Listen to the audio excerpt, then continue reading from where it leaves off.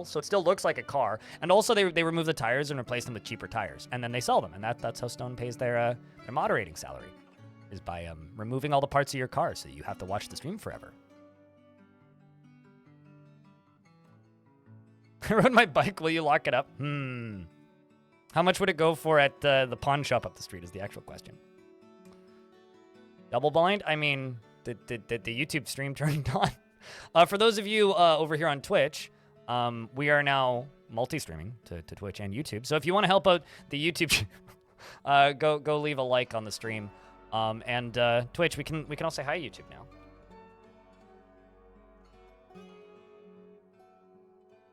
And same goes for the YouTube folks. You can say hi back if you want. I actually have an excuse for turning off the YouTube stream now when I swap off of Dwarf Fortress to the YouTube people. And the reason for that is I learned this morning that you can't actually change the game that you're streaming while you're streaming on YouTube.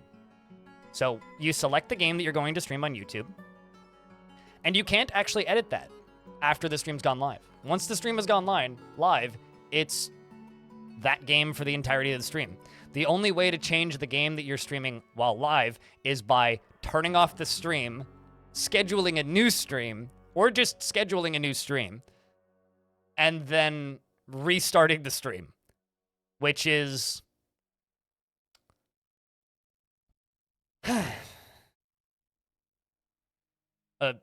old-fashioned and not a nice whiskey beverage. Old-fashioned as in, like, bad. So, you know, for the time being, the YouTube streams are just going to stay Dwarf Fort. Sounds like a headache? Yep. Because on Twitch, I just go to my dashboard, type in the game I want to swap to, and press enter. Like, it's very simple. But Mama K plays, Iron Zach, and Whitcoat. Hello. Thanks for the patron stuff, by the way, Whitcoat. I did see that, so you should have your sound commands. Yeah, old-fashioned, but not that kind of old-fashioned, you know? Old-fashioned is in, like, dated.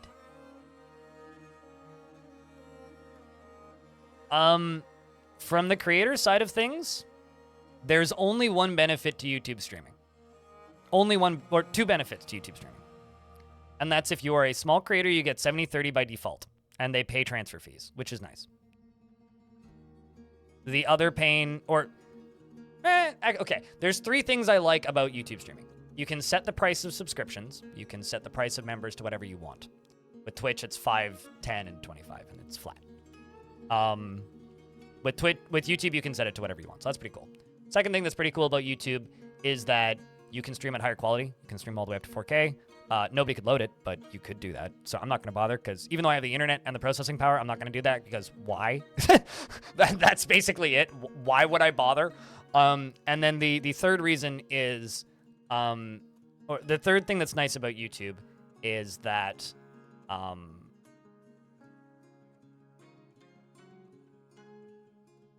you know what? Yeah, I know. It's just those two things. It's basically you can stream at 4K, and then, like, you can set the price of subscriptions. And then I guess the 70/30 thing. But I have 70/30 on Twitch, and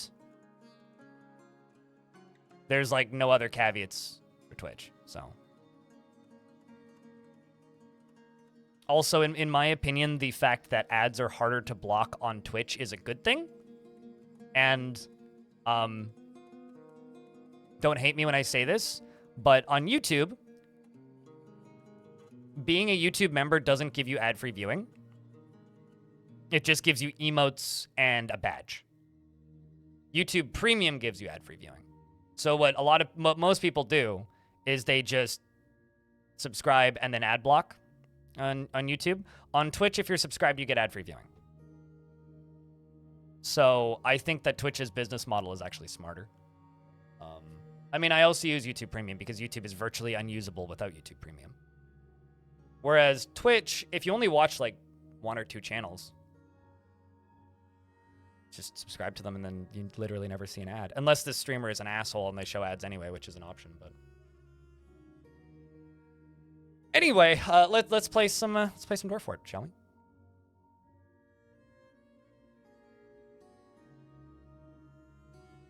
So there is a lot of named dwarves in this fort. So I'm thinking about not reading the named dwarves this time because it's going to take me like 5 minutes. So I think I'll wait a little bit. But if you are watching and you're wondering if your dwarf is still alive, just give me a shout and I will check because I can just quickly search. There was also a new version of DF Hack that came out this morning, which I will be checking out a little bit later tonight after stream and making a video out of. Long story short, it lets you do multiple layers of burrows, which is very interesting. Yeah, I mean, Raging Cave, you have one right here. You're doing your thing. You're wandering around in the tavern, quite happy. You feel pleasure near a very fine paved road. Remember how yesterday I was talking about building roads as extra mood buffs? Well, turns out dwarves really like feeling pleasure being near a fine paved road. Floor they don't care about, but like these tiny little bits of road, very fine paved roads. Big fan of very fine paved roads. You still haven't figured out how to use burrows. Your dwarves just don't care. It takes them a little bit to clue in, but you have to toggle this off. If this is toggled on, burrows won't do anything. Because this allows them to leave the burrow to go get stuff for crafting. This doesn't. So you basically just unpause this, and then they will complete all jobs outside of the burrow, and playing for children is considered a job.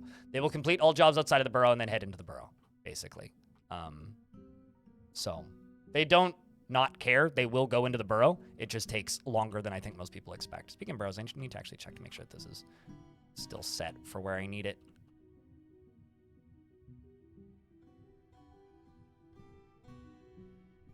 So let's see. Can I... So this is like the new DF hack stuff. Let's see. Does this work? Yeah. So using DF hack, you can do burrows over multiple layers now. That's really cool. That is one of the features that really bothered me about this version, is that you couldn't do that. Double click to fill. Shift click to 3D fill. Interesting. So double click to fill would be what? Neat.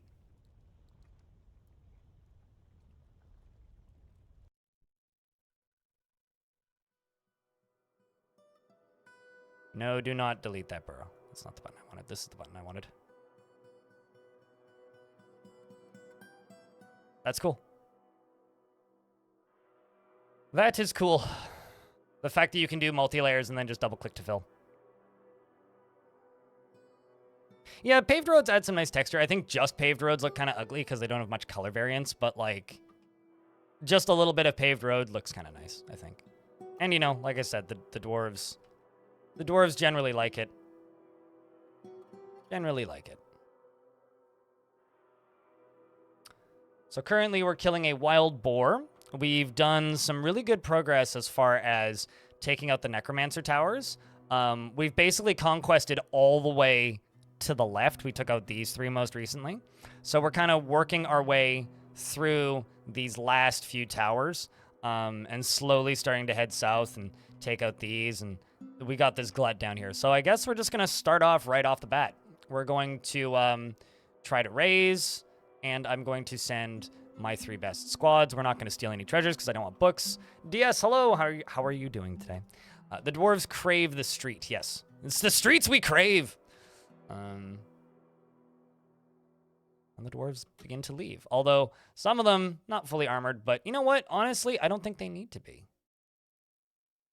I don't think they need to be. Good luck, dwarves. You talented bastards.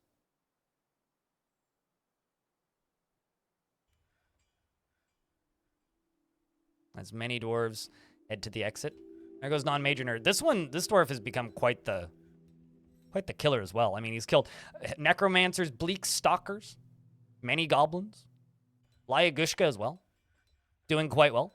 Has killed goblins and humans and half-empty glass, many kills as well. Dweezil, who's refusing to wear most of her clothing, has killed like 1, 2, 3 necromancers, a forgotten beast, 2 bleak stalkers, and 23 other things. Who's the most famous dwarf in the fort? Probably the king. Have you invited Doom yet? Have I invited Doom yet? No, but I'm planning on digging down today. Moon Jade the Cave Crocodile is a good name. But also multiple other things they've killed over their time here. What you down here? Fath? Nothing? Okay, well, you're boring. Well, you. So this dwarf has such a long title, their name don't fit no mo. So they've killed elves, necromancers, a giant, plus 22 other things. Quite impressive. But Fanyogs, how are you doing on this fine day? And then this dwarf is a Marks dwarf, so all of these kills were with a crossbow. But yeah, I think the most famous dwarf in the fort, probably the king. I mean, the king is currently doing individual combat drills. Probably wants a break pretty soon. Is a legendary axe dwarf. With their steel battle axe. I think we're going to set the king to no orders so that they can go do other things. Give them a break. Let them go equip things. Let's actually see what they go equip. Because the king's basically been training since they got here. Oh, you're going to go put a hood on? Okay, fine. Crappy hood, too. Could do so much better. But this dwarf really wanted to train. So we figured that that was a good thing for the king to spend their time doing. Looking forward to the weekend so that you can rest? Yeah, I know the feeling. I'm pretty tired. It's been a long week of streams. I've done some pretty hefty streams so far this week already. So, and don't mind the puking piggy down here. The puking piggy is fine. I'm going to stab it to death with whips. One of the main things that we did yesterday was we revamped our smiths, so we have a lot more steel output because the amount of iron in this fort is still ridiculous.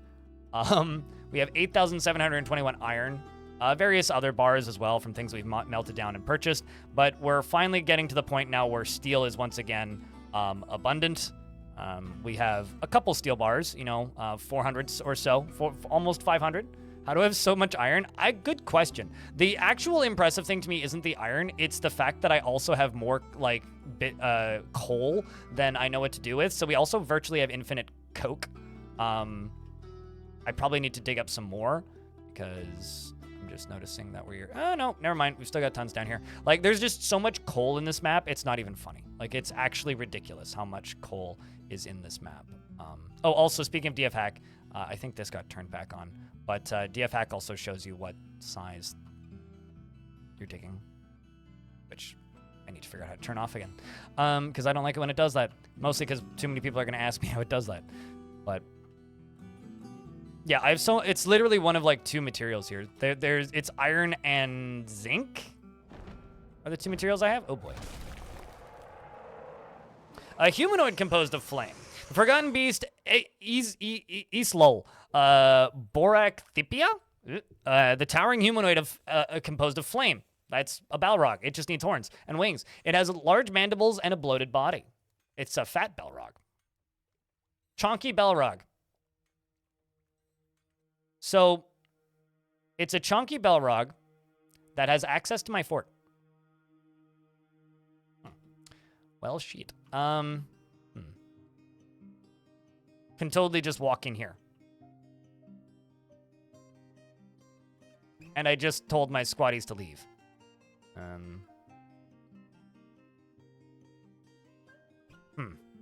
This is going to be interesting. Do you have bolts? Yes, you do. Let's hope they fire well. I'm assuming it's going to come flying in here. That's a different one on a different layer. But I do have 2 fire beasts on the map. Oh boy. It's a lot of water evaporation. I'm assuming it's just going to run straight into my fort, but it may also just leave. I think Fanyogs did. I think we should blame Fanyogs for this. Okay, Flamey.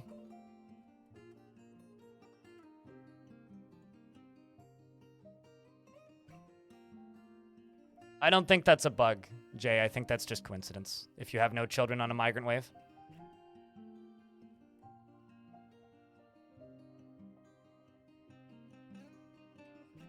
Okay,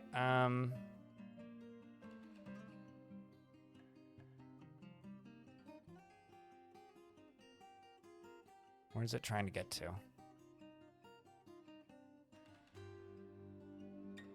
At least it's giving my dwarves some time to get in.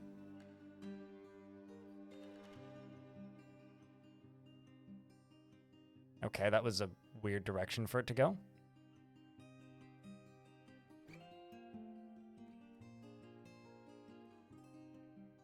Good thing Fluid Solver is well-written code. Wait, what do you mean? You mean like the game keeping track of the evaporating? It's also like refilling.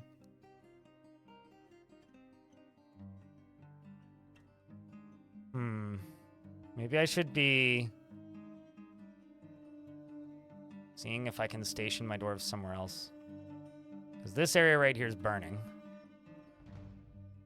Oh, here, let's just unlock this. Let it up this way if it wants.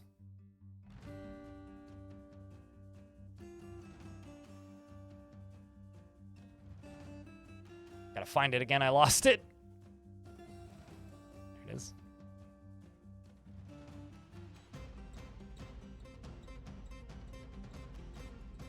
Yeah, now we're up to, what, 67? Almost 7 FPS?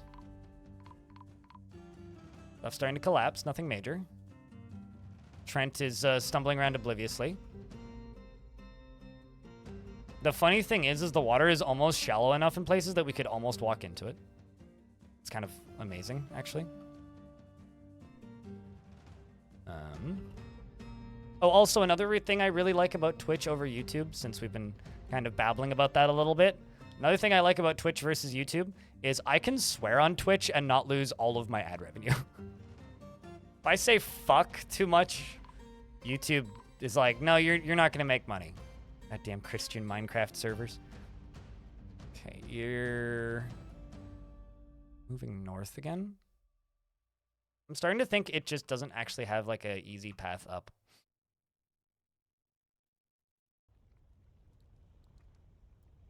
So if I do this.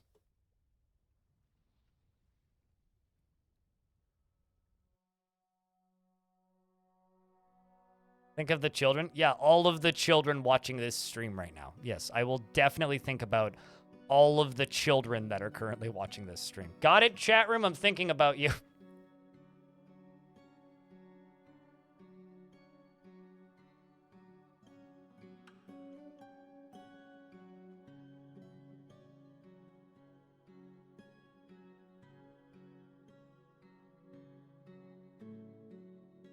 Okay, well, I can erase this now. Because it figured it out. You can leave, Adil. So now we have a decision to make. Do I catch it in this room?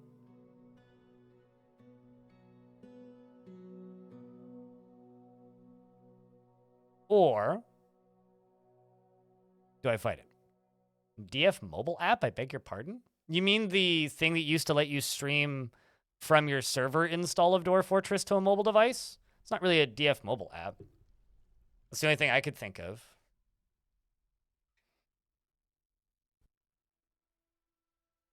Which one, Goss?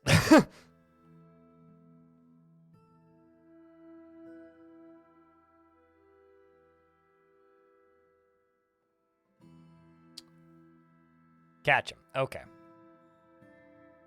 Well, my squads are back, so I could fight him.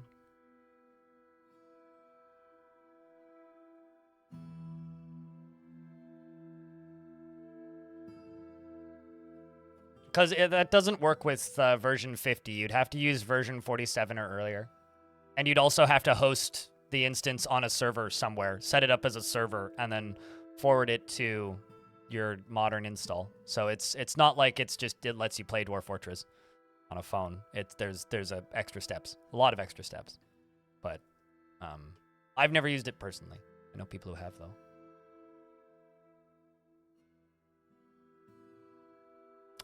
More than 100% frame rate increase, at least for me. Granted, I did get a new CPU, but even on the older CPU, it was a 100% frame rate increase. My Fortress Waterlungs on the initial performance patch was running at about 15 frames a second. When I loaded it on my old CPU, it was running at about 55. And then on this computer, it runs at solid 70 or 80 even at times. So how much has the performance improved? About that much.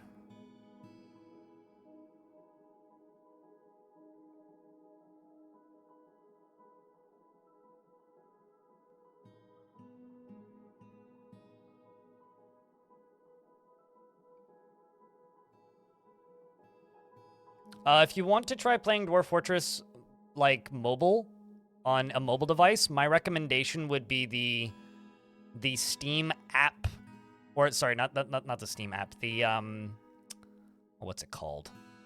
Steam Link app, which lets you stream games from Steam. Would be what I would recommend. Steam Link, yep, Steam Link. I always want to call it the Stream Link, but I don't think Nintendo would appreciate that. So don't Stream Link. Steam Link.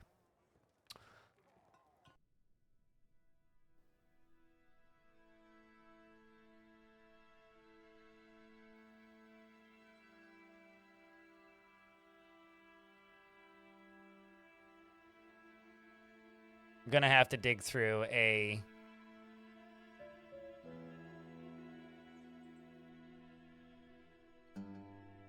awkward water reservoir, but we can probably make this work.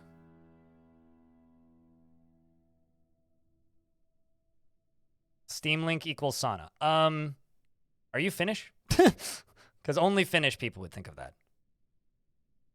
Or Swedish, I guess.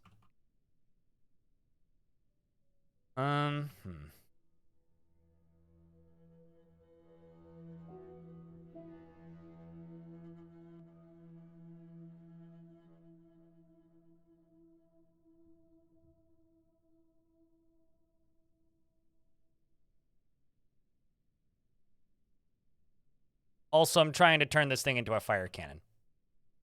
Worst case scenario, I will simply have a new... Worst case scenario, I will simply have an extra battlement for my crossbow dwarves.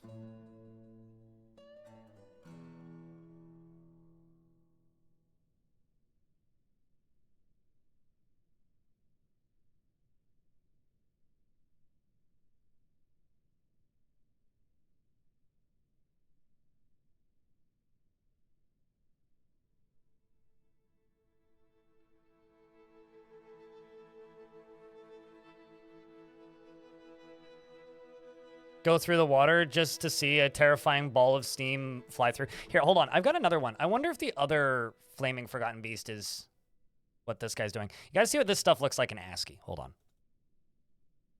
This is what a Flaming Forgotten Beast looks like in ASCII. I just have to find it because they tend to hide in the smoke. Because to me, Flaming Forgotten Beasts are significantly scarier in ASCII.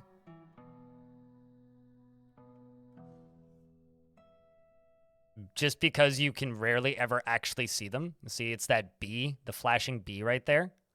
But they get completely obscured by the smoke most of the time. So a Flaming Forgotten Beast in ASCII is terrifying because you can't see them through the smoke, unlike with the tile set on. And most people here are probably like, all I see is lines and dots and colors. I wouldn't see it to begin with. But, like, no, seriously. Like, they are terrifying in ASCII. Crypt wine. Flappy Turd! Thank you very much for the 7th month. Welcome back. Appreciate you. But, yeah, this is this thing. Fear of the unknown. Exactly, yeah. It's fear of your own imagination. That's what that is. But yeah, no, if you haven't launched the game since release, Dreadnix, what I would recommend is launch the game and try playing one of the forts that you played back then. Hold the fucking phone. Where did it go?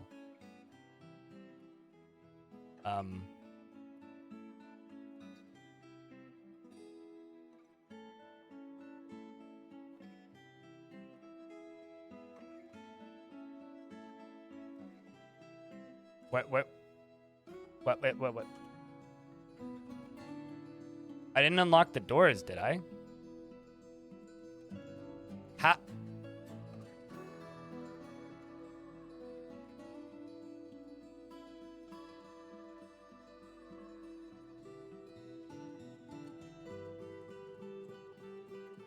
Chat? Did I, like, absent-mindedly unlock those doors? Or set them to be deconstructed or something? What?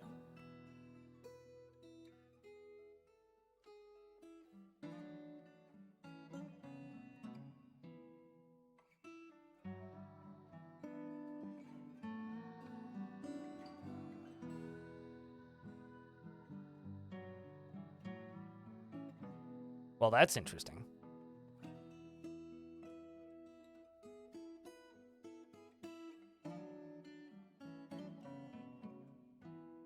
The steam would cause burns. More importantly, why didn't it attack my dwarves?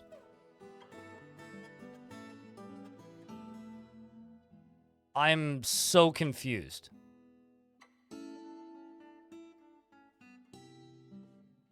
Like, genuinely, I am so confused right now. It should, like, if it did actually melt those doors, which that's brand new to me, it would have walked into the fort and attacked my dwarves, would it not have?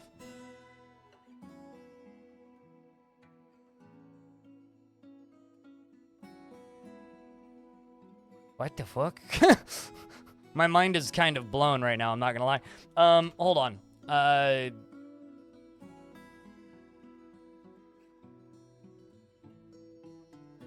Yeah, I guess it must have toppled the doors or something, but like...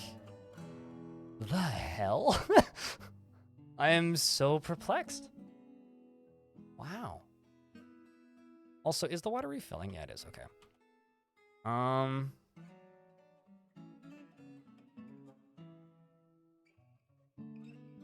Now it's gone. Well, it's not dead. But it's also no longer on the map. I think I'll keep building this because I could also, in theory, turn it into something for a web spitter, but like, it can do that? I don't know if it can do that. I've never seen it do that.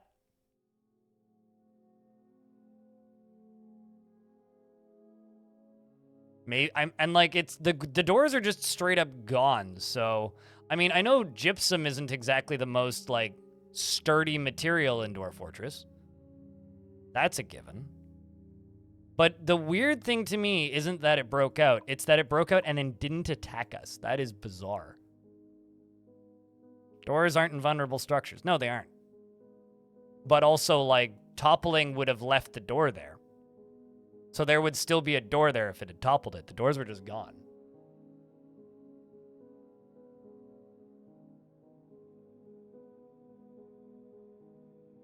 I really wish I was watching that. Damn it.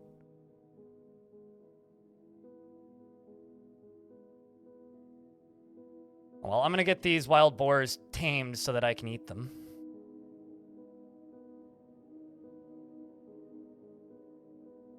The dude ate the doors and called it a day. Yeah, right? Like, and it's not like there's a body here. My dwarves definitely didn't kill it.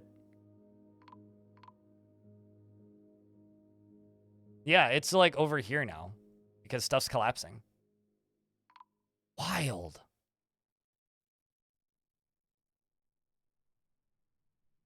I mean, there won't be any combat log for it of any sort. I can tell you that for a fact. I'm going to go over here and take a peek. Never mind. No, not.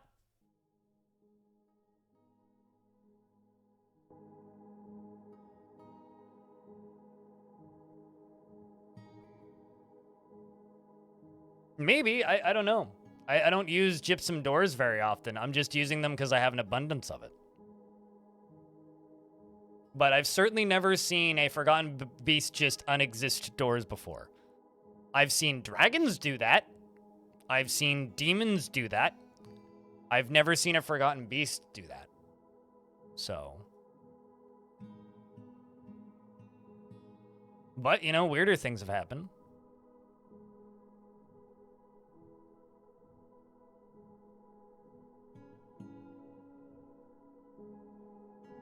Bizarre. I don't know. I'm quite flabbergasted. I'm at a bit sort of at a loss for words, to be honest with you.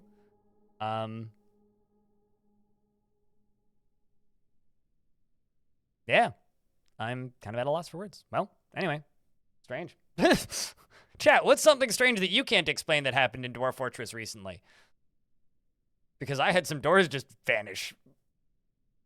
I'm assuming it melted them. I'm assuming the beast destroyed them because that's the only logical, like, way of actually justifying this.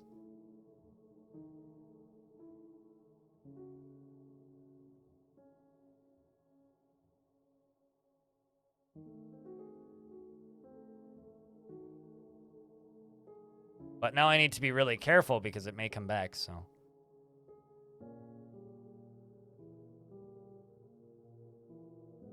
Yeah, it's just off map right now. Weird. Technically, all stones that are not lava safe are burnable and meltable. So, yes.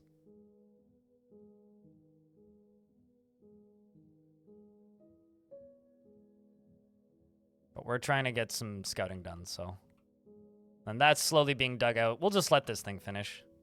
A reason to not, because I could use it for a web spitter later, like I said.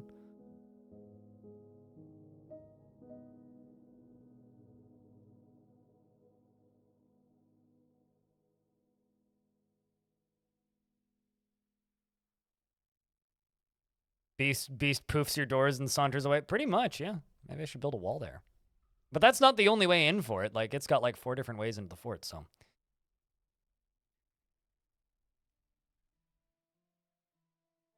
Oh, anyway. It's wacky. I also made those steel doors so I can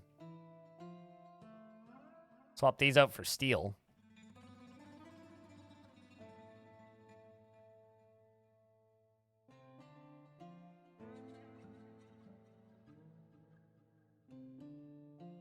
Those won't melt. I can tell you that. Nah, just steel. Steel's more abundant than nether cap. Oh. Buddy coming back.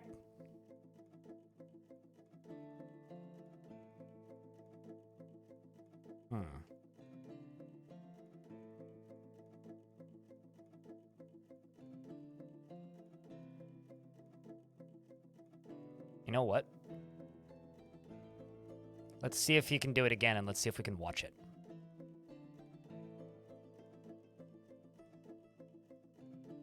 Buddy came back. So let's see what happens.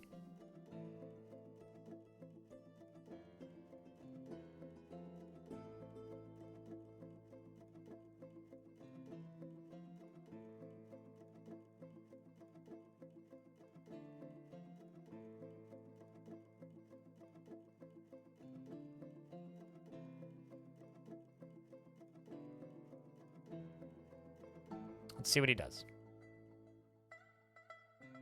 Because these doors vanished, right?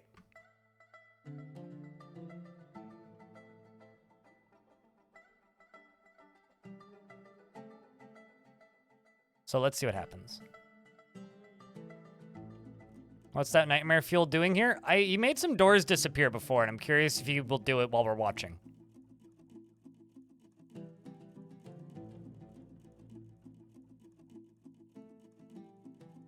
But this is a humanoid composed of flame.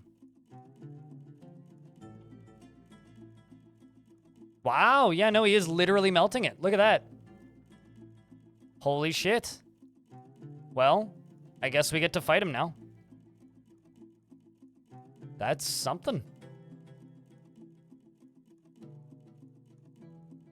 Forgotten Beast melts doors.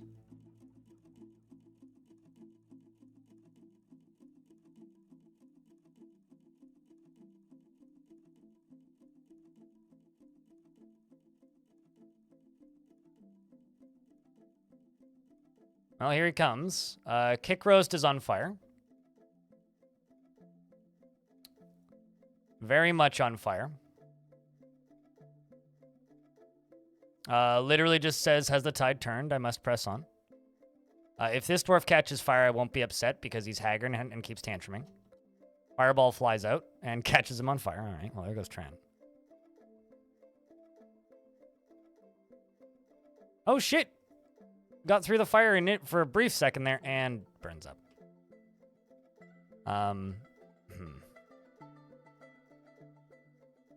This may end up being a... Ooh, jeez. Okay, you know what I'm actually going to do?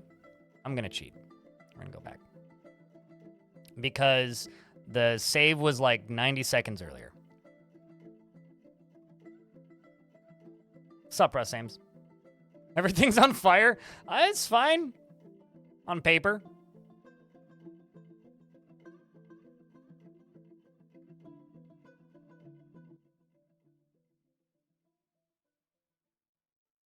Because he's going to come back and he's going to melt these doors again.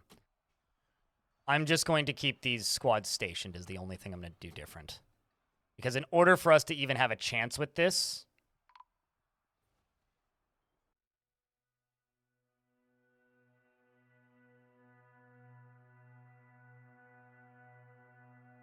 I need my squads to be here. And also there's the problem of he's going to melt this again. So... when he inevitably comes back, I want to have more time. Can he melt steel doors? If I can get a steel door placed up in time, we can check. But he can certainly melt gypsum doors.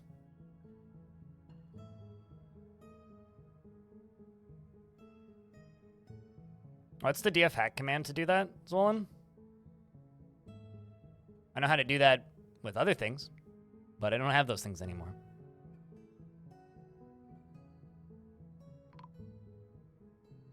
Stuff's caving in.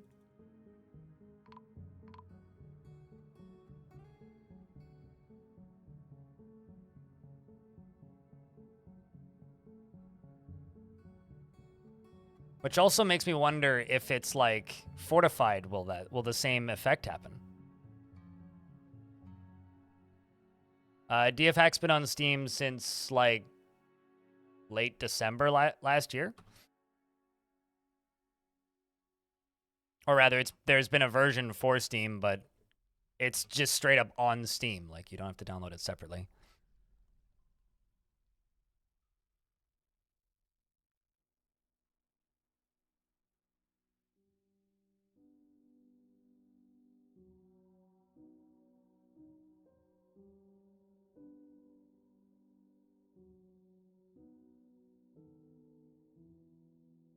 And we just wait for the thing to come back.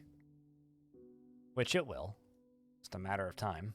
Unless a tree falls on it. Which would be funny, but also unfortunate. I would be quite amused if a tree fell on it and it died.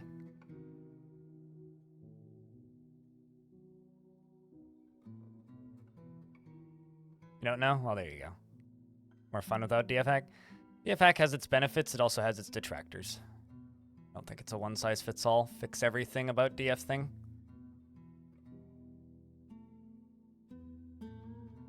I mean, you literally just go to Steam and type in DF Hack, so yeah, you can post a link to it. I mean, you can also install it separately if you want to go that route.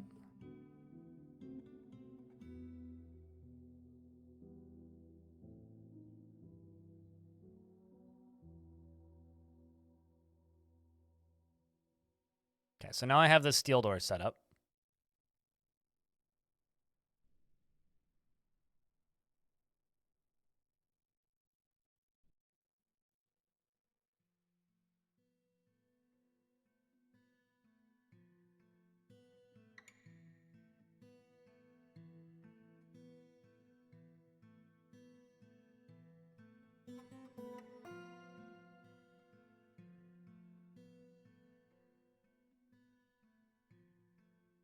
Let's go take a look. And you, oh, I see. You've almost dug all the way through to here.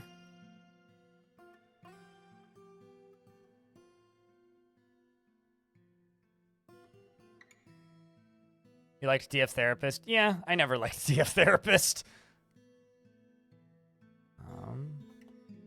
Watch him not come back. Well, it's been compatible since early December, but you had to install it from GitHub initially. Raging Cave. But there's been a version of DFHack for Steam for quite some time.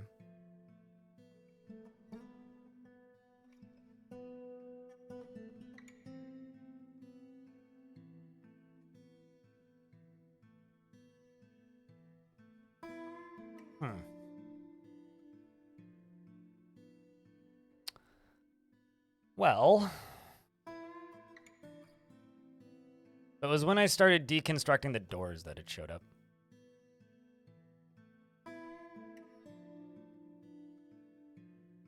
Well, I mean, this is the only reason I'm actually using DFHack and not running with all of the features disabled, Zolan, is you can search in almost any menu. That's the reason I'm using it.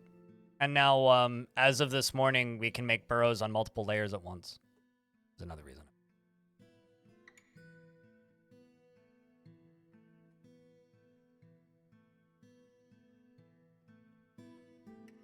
Let's do this.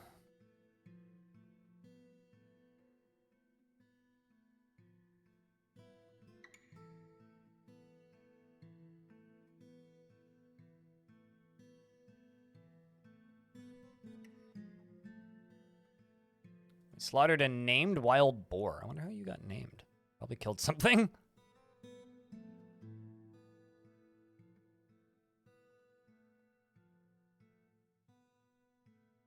In order for dwarves to obtain items, this is a question from YouTube.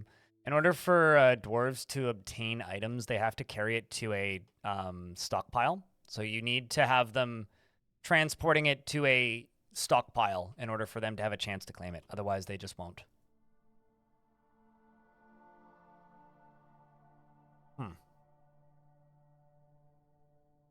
All right, Flamey Boy, when are you coming back? Came back multiple times already.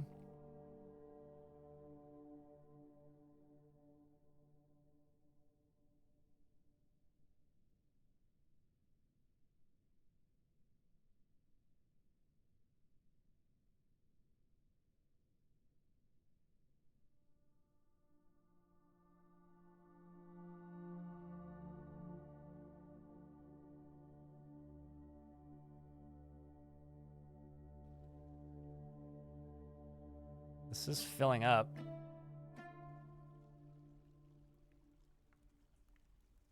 Yeah, now he's not even on the screen anymore.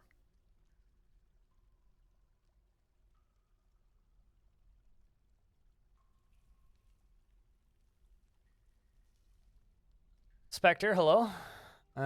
Use it to clean internal service, vomit, stuck animals as your primary use. I'm at this point, I will occasionally check things or try to debug stuff, but usually it's just I don't worry about cleaning or doing any of that. I literally just use it for the search.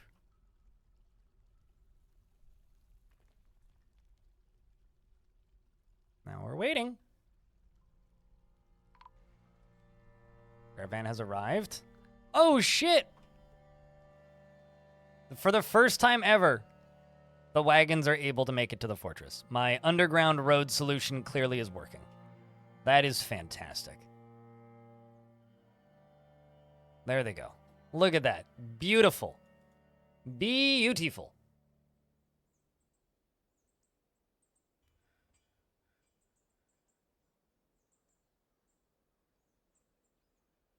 Now let's bring literally everything that I can.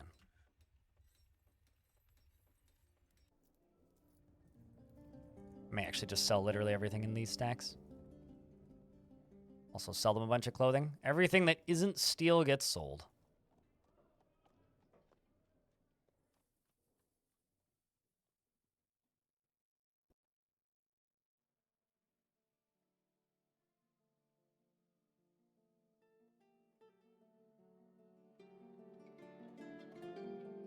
And, ooh, I can actually sell the chains.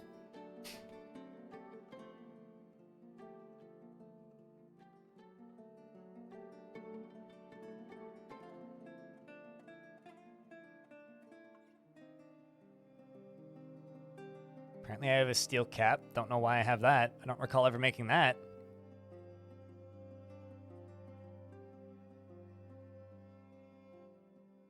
Let's sell a bunch of shields.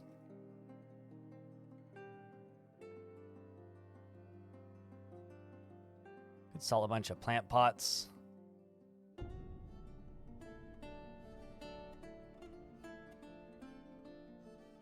Can sell warhammers.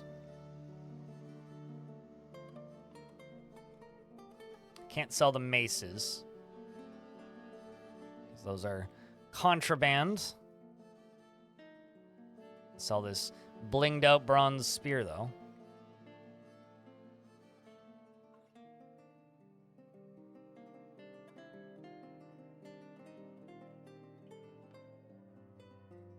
Might as well get rid of the copper picks. I don't really want the dwarves using those anyways. All of the bows. Not the steel picks. We'll keep those. Rid of the pikes. And yes, I know I could melt these down, but if you've seen how much steel I have, I'm not too worried about that. There's also no shortage of this stuff where this stuff came from.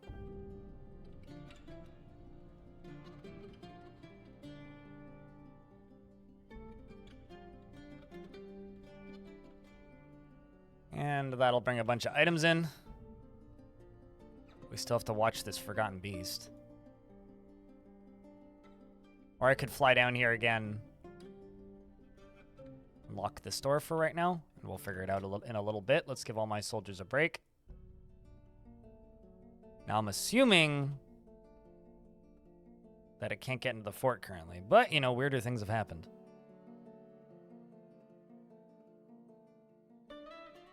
I will say, frame rate kind of sucks with this creature, though. It's going all right, Dench. It's going all right. Got a crazy fire Forgotten Beast in the basement, which is a little terrifying. Dear Mayor, why are you sitting in your office in a puddle of wine? On top of a mug.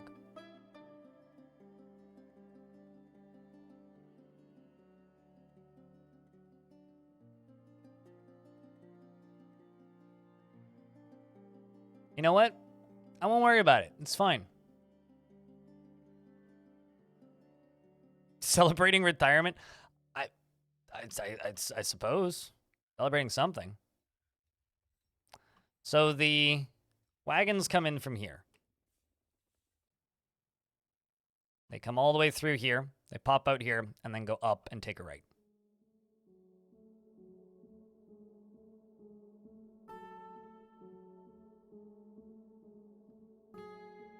Just mayor things, I suppose. Very strange.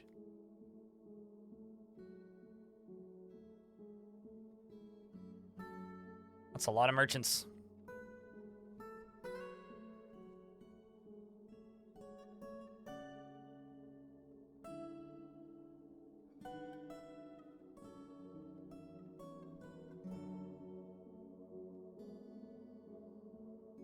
Basically a Tesla tunnel in Las Vegas? No, because you don't have to order an Uber to go through it. It's just a tunnel.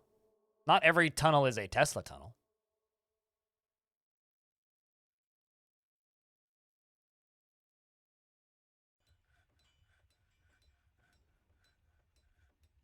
Not every tunnel in the world pumps up Elon Musk's dumb ego and makes him think he's a genius. Some tunnels are just tunnels. That's just a tunnel.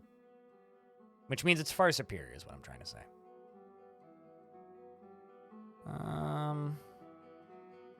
Also bring in some bracelets. Also bring in some... I have a sperm whale leather backpack. That's something.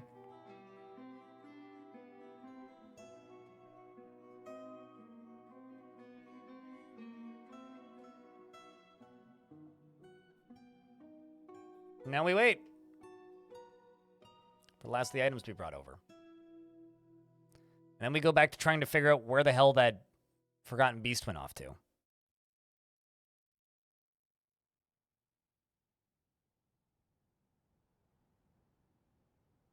Is there a limit to how many wagons? How many wagons? Not that I'm aware of. My broker decided to go eat. Well, great. I have a feeling that Forgotten Beast is currently trying to get into the fort. That or the frame rate just went down because of the amount of wagons. Got a reindeer, and a mule, and a bunny. What else did they bring? Peacock? Multiples? Peacocks? Oh yeah, no, it's almost as terrible as their public transit. It's a very, very, very dumb tourist attraction.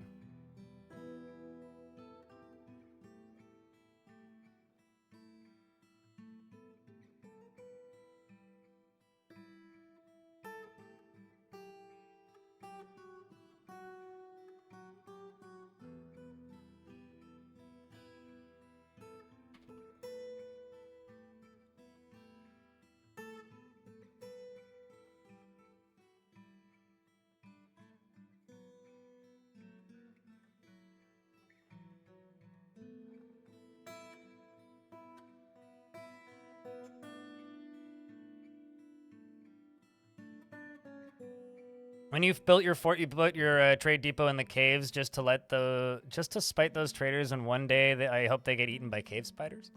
What's wrong with the traders? The traders are what control the speed at which you get migrants. A lot of people talk about traders like they are this horrible thing that should be spited or smited off of the face of the earth. But it's like, mate, if you didn't have traders,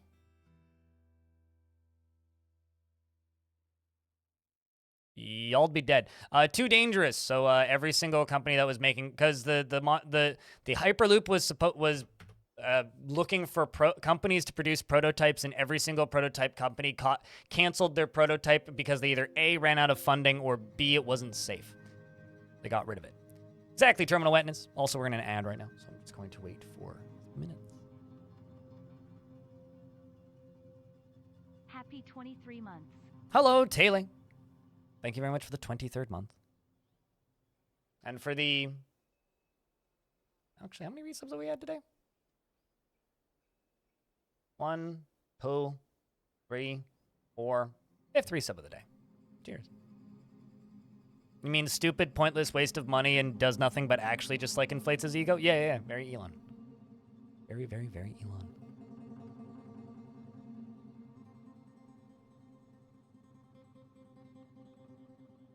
You know, it's one thing that would, like, massively improve Las Vegas is decent public transit, so. Also, Kit Fox just sent out their news post with all of the screenshots that I released last week. I'll probably make a little Dwarf Fortress news video tonight, too. Also, the new bug tracker is apparently out. Dwarf Fortress has a bug tracker now. That's exciting. Here's the link. And I'll also post this in the YouTube side.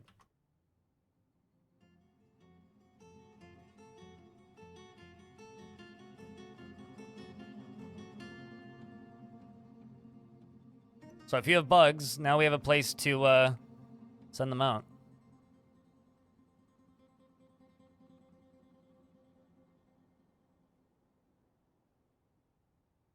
He's not a Bond villain. Bond villains are funny and entertaining. Dude's just depressing.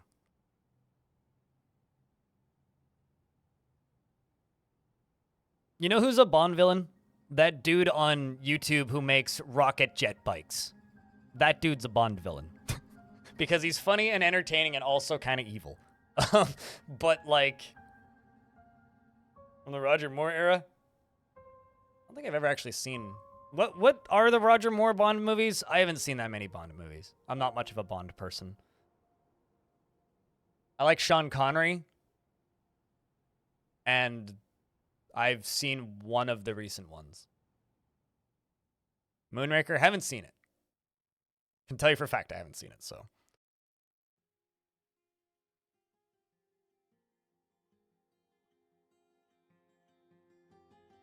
Moonraker is so very Musk. I wouldn't give him that much credit. That would imply that his writing is good. They're a bit silly. I, like, even as a little kid, found them to be weirdly sexist.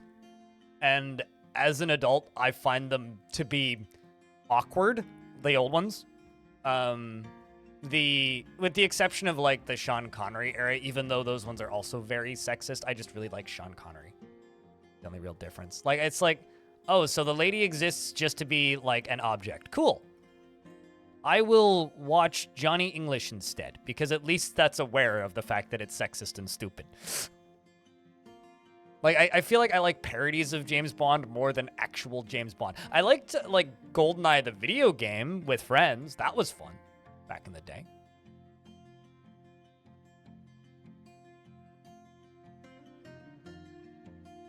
Moonraker's almost a parody. I mean, maybe I'd like it. I don't know.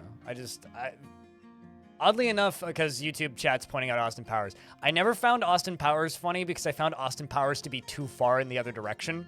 Like, I've seen the first two Austin Powers movies, and they're fine. I never need to watch them again. I think Austin Powers, for me, is better in meme format. It's a better meme format than a movie. I don't want to watch the entirety of Austin Powers because it's just... It's too much. It's too much for a full-length film. But if all I'm watching is, like, a 90-second clip, that is the appropriate amount of time for an Austin Powers movie. Let's trade with these dwarves. So I've got, what, 7,000 dwarf bucks worth of stuffs to trade. So we can buy all of the metal that they brought. And let's scroll down through. They probably brought us a lot of books, actually. Brought us a bunch of random shields. A bunch of random containers. I'll buy those. Bits of cloth. I don't really need to buy the meat.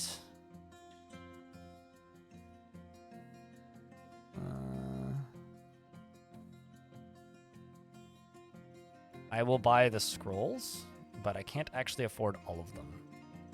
I'm going to remove the most expensive ones.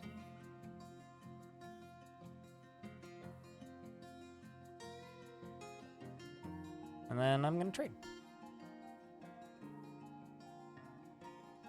And they thank me for my business. Okay, so let's get back down and figure out where this creature went. Oh. Oh, he's killing a Drathla. Mineweevil is this dude's last name, by the way, which is a good last name. I need to use the toilet. I will be back in a couple seconds.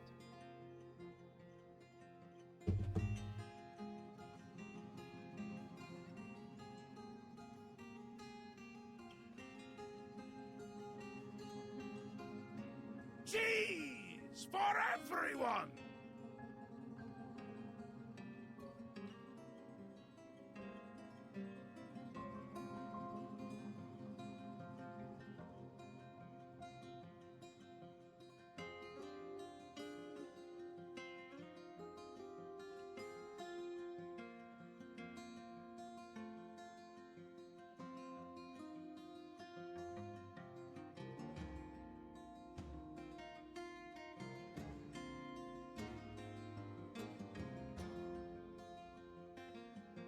What's the messenger for in the nobles?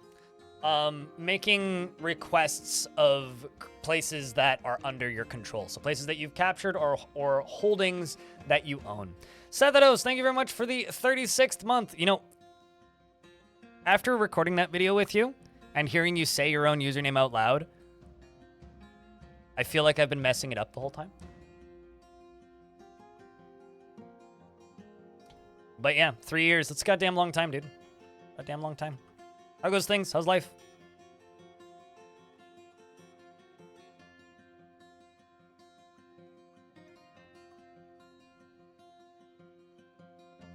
This creature is hot enough to melt doors,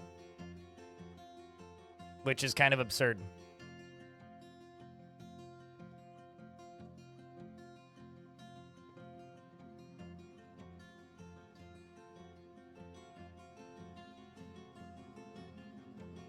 Bond in the books is a major asshole with no redeeming qualities, and the books are aware of that, and that makes sense, and that makes him them more interesting. Yeah, I think Bond as an anti-hero is more interesting, which is probably why the more recent movies work a little better for a lot of people. Just because, like, he's kind of an asshole in the more recent movies. Kind of by design. But, yeah, I don't know. I don't particularly like Bond as a character. In fact, I usually like the villains as characters more often than Bond as a character because the villains are just goofball entertainment, you know?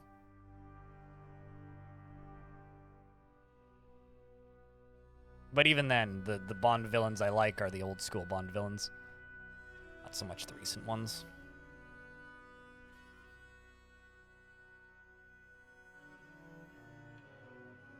Found out you have high blood pressure? No more buckets of salt for dinner? God dang it. Rest in peace barbecue night, I suppose.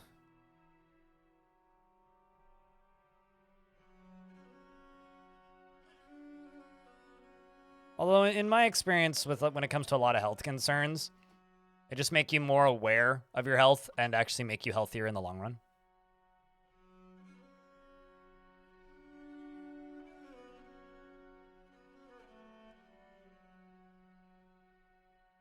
Which is generally for the best.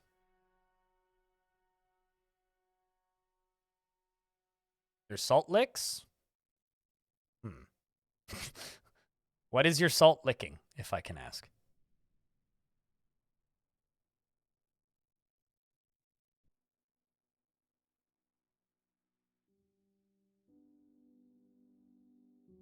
Alexander says Dwarf mail incoming. I already have it, which is why I know that there's a bug tracker now. Bug tracker is now up and running.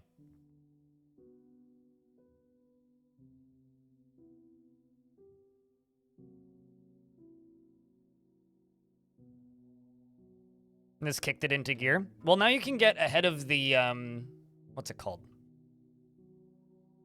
The normies with their New Year's resolutions. Apparently I caged a monitor lizard. Interesting. How goes the war? Pretty good, aside from the fact that there's a man made of fire in my basement, who is currently melting this entire lake. And is hot enough that he melts doors.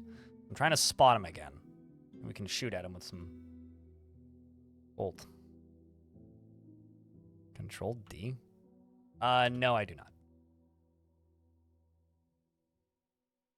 I was like, what does that do again? Right, no, I don't. Not at all. Why would I?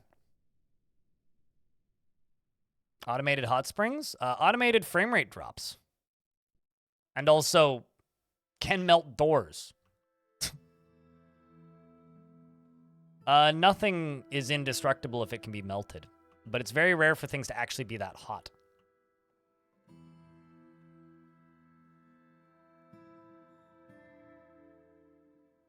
You're afraid to be near the edge of a balcony? I was afraid to be near the edge of a balcony as a child. It's got nothing to do with getting old for me.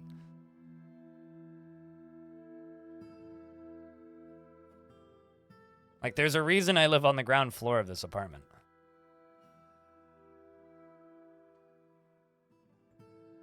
But yeah, I don't give a shit about the size of rooms. Not a concern. Not even slightly. Like, so many people are just like, oh, I need, like, this thing that measures, like, the size of things, which I will probably disable now that DFAC re-enabled that. Because I don't really care. Not how I played this game. It's never been how I've played this game.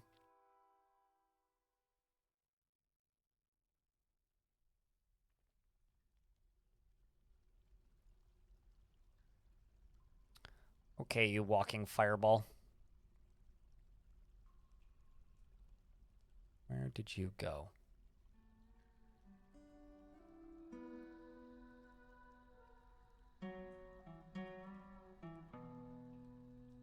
Also, I never did look at how that fight went.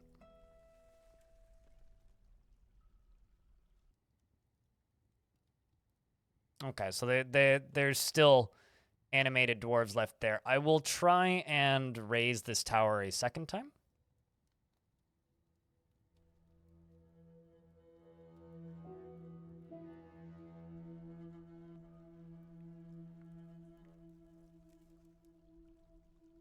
Still don't see him.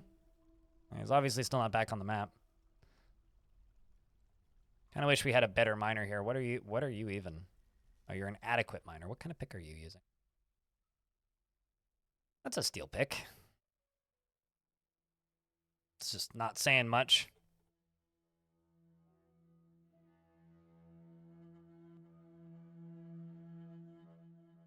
You need to remember, when it comes to Dwarf Fortress, I don't give a shit about being precise even slightly. Pick material allows them to mine faster, yes. I don't care about details when it comes to room shape, size, value. I don't care about material type usually. I just care about color coordination. I don't care about what my military uses. Generally, they can use whatever material they want. I don't care about min-maxing. I don't care about precise management. I don't care about a lot of things that a lot of people get really mad if they don't have like direct access to, because it's not how I play video games. It's not how I've ever played video games. So, generally, if you don't see me using something, it's probably because I genuinely just don't care. It's just like when people are like, how do you automate this? It's like, I don't know, I never do, because I don't need to, I don't care. Why would I do that? It's good to see you, Bob. Things are all right. It was slow going getting started today, but we're up and running now. Functional. Functional, I would say, is how I'm doing.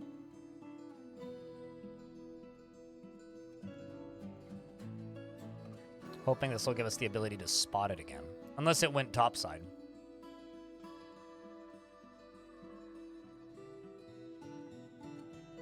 Yeah, my annoyance with this creature is that it's hurting my frame rate more than anything. That's my actual bother with it. Because I'm pretty sure it's trying to path into the fortress, which is interesting. What's currently going on, there is a humanoid forgotten beast in my fortress that is made of fire, which is very hot, and it's kind of a bother. So I'm trying to deal with it. But I need to spot it again, because it keeps walking outside of my line of sight. It did get into the fort once, but I jumped back to a save, because I didn't really feel like losing a save file that I'd been playing for over a month now.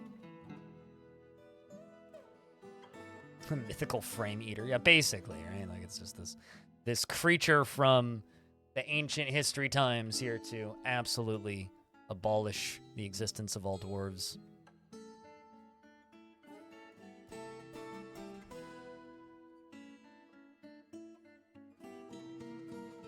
Hey, Narvicious. How's things?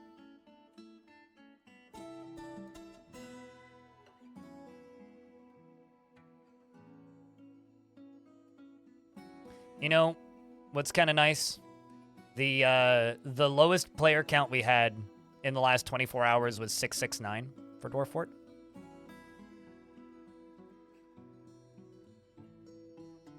Doesn't have anything to do with anything. A bug I found that's annoying is that you can't select a stockpile that's on top of a carved floor. That's not related to the carved floor. If there's something in the stockpile, it clicks on the, like, it's a, like, so when you say carved, you mean, like, has an engraving, right? The game assumes that you want to click on the engraving. So that's not really a bug. That's just kind of how the game is. I don't know if I'd call that a bug. Maybe an oversight, but... Dang it, still don't see it.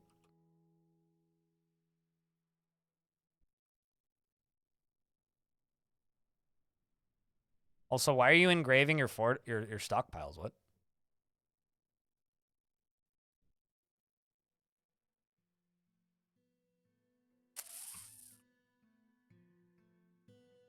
Well, could go all the way around this. Could also just build over top of it.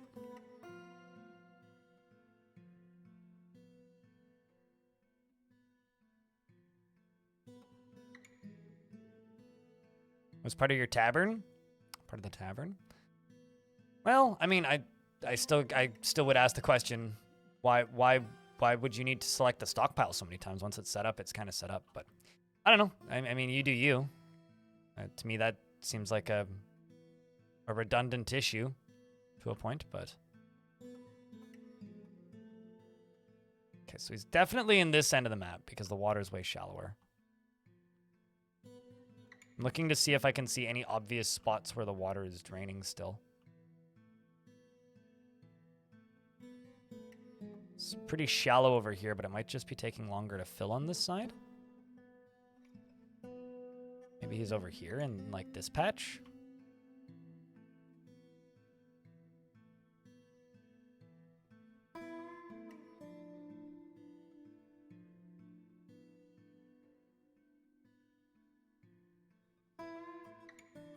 This dwarf dumped the loincloth halfway through. Well, that's pretty great. Like dwarven graffiti? Only if they have the ability to say that, like, the dwarf in charge is a doo-doo. Only if they could write words. Dwarf in charge is a moist cake of balls. There we go. They'd have to be able to write words. Otherwise, it wouldn't work. If it's going to be graffiti, they have to be able to write words.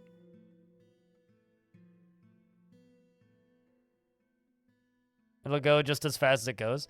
I care about frame rate mostly because of the audience that's watching. That's the main thing that I care about. They just use their dislikes as swear words. The mayor is a mosquito.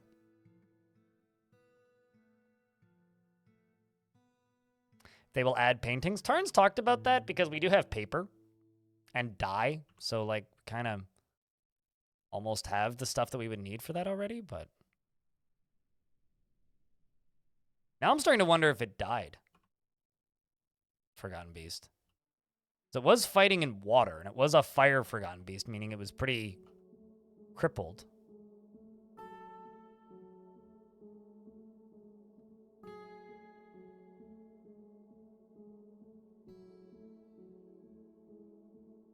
That didn't give me any more new view.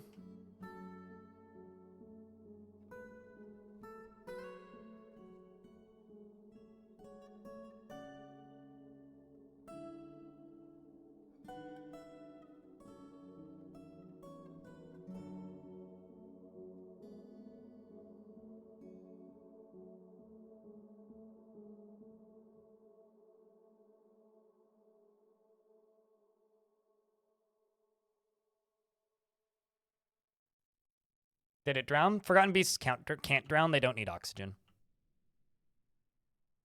And no, it can't be extinguished either. Also, we should check this. Went on another combat. Wait, what? Oh, that's mine. Right, I took over that tower. It's like, why is there a tower there? Oh, right, yeah, that's my tower. Let's see. Shogun led the attack. The defenders were led by... Who?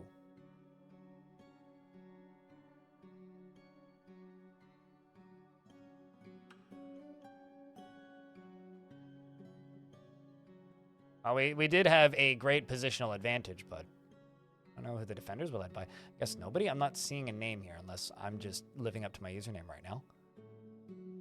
Yep, we destroyed it. Yeah, there must just have been no spot there. You only ever raise? I don't raise until they are a good squad, and then at that point you just go after them by raising them. Well, anyway, there goes another tower. The Book of Auralinx. Auralinx is a pretty good name. The problem is the goal for this is to either take over or destroy every single tower. The humans keep on occupying towers, which is kind of annoying. So there's a couple towers down here that are occupied by my allies, like this one. So I'm going to have to attack a Dwarven faction, the Infinite Razor, in order to actually complete this mission. Is this a pocket? No, pocket's way smaller. This is small. So yeah, I'm going to have to go to war with both a human faction and a Dwarven faction to actually complete this.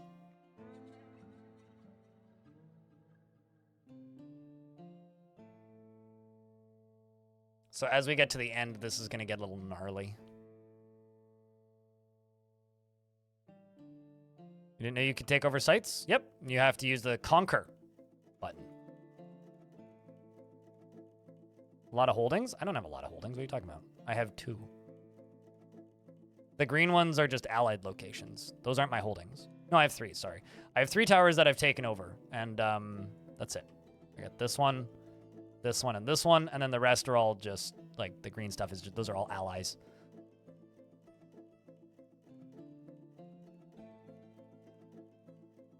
Can you go there and do stuff? No. But I can request workers from them as they slowly grow in population.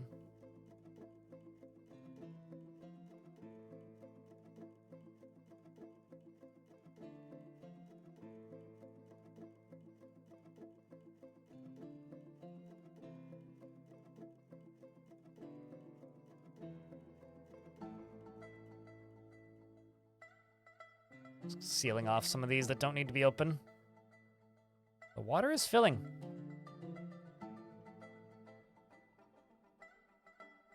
The problem is if I get complacent and then don't pay attention to this, the creature could get into the basement again. Which maybe is what I'm going to end up doing, is just let it take its time.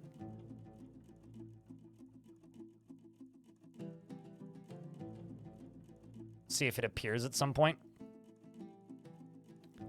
Which I'm sure we'll find out if it does.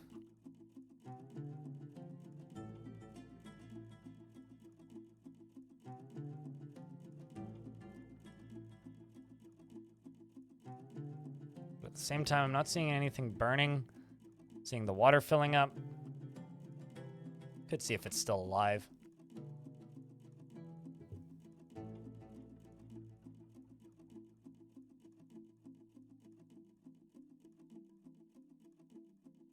I don't see it.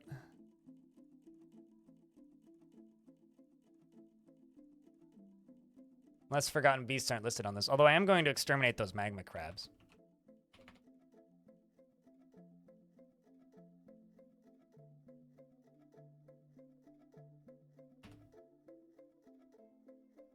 There's no reason for those to be there.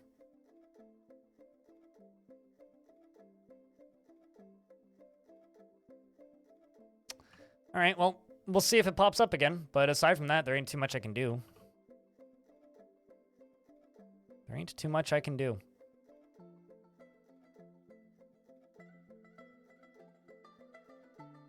Water was draining because the beast was evaporating it, yeah. That was why the water was draining.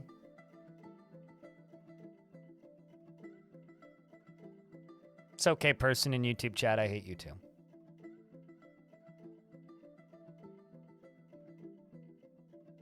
All right, so let's start working on this. This is going to be my artifact vault.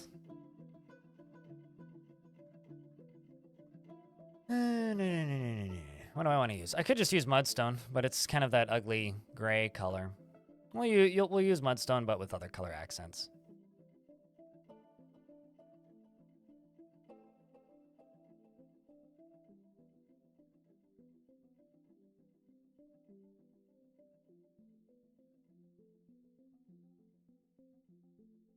Because some people have a lot of pent-up anger.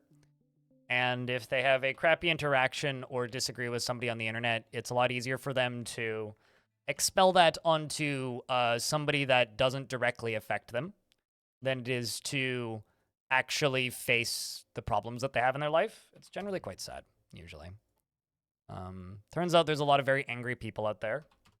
And it is easier to simply go yell at somebody that, you know, isn't going to have any direct repercussions than it would be to,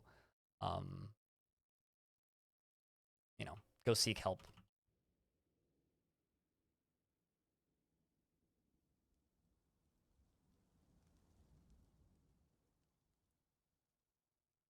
And if your entire goal in life is to simply go around and try and belittle other people because you're an angry person, then, you know, on one hand, more power to you, but on the other hand, go get a fucking life. And don't watch my content. That's about it. Kind of like how dwarves yell at somebody in charge then. I don't think that's supposed to be the intention of the yell at somebody in charge line, but...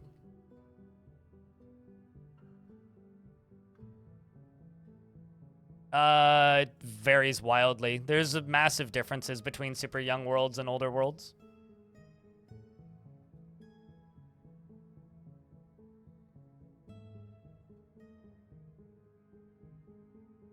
Young worlds have a lot more forgotten beasts, titans, dragons, hydras, that sort of thing, whereas old worlds have a lot more zombies and such. While sites can be constructed or captured or taken over post-world gen, not everything can. So it's not like the world continues developing whole cloth once it's finished generating. Portions of it do, but not all of it. So no, sometimes I do older worlds, sometimes I do younger worlds. You'll have less, yeah, Forgotten Beasts don't procreate, so you'll have less Forgotten Beasts as an example.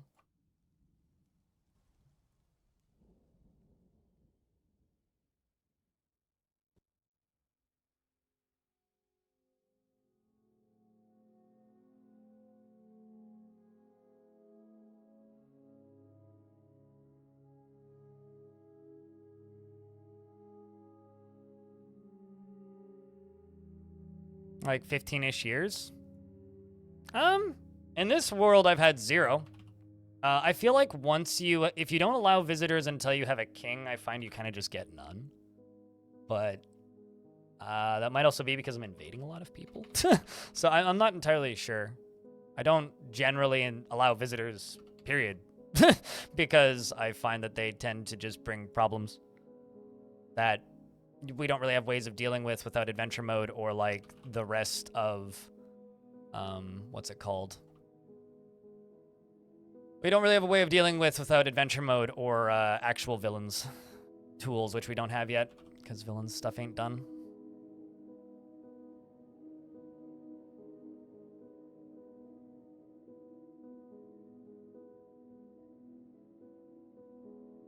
I think in order to get them to write things, you need choirs, right? They need to make a discovery. In order for libraries to work, they need to make a discovery. And for dwarves to make a discovery, what they need is they need to ponder something as a scholar and then make a discovery. And there's a limited number of discoveries that can be made, and once a dwarf has made a discovery, no other dwarves get to make that same discovery. So, in a old world, it's quite hard to get them to write, period.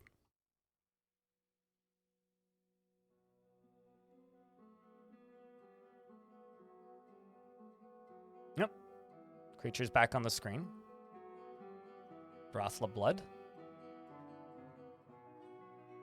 You lost something? Upper left arm is gone. All right. Where is it in relation to my nearest walkway? Pretty far.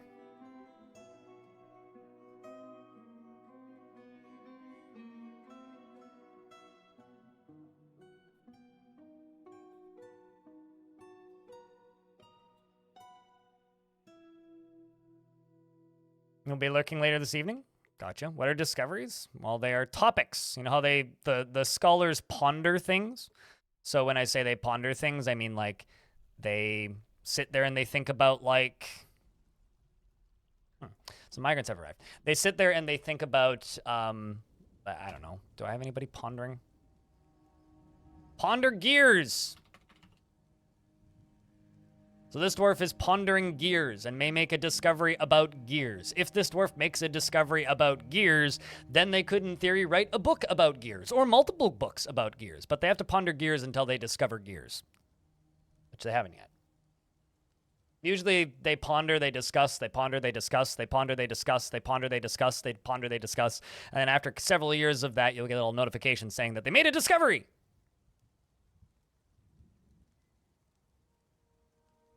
And then they can write books about it. And then other people can copy those books, if you have scribes. I don't think orb is a discoverable thing, but damn right they should just ponder orb. All right, so I'm kind of thinking, if I go to like right here,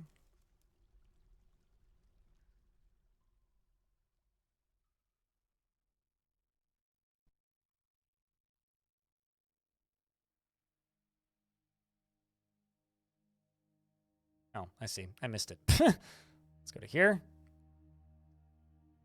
Go to here.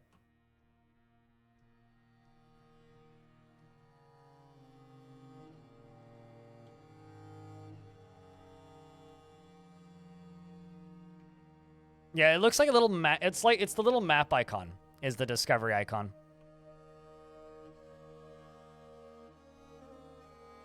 So if Flamey down here doesn't move, we can shoot bolts at it.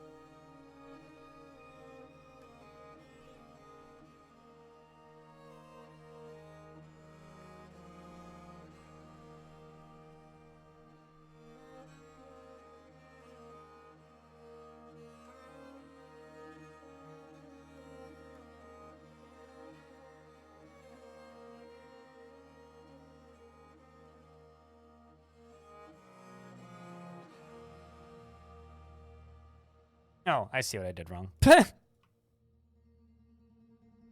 Wrong tool. My bad. It's like, why aren't they digging this? Well, it's because I set this all to be channeled and not just dug. My bad. I was looking at chat while I was building that.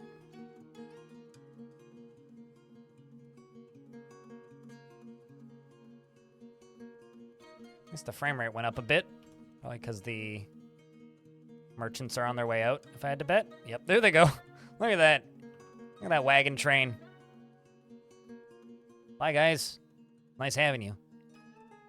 Good work you've done. Good trading. Good trading. All right, let's see. Can I make a dirt road in here? Yes, I can.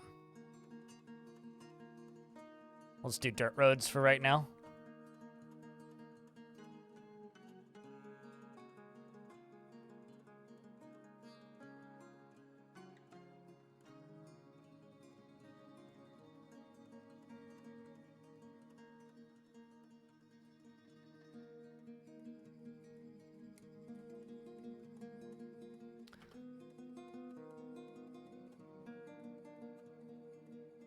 Okay.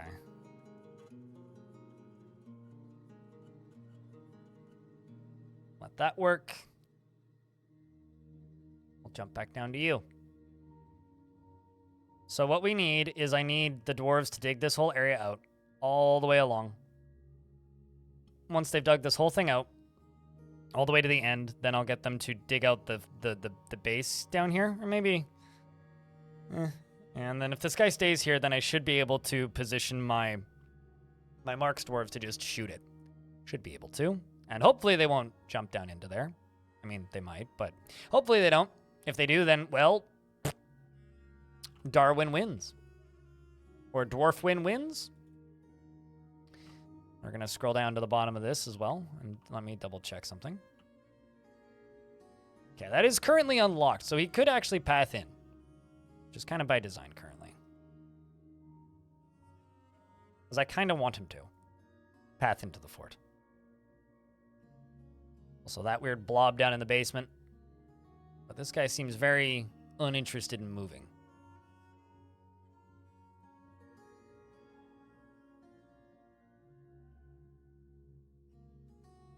It's a pity we don't have a dwarf named Dar.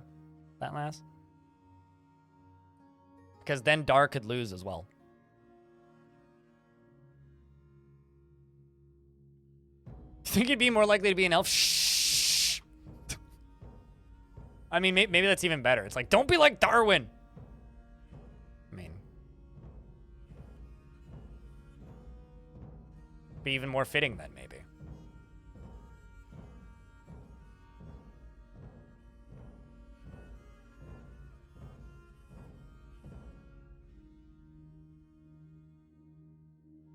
Dwarves never pick up threads in your fortress. You have stockpiles. Do you have weavers? Are you trying to get them to weave thread? What are you trying to get them to do with said thread?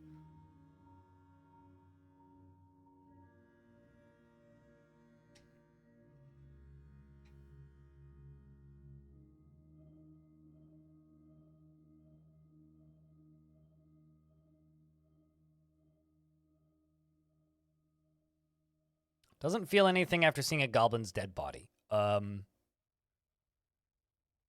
Is there a dead goblin in my fortress? What?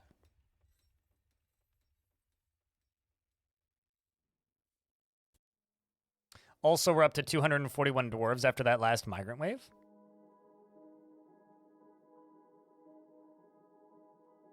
which is something.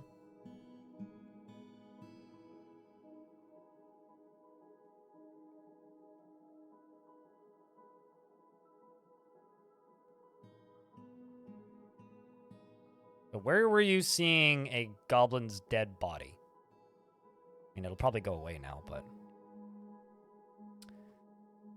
It's doing all right, Knoll Man. Doing all right.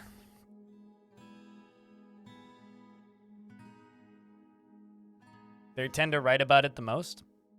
I mean, they do the standard, like, autobiography and, like, things as well. But, yeah, they do a lot. They have a lot more nature studies. Although dwarves can do nature studies, too. Like, they can study, like, animal migratory patterns, like, animal mating habits, reproductive things. They can study various different types of plants. Like, there's things that the dwarves can study that are nature studies, too. Like, it's just not as common of a field. 250 currently. I'm gonna try and get it to 400. Okay, buddy's still there. Dwarves are making progress. Oh shit, look at that. We hit more iron. I think that's iron. Oh no, that's native aluminum. Oh boy. We'll absolutely mine that. Jeez.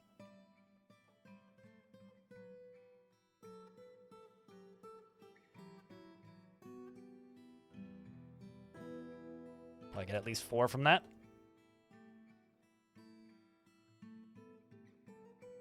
I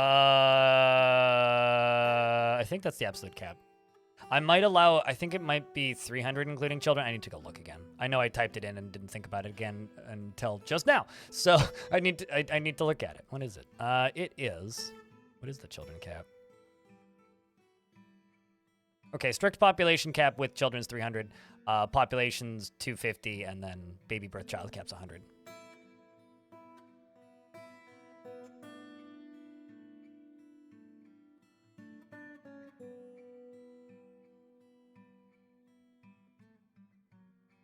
You have to make sure that all types of thread are allowed in the stockpile. Isn't like animal thread considered yarn? Or am I crazy? I'm not entirely sure. That's kind of actually like a difficult question to answer on its surface. Like, yeah, I'm not entirely sure. Without like looking at your fortress, it's kind of hard to say. I will say, if you have a lot of jobs and a lot of very busy dwarves, hauling jobs are some of the lowest priority. So make sure that yarn is allowed in the stockpile, and also make sure if you don't process it to thread, it'll show as wool still or hair. Oh, true. Yeah, they might be trying to put it into a refuse stockpile if it's not already thread.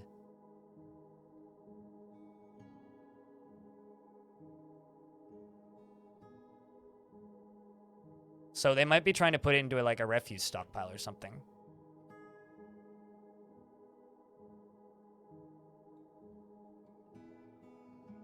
So, I mean, I would make sure that you're spinning them. More native aluminum? Holy shit. I would make sure that you're spinning them. Cavern dwellers? Oh, interesting. This is on the lower level? Oh.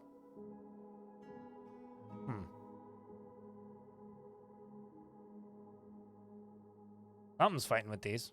Don't know what that is. Maybe the fireball? There's a ball of fire that was running around. I don't know, it just woke them up, but something did. I don't think you've ever seen native aluminum. It only shows up in patches of a couple of blocks.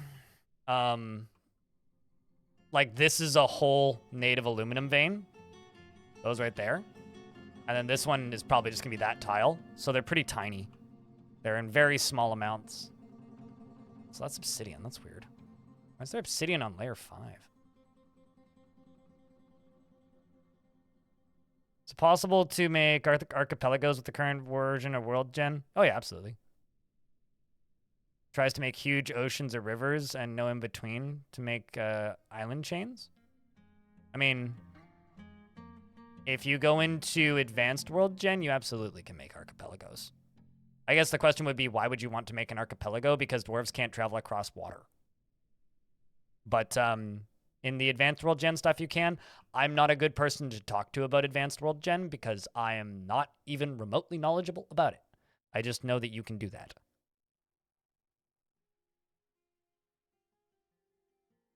But on default, yeah. Default, it generally either does one giant landmass or, like, multiple large continents. But yeah, unless I guess you're just trying to build bridges. I kind of have a hard time seeing what the purpose of building an archipelago would be. No, actually, let's, instead of doing it this way, dig down to here.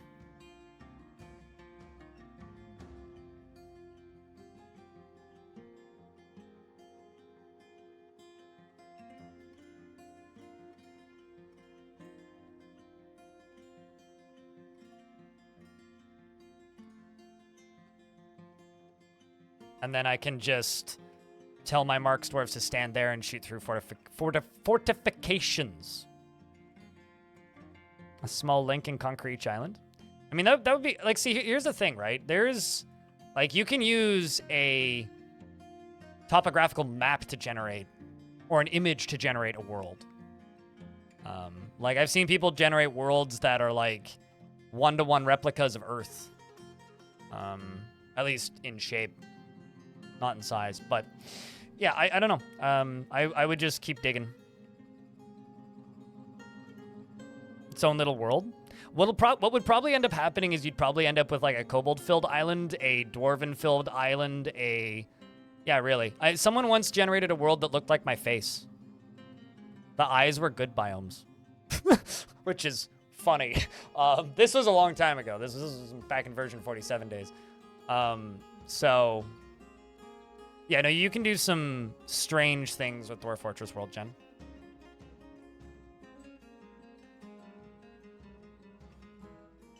Why do you need dwarf copters? Just put dwarf in catapult and fire catapult. Problem solved.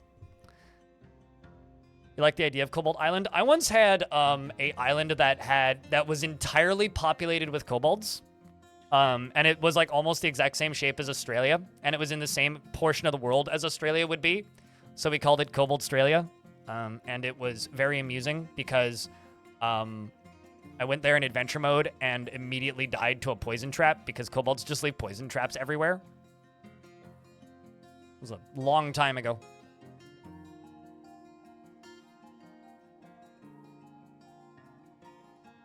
I was also playing some adventure mode on Monday, recording some footage.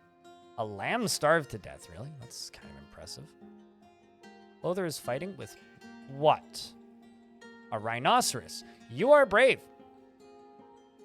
I must withdraw. I would, honestly, if I was a dwarf shooting bolts at a rhino, I also would scream, I must withdraw. So good luck.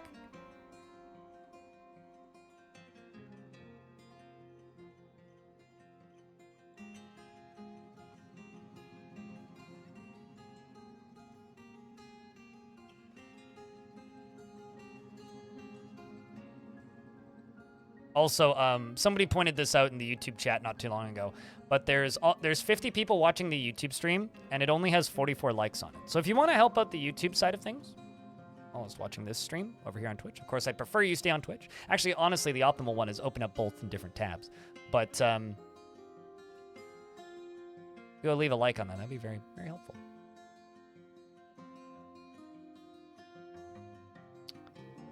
Yeah, let's actually check their ammo. Ammo's good.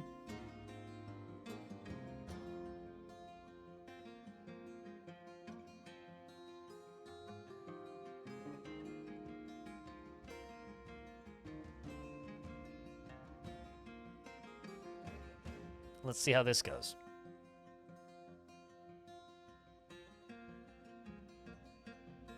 Meanwhile, this guy's like,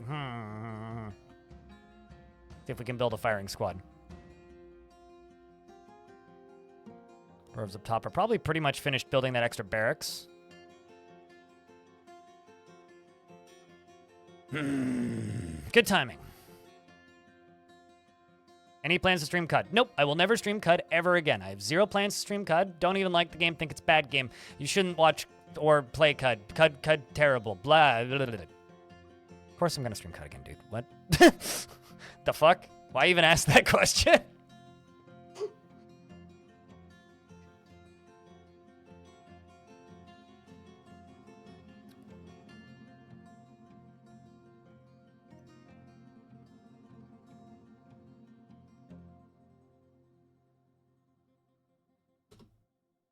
I'm actually probably not going to stream tomorrow. We're probably going to do cut tonight. Is the reality.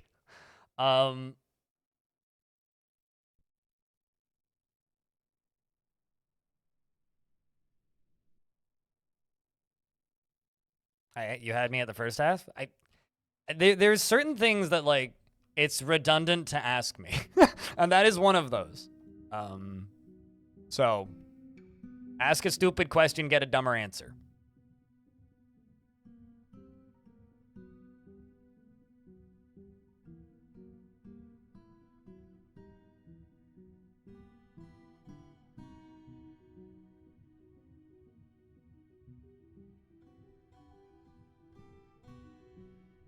So dodge rooms do not work and haven't worked since about 2014. Okay.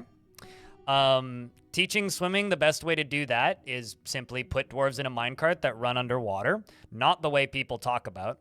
Teaching dwarves swimming is also kind of redundant because you shouldn't be fighting close to water anyways, unless it's shallow enough that they don't drown. No, not sad. It's sad because it was a overpowered, broken, dumb way to train dwarves that wasn't good. And it's a good thing that they got rid of it because the game is better for it.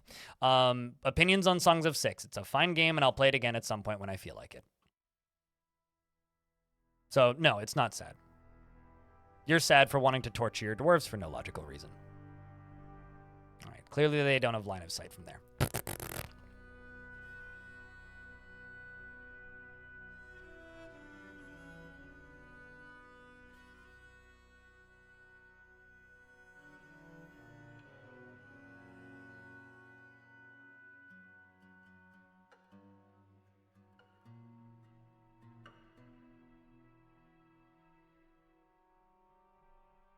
You know what you should have done. You should have played Dwarf Fortress in 2012. If you wanted to do that sort of thing, you should have played the game back then. No, there's plenty of great science, but like something that I try and tell people who've started playing since version 50 is the vast majority of the extraordinarily stupid shit that you hear about on the forums probably don't exist anymore. Oh shit, it died. What?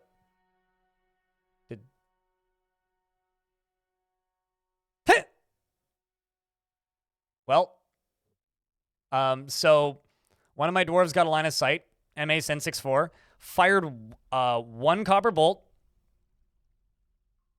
which took off its arm, and then fired a steel bolt, which took off its leg, and then a third bolt, which took out its lower body.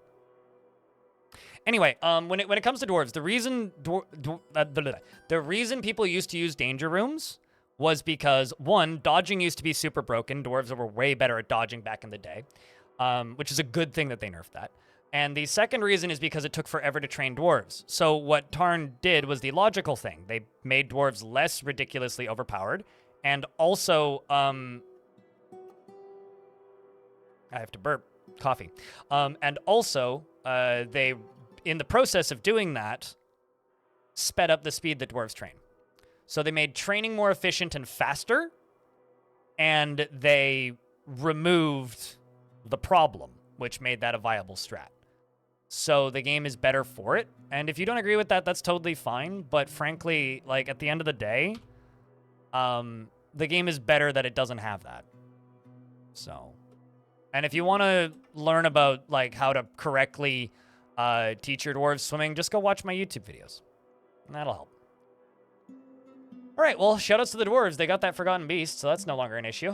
Let's see if I can tell these dwarves to go kill these thieves. All three of them, not two of them.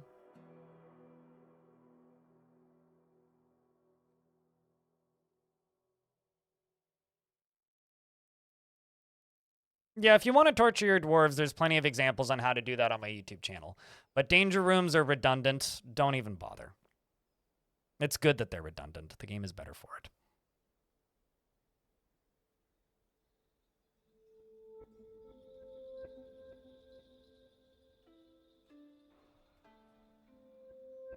I like how it's a human thief, an elf thief, and a goblin thief. Walk into a bar, and...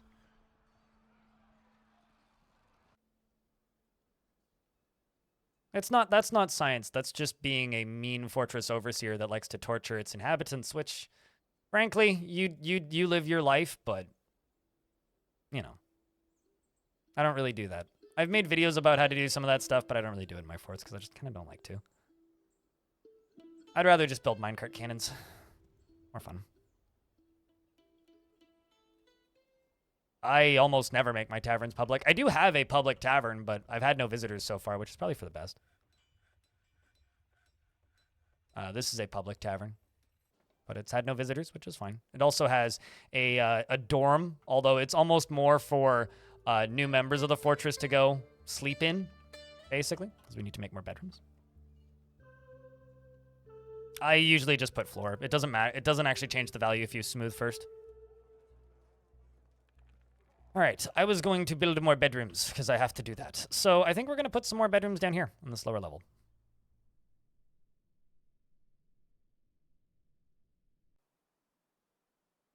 When you killed your squad with dwarves with boulders? Well, let me ask you this. Do you think this game never gets patches?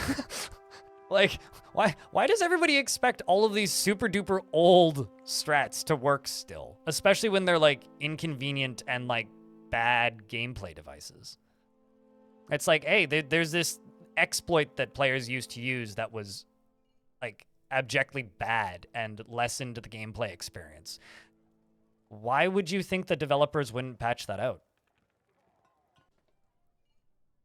Like, as somebody who played the game on and off back then, I was happy because the game was better.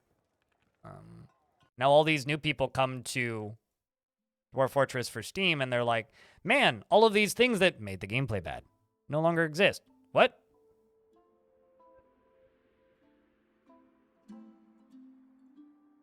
It's just strange to me.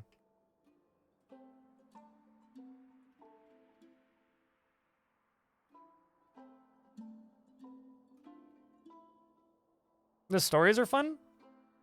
You want to know the reality of a lot of those stories? They're fun in hindsight. They're not fun to experience. Like, the one that I like to remind people about, because everybody forgot about it very quickly, because it didn't blow up or go viral or anything, because people weren't really covering Dwarf Fortress during this time period because they were waiting for Steam. Dwarf Fortress had a bug where they would leech the life force of their parents until their mothers died. Because when Tarn added mounts in adventure mode, he forgot that dwarven mothers use the old mounting code to carry their children. So when babies would like be born, they would be carried by their mothers, right? Which is still the way it works. However, the problem was instead of them just carrying the babies, when Tarn made it so that dwarves or any other character in adventure mode could ride a mount in adventure mode, he changed the mounting code so that instead of, you know, a dwarf, instead of the mount having AI control over the thing that was on it, it was the other way around. So the thing that was mounted had the AI control. So instead of mothers retaining mother AI when they have a baby on their shoulders, the mother gained the baby AI. So the mother would walk in circles until they would starve to death instead of feeding themselves. So the only way to keep the mothers alive was to pasture them on a stockpile so that they could get food. Or alternatively turn on dwarven contraception, which is a setting in the game which doesn't allow any dwarves to have kids. And in hindsight, it's hysterical. As a gameplay sense, it was completely game-breaking. And that's what a lot of these funny stories are, is like, in hindsight, hysterical and great marketing. As someone who played with a lot of those bugs back in the day, not fun, bad, very, very bad, ruined games, made people stop playing. So you need to remember that when it comes to a lot of these exploits or stories. Yeah, the story's great, very fun. How fast did that get fixed? 2 weeks? 2-3 weeks? I need to actually go look at when the patches came out, but I'm pretty sure it was about 2 weeks.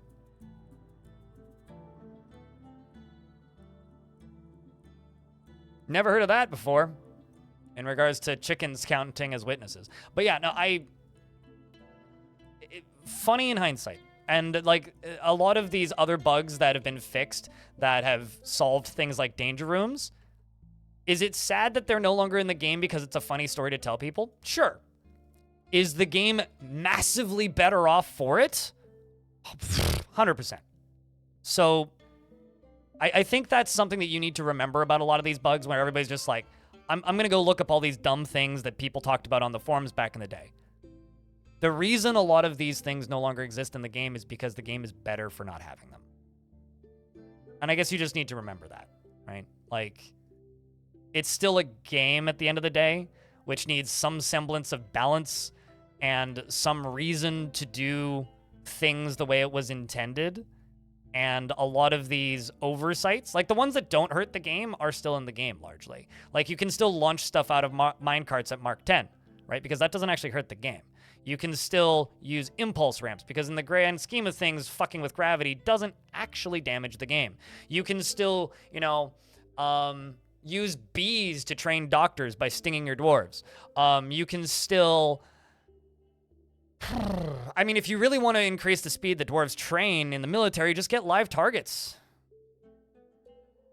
Metal manipulation has been removed from the game. You can no longer dupe metal because the game was worse off for it.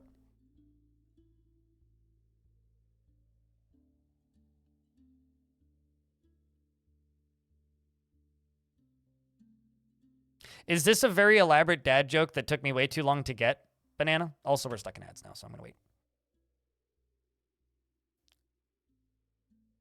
Still works, but not with candy. I thought they nerfed melting down steel because I tried it, and I only got 2 steel bars after melting down 3 spiky balls.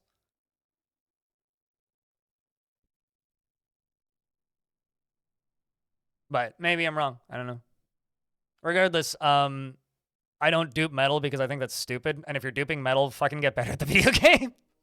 That's all I have to say. Or don't brag about it because, like, cool, you're duping metal. Good for you.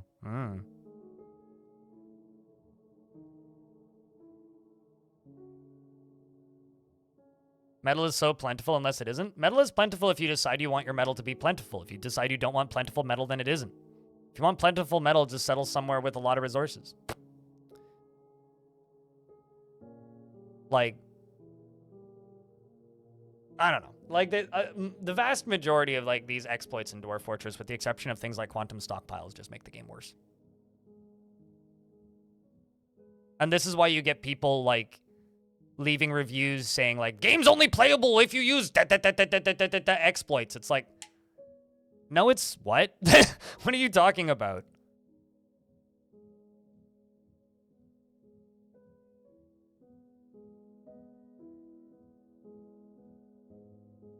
Yeah, that seems dumb. They're probably very short, Aizen. Probably like 15 seconds a pop.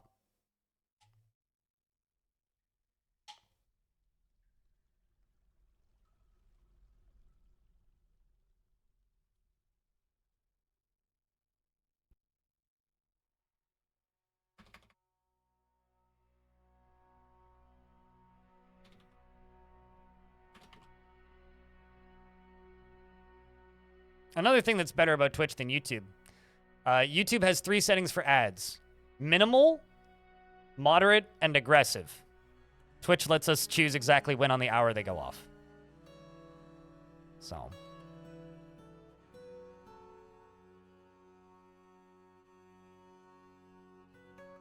Anyways, it's 30 seconds left now.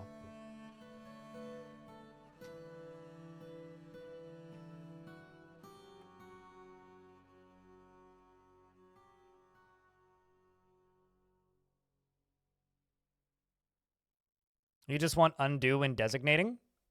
You know, I remember talking with a developer of a video game about undo buttons in video games, and their response quite literally was, unless that's something that you were thinking about from day one of development, it's almost impossible to implement.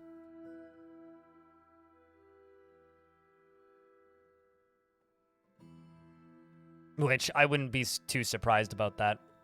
Although, Banana, did you see the new DF Hack edition? Check this out. You see this burrow? Okay, well, we're on 1 layer. I'm going to go up 3 layers. 1, 2, 3. Look at that. And I can erase it.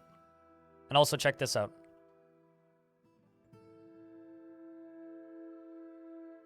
Need an empty room.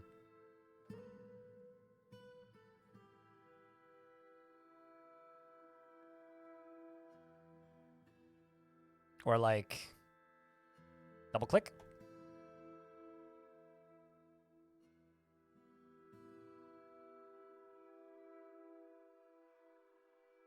Or like, double click.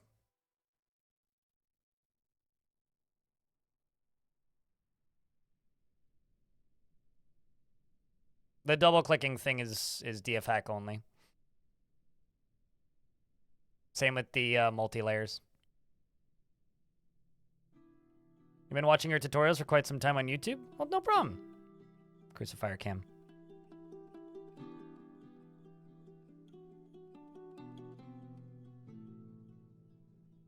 The devs actively support DF hack. Especially considering Putnam is like actively like giving them multiple ways to tie into the game.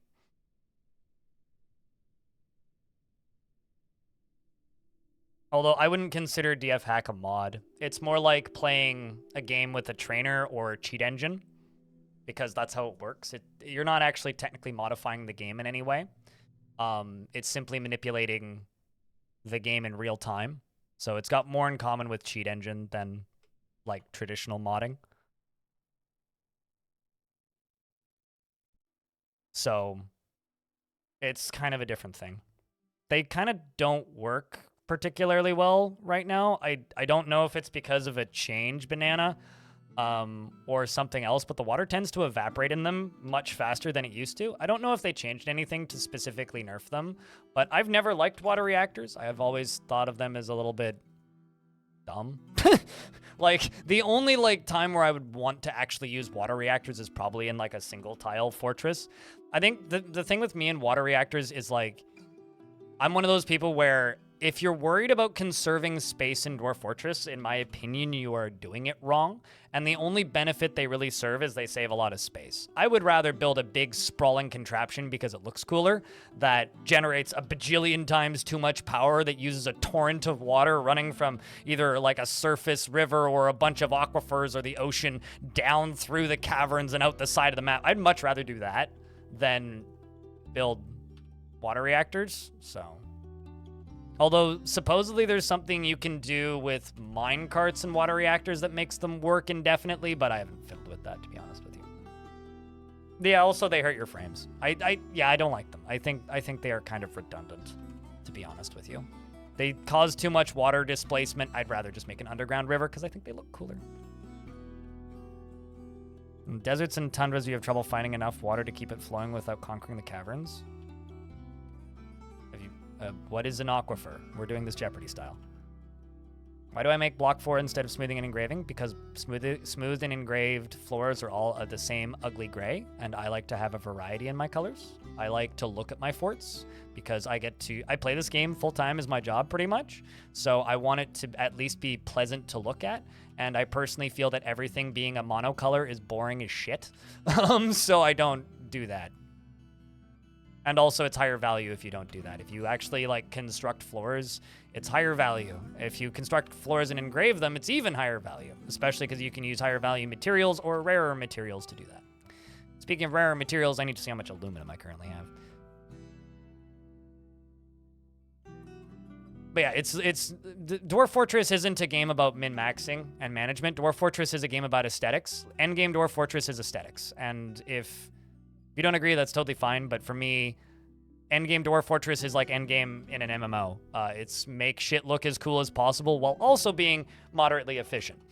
And then aiming for the outcome that you want, which is usually like, you know, the entire fortress going up in flames. Because Dwarf Fortress is an extraordinarily easy game. And because of that, if you want to have interesting things happen, you have to manufacture those interesting things. So you make the coolest looking fort possible so that it's fun to watch, and then you try and set up the most interesting either demise or success for the fort, depending on the type of fort you're trying to build.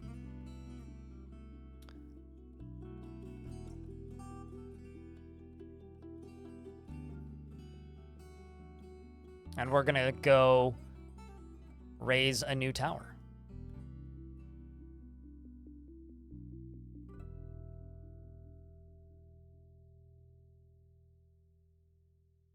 I don't like obsidian because to me it just kind of looks like there's an asset missing. So it kind of bothers me when I just stare at obsidian. It's like too dark. I think the reason for that might be though because I was watching somebody else talk about it, and something occurred to me. I have my monitor brightness set at 1%, so I think it might actually be a me thing. I think I might not actually be a problem with the game. I might just have my monitor at such a like low brightness level that it's a me problem, which is certainly possible because me having a very low brightness monitor is like an accessibility thing.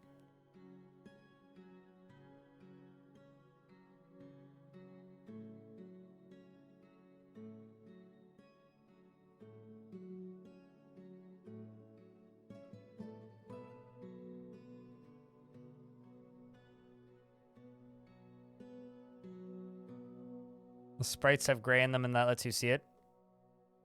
Sure. I mean, I like the way obsidian walls look before they're mined out, and I don't mind the mined out obsidian walls either. But the mined out ones just look ugly to me. They just look ugly to me.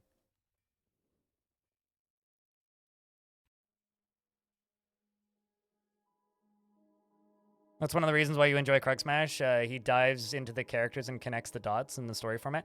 You know, it was always really funny because Krug Smash made me really worried about Steam version because I watch Krug Smash's videos from time to time. I wait for him to finish a big series and then I kind of just binge it all. But for me, as somebody who plays a lot of Dwarf Fortress, that's not even a Dwarf Fortress video to me. The way Krug Smash plays, he's not even playing Dwarf Fortress. He's playing Fantasy Mad Libs with Dwarf Fortress in the background because the vast majority of the storytelling he does is him, not the game. And I was so worried leading up to launch because I was very concerned that a lot of people were going to think that that is what the game presents for you, which it straight up just doesn't. Like, you have to find that. You have to go out of your way to find that. He's an excellent storyteller, but I do actually think that some people ended up watching my videos at a point basically saying like, yo, hey, like I used to watch a lot of Krug Smash and I thought that I'd be able to get those kinds of stories. Where do I find these stories? And it kind of led to a lot of tearing of the hair out at a point because it's like, well, when I watch a Krug Smash video, it's Krug Smash is telling a story and there's Dwarf Fortress in the background. It's not the other way around. Make bedrooms exactly the size you want to make them. That's how I make That's how I make bedrooms. Exactly the size that I want to make them. As long as it's big enough to have a bed, a cabinet, and a chest, you're largely fine. I think that's too. I think 2x2 is too small. I usually do 3x2 or bigger.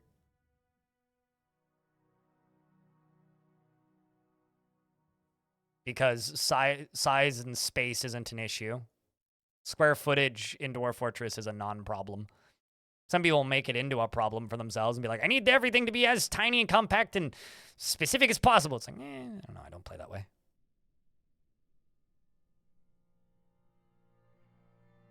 But yes, Krugs is great, and his content is awesome.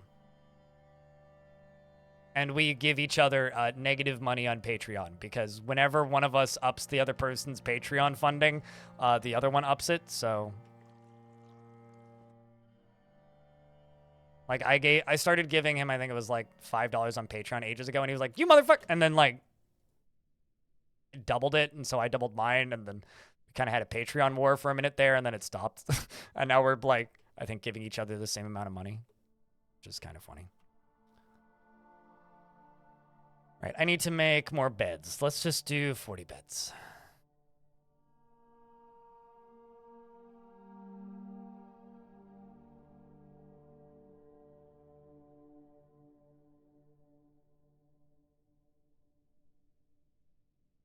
No, totally. You have to read into it and interpret it. And like, I've had people ask me if I could do more story-driven content, and I've kind of accepted that I don't think I'll be able to, because that sort of stuff doesn't read super well in a stream. And then people are always like, but then you could take your streams and edit them down. I already stream 40 hours a week, guys. And then I put another 10 to 15 hours a week into my YouTube channel. And I like to go outside sometimes. Have a break every now and again, you know, like sleep. So unfortunately, I'm just one person.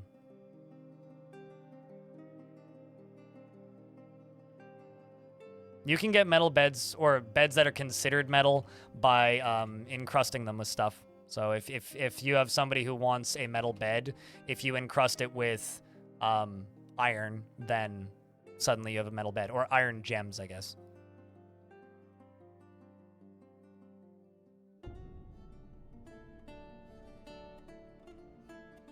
Like, we still definitely get narratives, but it's like tiny little short stories, basically.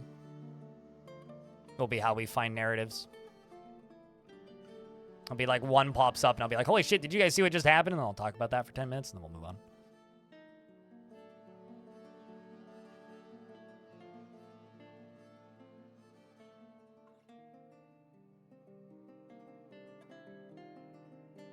Anyway, I need to keep shouting this. Just a heads up to everybody, Dwarf Fortress now has a bug tracker. If you are part of the Kit Fox newsletter, you got an email for it. But if you need links again, give me a holler. Because we need to get bugs reported in the new bug tracker.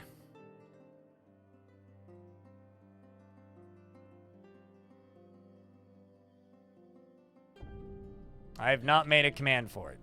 Is that you requesting a command, Raging Cave?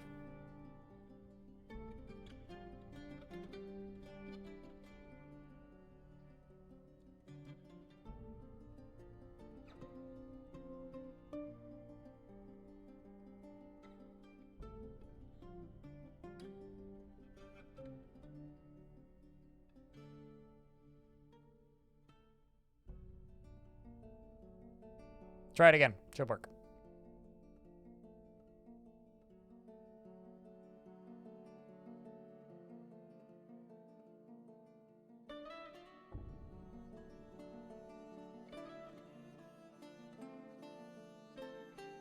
Mostly didn't have a command because it was added. It like was announced and released after I'd started streaming, so.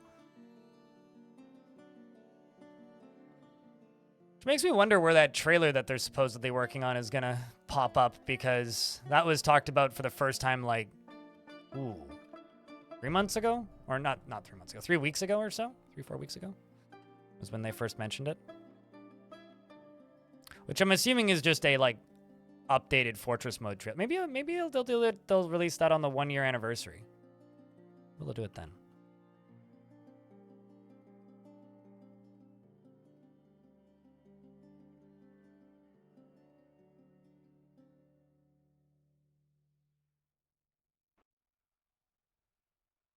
All right, well.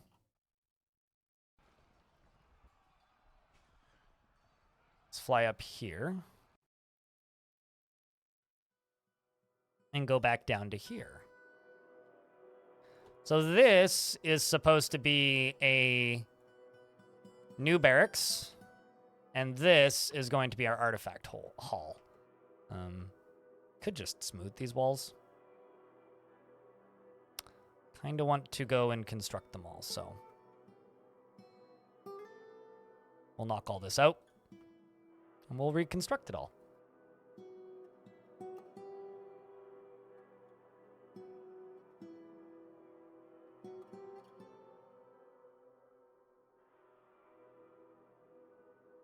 Are barracks rooms useful according to me? You mean assigning bedrooms to a barracks? If your barracks is really far away from your bedrooms, yeah, they can be useful.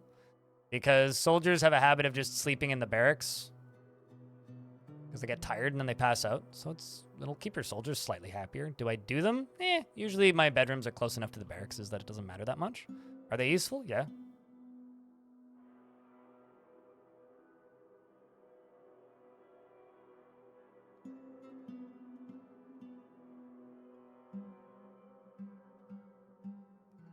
That's a lot of caravans. I would import silver and just use warhammers instead of steel. Use copper and silver instead. Just get tetrahedrite. Because 100 caravans is 100 years. That's a long time, dude.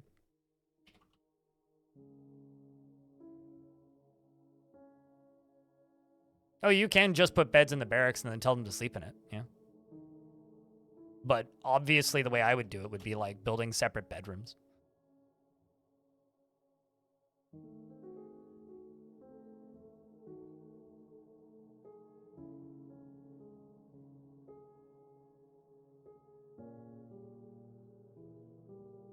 Yeah, if you can't make steel at, like, in the fortress itself, it's kind of never worth it to import it.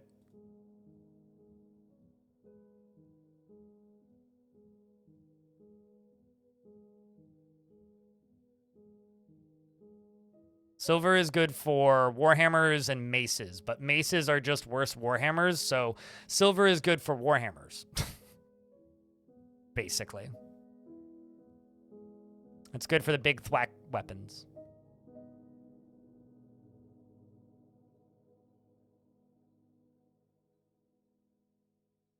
I like to do like 2 or 3 beds per barracks bedroom. Like if I were to build a barracks bedroom complex, it would be like probably around these sizes, and then I would do something like this, and I'd probably do one up here, and then I'd probably do like a bigger room down here, make a dining hall and connect that to it, put food in it, maybe make this a slightly more interesting shapes, and then also put like cabinets and whatnot in these, or probably chests as well so they could store their stuff, and then maybe like bars here so that they can see. So I'd probably cut all this out and then put bars across here so it just looks cooler, and then put like 3 to 4 beds in each of these, and maybe make the one on the end longer and put 4 in that one, 3 in those ones, and then give them doors, and then make it all into a barracks and set it to sleep, and do that.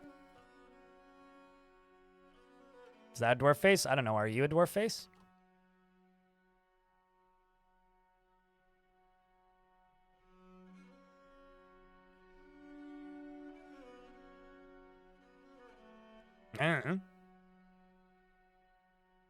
Are you? Small platinum carpet. The concept of a platinum carpet is really funny to me.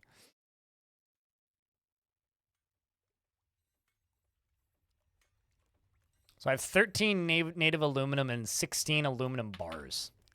I need to figure out what to do with those.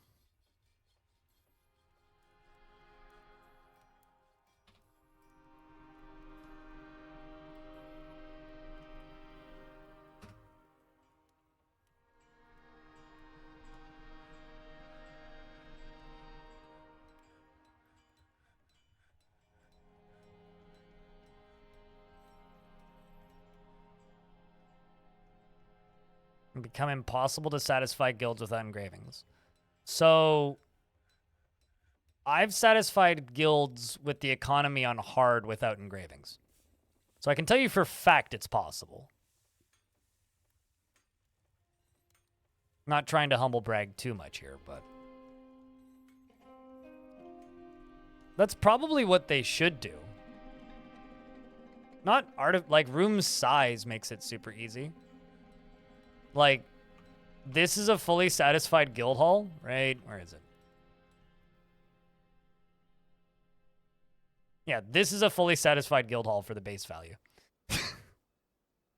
That. An empty room with some floor missing, not smoothed walls. Like, this is on, like, easy difficulty, right? Super easy. You can also make them multiple zones and multiple layers and all that too.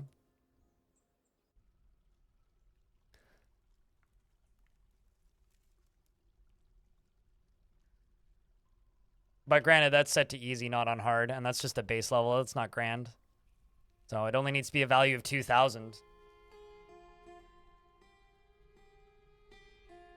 Personally, for me, if they lowered the value of engravings, which I doubt they will, there's no real reason to, it would force you to actually do stuff with gems, which would be kind of awesome, but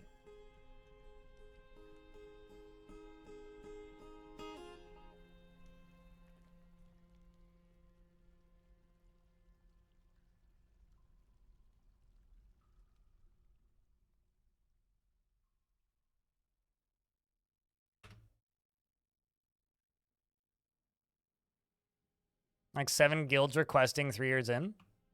Okay, well, you need to... Okay, so you know what causes guilds to request, right? Having 10 dwarves of a certain skill type causes guilds to request. If you start seeing that you have a lot of guilds popping up, maybe what you should do is pre-build them. So when you're just like, all right, shit, well, because of the way I'm running this fort, we're ending up with a lot of stoneworkers. Okay, so we're going to end up with a stoneworkers guild. Got to get ahead of this. So you build the stoneworkers guild before they request it. It's quite a simple process, really. And the result usually is that you know, get ahead of things. You just have to plan accordingly. So iron, gold, and gems, you struggle to find a use for all. Yeah, no, absolutely. Like, I mean, I just keep using engravings, but I can tell you for a fact that it is not impossible to satisfy those needs without engravings.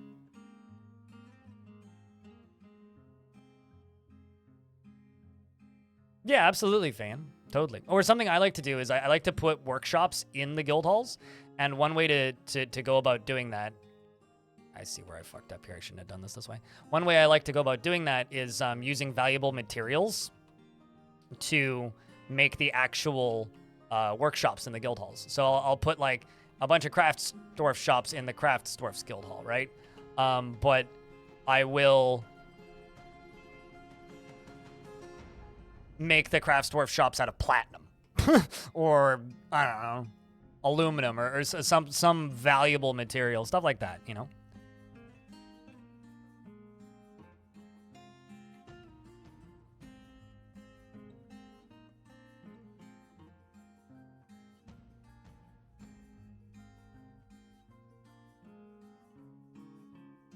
Can I forget because there's no petition screen as far as you can tell? Why do you accept them the second they pop up? You don't need to accept them the second they pop up. They time out at the same speed regardless of if you click on them, right? I mean, there is an agreement list option, but like in DF hack, but why do you clear the pop-up? It pops up there, just leave it there.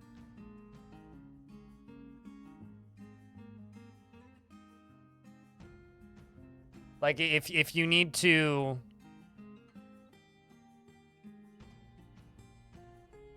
Will it count as a deny? If you don't accept it? No? Not unless, like, okay, so if you accept it and you forget about it, it times out.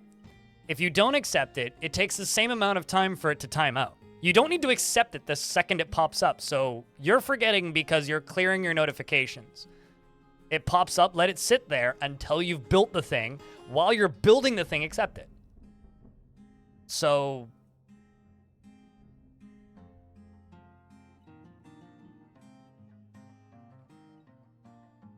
It doesn't make the value go away. What are you talking about? Workshops and the guilds do not make the value go away, but it will help you hit the value you need.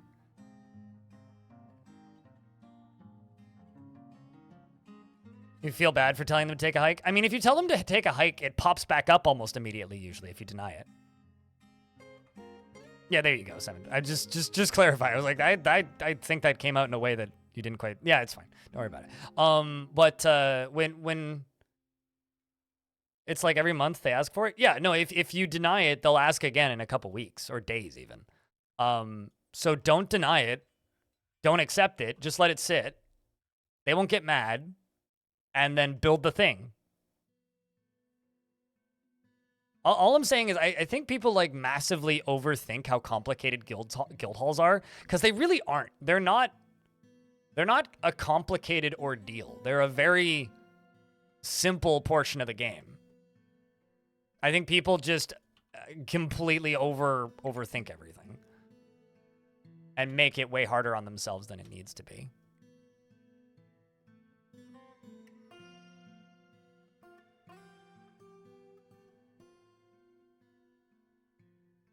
For some reason, Gfin, when you say that, I know that you're referencing your old dwarf, but you know what it makes me think of? It makes me think of that Konami ad for the Castlevania pachinko machine where the voice just goes, "Pull the lever!" or whatever.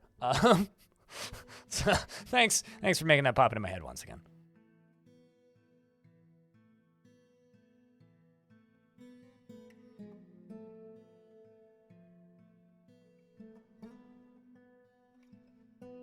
I don't know. I'm not trying to respond to a thing on YouTube. I'm not trying to make you feel stupid. Dwarf Fortress just has a lot of very complicated things in it, and everybody assumes that things are more complicated than they are because the game is complicated. It's a complicated game, so everybody just kind of assumes that the game is going to be more complicated than it actually is. And I think that's almost maybe just a fault of the game's fame for being complicated, but... Yep, you are still alive. You are currently sleeping, or going to go sleep. You really could use a good meal and be with family, and you want some martial training. You don't have any family, though, just some pets. You did read some books, which you enjoyed. You were zealous after incompletely performing the rites of the Tin Doctrine at an improperly dedicated temple. But you were still zealous. What are your pets? A alpaca and a guinea cock. I will say you're not actually a glass maker because I've never queued up glass in this fort. I don't actually think we have sand. We might, but I haven't seen any. I can't remember from the embark screen. But I don't think we do.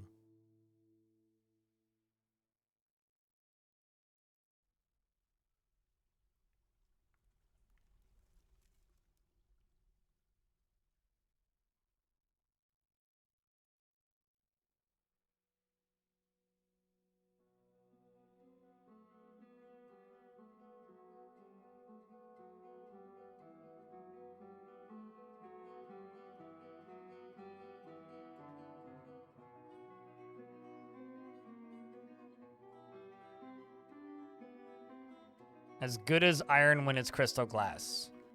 In what respect? Because iron isn't, like, glass can't be made into weapons, aside from discs, so, or corkscrews, I suppose. So what do you mean by it's as good as iron?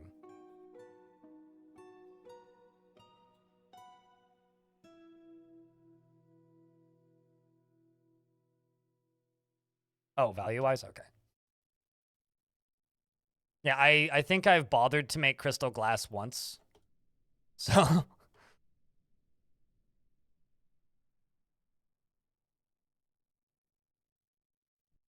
Oh yeah, no, I'm well aware that I could try and force sand to appear, but I don't need glass. How good are glass traps, though? They have the highest chance of breaking.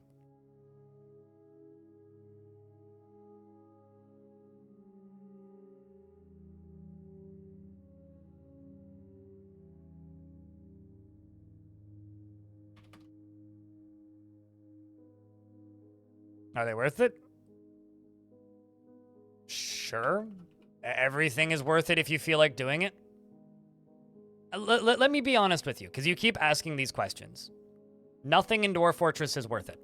Everything in Dwarf Fortress is about telling a story. So, if it adds to your story, of course it's worth it. If it doesn't add to your story, of course it's not worth it. So if it is worth it to you, yes, it's worth it. If it's not worth it to you, it's absolutely not worth it. Because the most optimal method of defending your entire fortress is just simply build a bajillion drawbridges and crush whatever shows up. And that's it.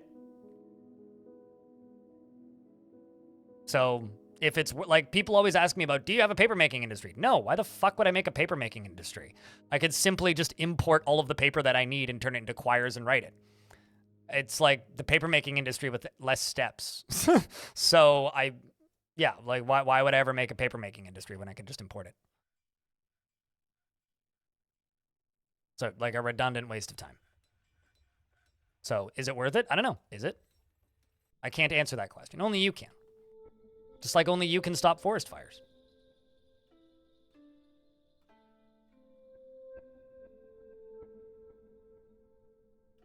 Well, then do that. Although I will say this, if you're going to be making crystal glass traps, you're wasting your time. Just make green glass traps, like half the steps, and they're the same strength.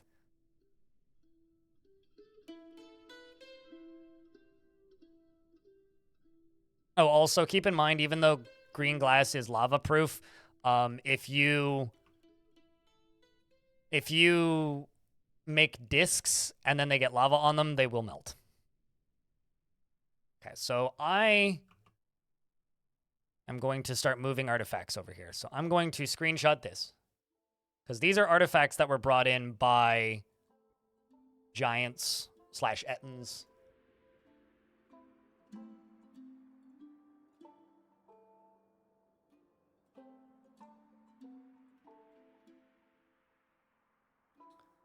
Okay. Also, I love that this screen still lags, even though the old one doesn't.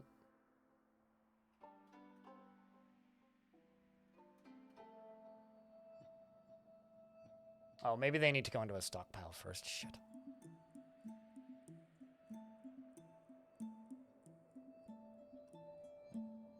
Oh, no, there it is. Unpause and repause. Are you still alive? Yep. You are currently consuming something. But I am currently in the middle of a task.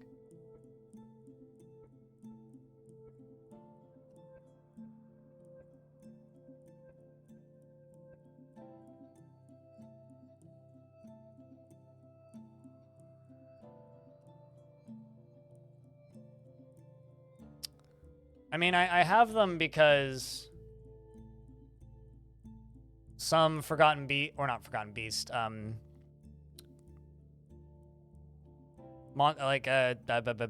Tall Boys brought them. We'll go with that.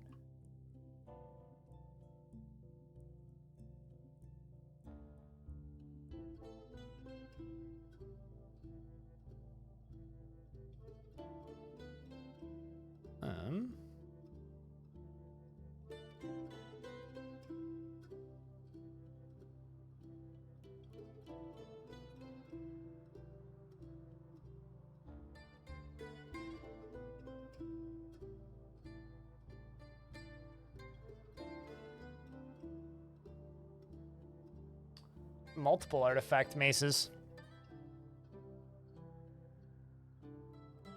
This one.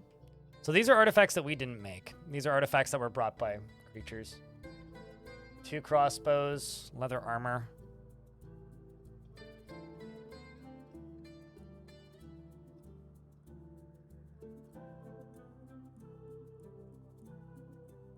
So it starts with a T.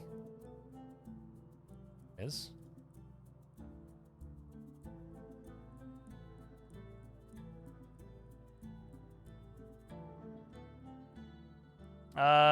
An Ettin brought some, a Cyclops brought some more, and I want to say a Giant brought some as well.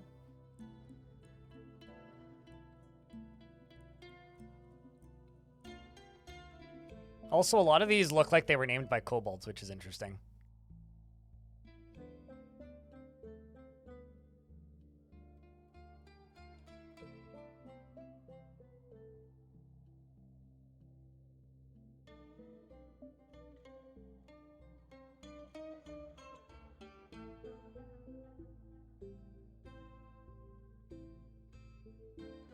This is an axe.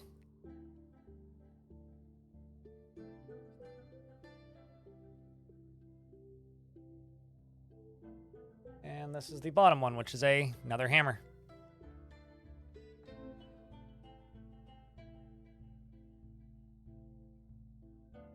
So now we just wait for them all to be brought up and assigned. And we'll do the next one.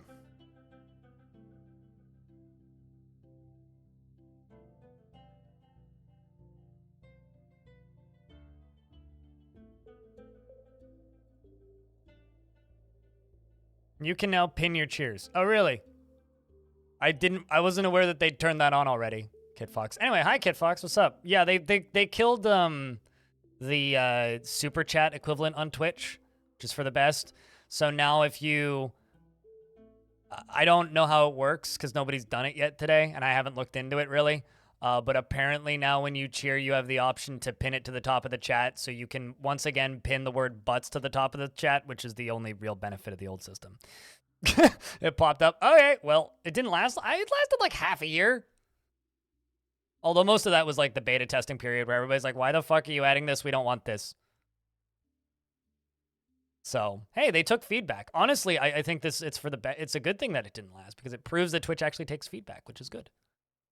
Putting items on display. Our spoilers of war. Everybody, devilish potato.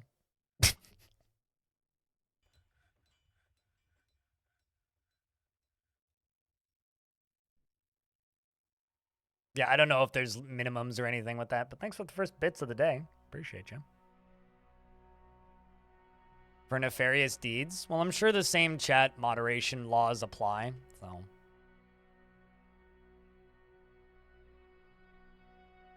Also, like, with the hype chat stuff, you could very easily just bop that stuff.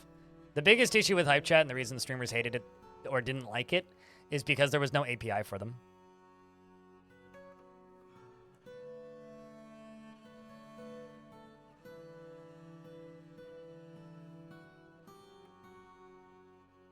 Cut update yesterday, DF update today as well. Are you busy? Yep, nope, I noticed.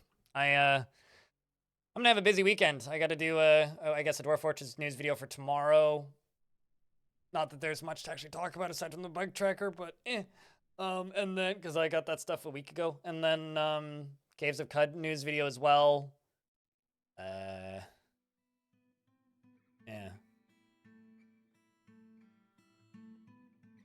Yeah, well, so what happens in 2 weeks is the Dwarf Fortress's 1-year anniversary, which is when I'm assuming you're dropping that new trailer. So. Nah, Dwarf taking a nap. That Dwarf good. Dwarf need nap. November is rapid fire this month? It's that season.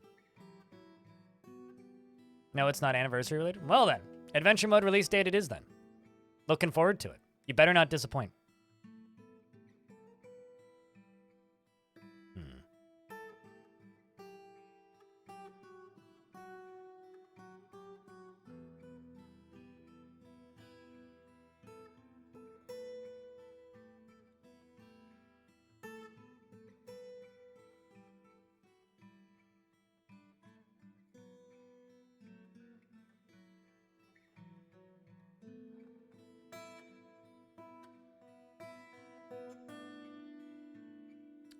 Okay, so those are all up here now. Let's go see if I can remember where the other stack of artifacts was. Well, that's just a pair of pants. Those are 2 steel bolts, which I can claim. I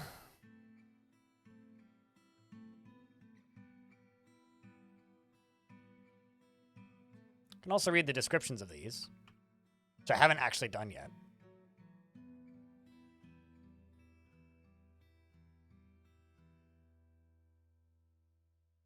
I'm pretty sure DFX had the build dimensions for a little bit. I just had them disabled, and it re-enabled it. Morning.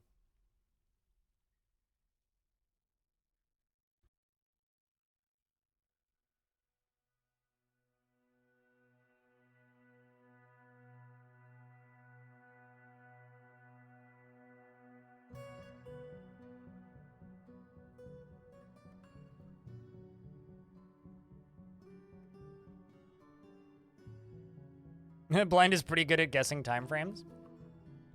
Well, there was one thing that Tarn said during the interview that made my brain go,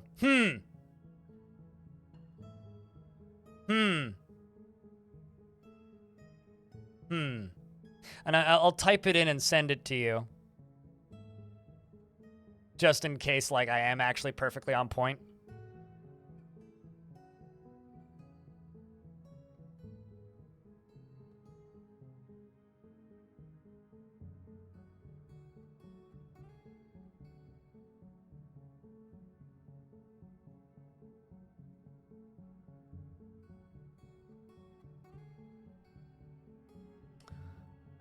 Alright, so I can be pretty good at guessing when I try. Oh, right, that's a mace.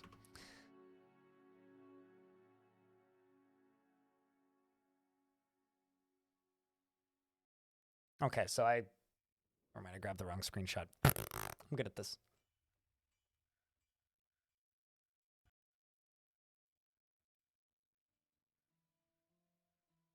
Yeah, that's the one I want. I just moved same item 3 feet to the left. All right, so this one, okay, you get the spiky ball instead.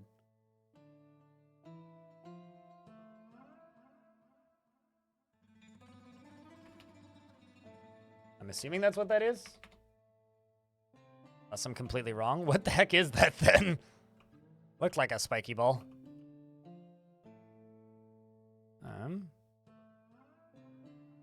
It is spiked iron ball.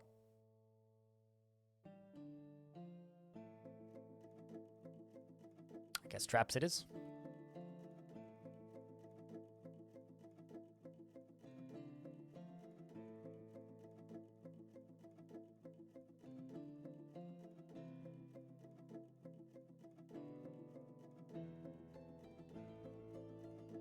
You suspect cats were the culprit? Did you have like a billion animals running around? Because that'll do her.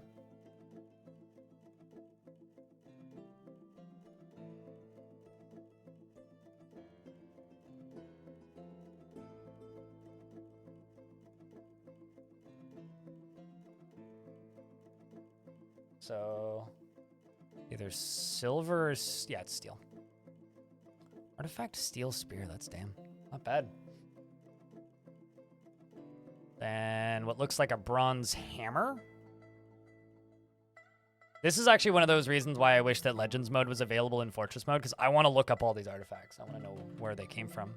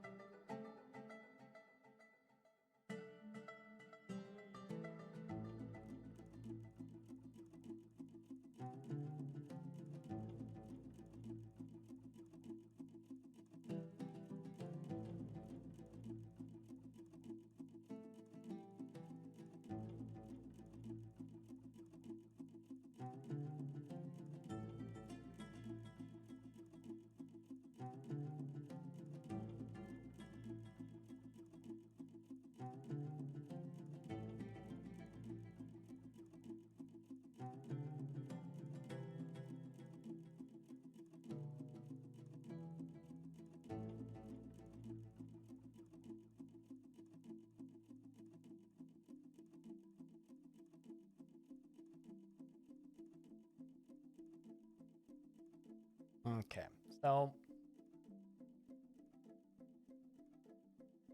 bow. This one?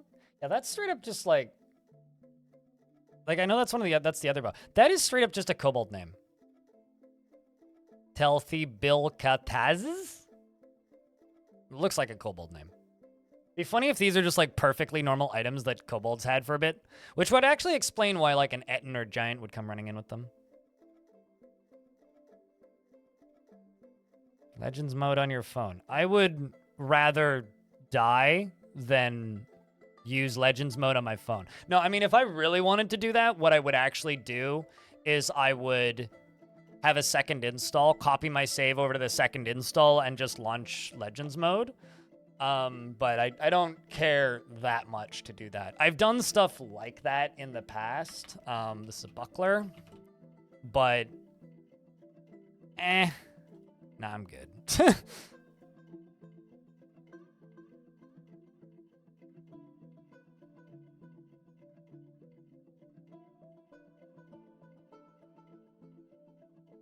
You easily head over 100. If I had to check the fort, it might be wrong because it got really bad really fast from a reasonable 30 frames.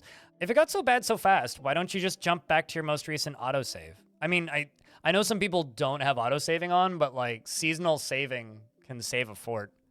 I've had some weird out of nowhere frame vanishing events in this particular version, which is odd to me. But nothing that I wasn't either able to fix or jump back to a save to fix. There was a mobile XML reader at one point. I guarantee you that no longer works.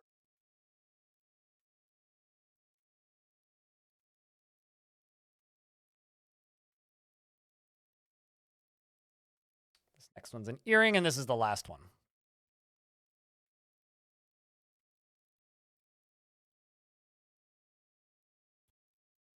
And there's the vault for the spoils of war. That's why you have auto butcher enabled. I just butcher my animals a couple times a year when I need meats. Don't need auto butcher.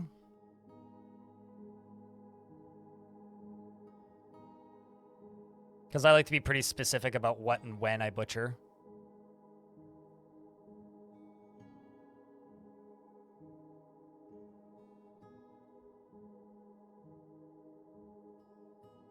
Well, meat doesn't rot in stockpiles unless you run out of stockpiles. Often the better way to actually get rid of animals is to make, like, some farmers' workshops and then simply slaughter, what's the word? Or not simply slaughter. The better way to keep ahead of animal population is to make some farmers' workshops and geld the males anyway. That is the better way to go about it.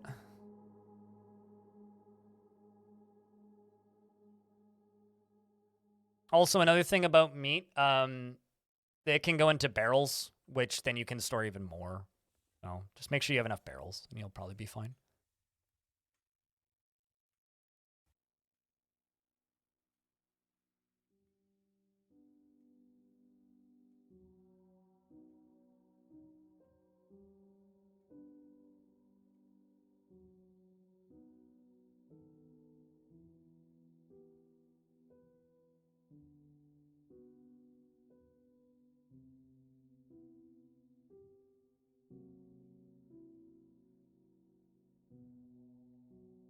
You keep forgetting one thing or another if I disable them.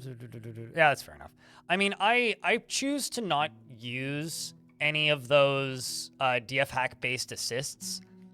And you can say that I'm an elitist, you can say that I'm a purist, you can call me whatever you want. I like to not forget about mechanics. And the reason I like to not forget about mechanics is I find that if I were to not, use those features and instead, like, play the game the way a lot of people do, then when a new player who's never heard of a DF hack before tunes in, I would forget to ask if they've tried to do X thing.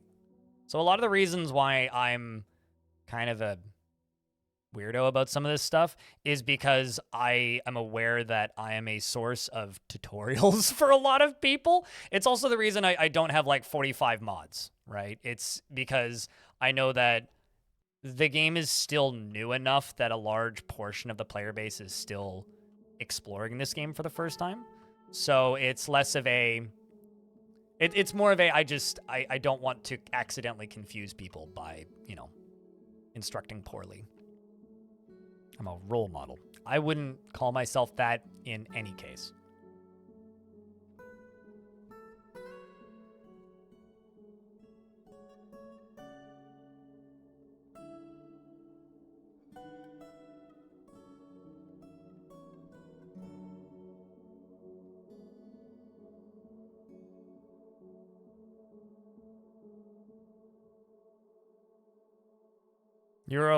No, you're not a role model, Banana Unlimited. You are a rollable model.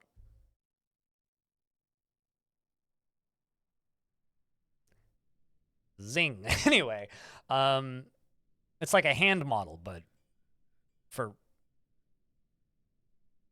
This is a bad joke. I should let it die. Speaking of things that that I should let die, Anyway, I think that this would be a much cooler looking artifact hall if there was lava at the bottom. Do you agree, chat? You're all-wheel drive. You're a wheel that can drive. I'm only making these jokes because Banana started it, okay?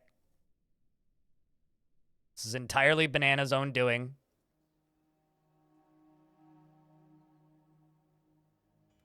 This is reminding me of Fire Likes Elfie for calming roundness.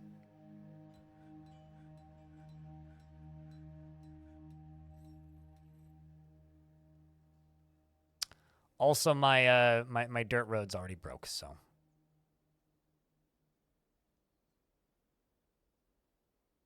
Actually, you know what? Let's just do roads.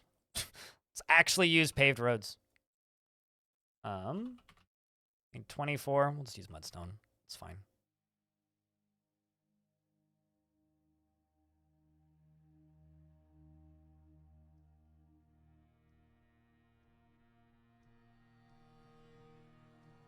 What, Elfie is a flesh ball?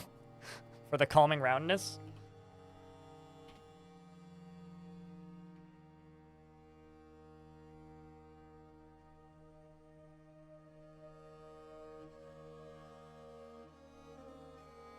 Are really only good for clearing vegetation? Yeah, I mean, generally if I need to clear vegetation, I just use a couple specific block tiles, but...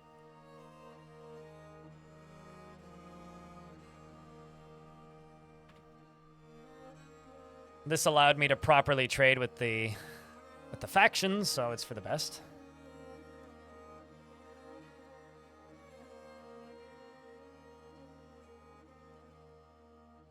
I mean, you know, Monsters Inc. had 6-wheel drive, but what if we upped the ante with that and we had a wheel drive? You know what I'm saying?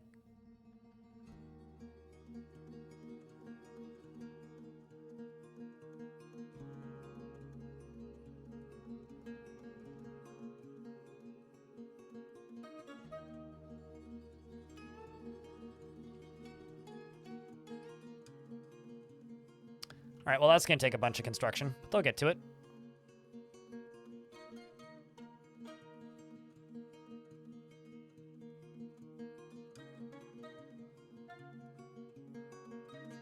Dark Human Fortress, and the site government is the Orb Councils of Stoking of the Lovely Kingdom. The Orb Councils of Stoking. What are they stoking with those... Stoking with those Orb Councils? Guess they're very stoked about the Orb Councils.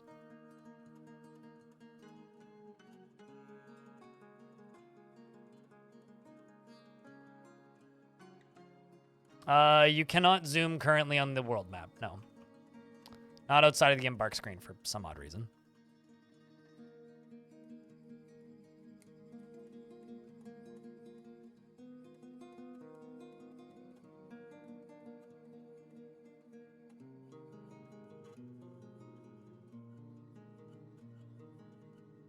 Oh shit, I also totally missed this bit, but apparently there's European storefront for merch? What?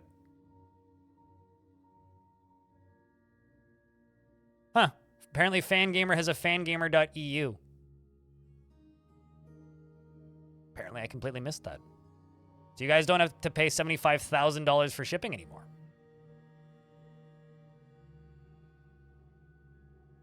Not as much merch available up there, though.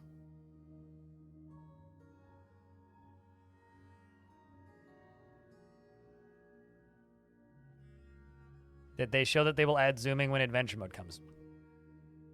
Nope. Never asked about it. It's one of those things where it's like, on one hand, yeah, it would be useful, but on the other hand, like, do you really need it? I mean, they probably could do it. I know that we've talked about it before, and Tarn's response is, yeah, that's something we could do. Have we done it? No. Is that something we could do? Yeah. I like that this dwarf is just running around shirtless and helmetless. It's kind of rad. Also carrying a crutch. Ability to stand lost. I think Dweezil needs to be removed from the military. Yeah, because you are missing a foot.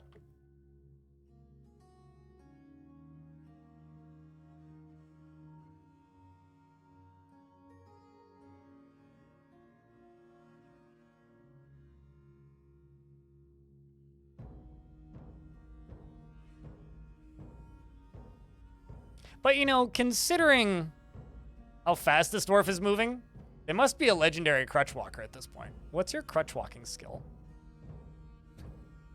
Well, I mean, I suppose. Could you replace limbs? There's no way to replace limbs, no. Dwarves get by pretty well without limbs. You know what? Dweezil, you stay in the military. I mean, how many kills do you have? I mean, you have 77 kills. And 8 of them are notable. You know what? Keep at it, dwarf. I'm sure you're doing just fine. I once had a dwarf that had both of their eyes burned out by a fire beast. And they were in the military. And upon doing some research, the only thing that they actually lose upon losing their eyes is a slight accuracy bonus. Which I think is very funny. She'll retire when she's ready. Yes, no, she will.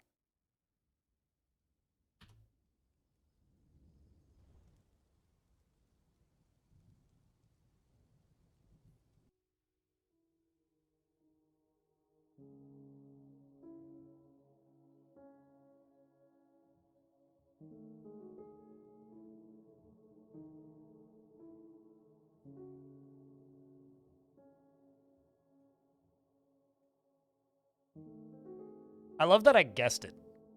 That's my favorite thing about that legendary Crutchwalker thing, is that I guessed that it was legendary and I was correct. All right, well, I kind of need to get all of these boulders out of here first, so that's going to take a little bit, but a bunch of this is chalk and limestone, so I kind of need it for flux anyway, so we can give that a little bit of time. Advanced smelling. That is a very strange Daredevil fan fiction. Is your dwarf still alive? No, Casa. That's a good question. Yes, you are. In fact, you are a butcher, also in the military, and ads just hit. But you are euphoric due to inebriation. You've read a bunch of books recently. You're one of my Marks dwarves. Your wife, Aegis, is also one of my Marks dwarves. And you're a professional, even. You don't have any kills. So you're obviously not that good. But you're all right at the very least. Now it's stuck living with 200 sticky dwarves in a mountain and limited airflow, having advanced smelling. Yeah, I'm sure they don't smell too hot, eh? Yeah, I'm sure they probably smell pretty bad.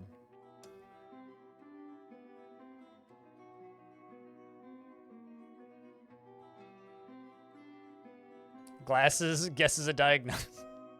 What's up, Mind? How you doing? Chat, there's ads running, and I'm going to take this moment to BRB and check something real quick. I will be right back. Do you ever have issues with stockpile barrel settings getting reset? If you edit a stockpile, it resets the settings. Back in a sec. Sandwich! Not sandwich.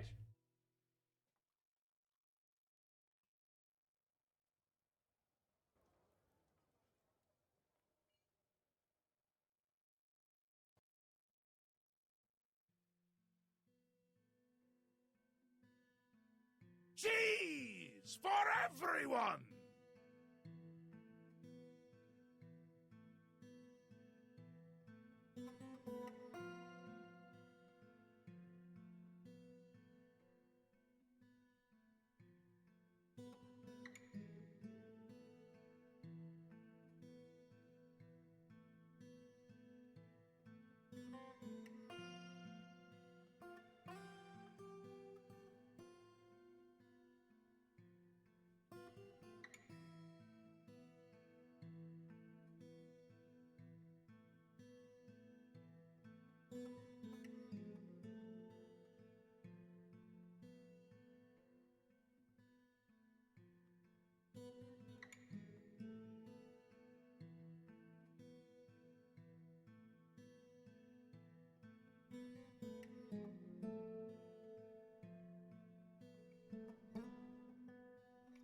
I return. I just had to go stab my finger to make sure I wasn't about to die. I am, in fact, just sleepy, not about to die.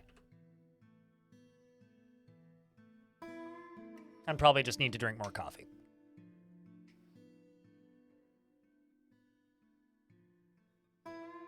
Also, holy crap, there's a lot of people watching today. Sitting at 244 viewers over here on the Twitchosphere and 39 on the YouTubeosphere. That's kind of fantastic, so thank you.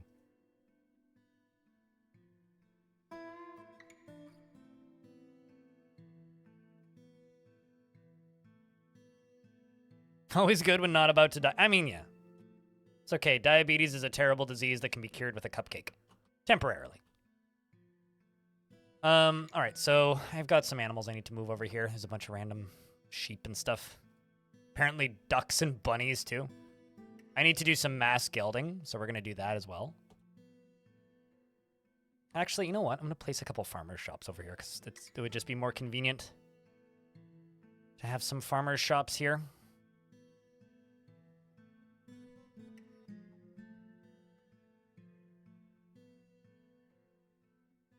I really like the color of slate for workshops. It's one of my favorite workshop colors. Chat, do you have a favorite material to make workshops out of? Just because it's a nice color. Because for me, it's slate.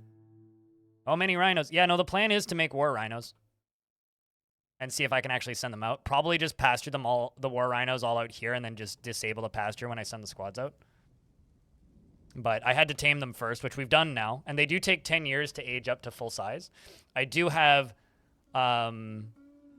2 tame adults, but they're both trained as war. But I'm waiting, and I'm not actually using these ones. I just made them the pet of my king, which I thought was fitting. I have 2 of them. So I'm waiting for more of the tame calves to grow up. I actually don't know how long they live. Hold on. How long do war rhinos live? I know. Rhinoceri. How long do a rhinocero live? 40 to 50. Okay. So they take like a quarter of their life to get to adulthood. But yeah, the plan is actually to, you know, do that. So many baby I know, right? They keep having triplets. I keep seeing little notifications about them having triplets. You like the microclan and quartzite for floors? Yeah. Microclan and quartzite look nice. I may also have to make a bigger pasture for them soon.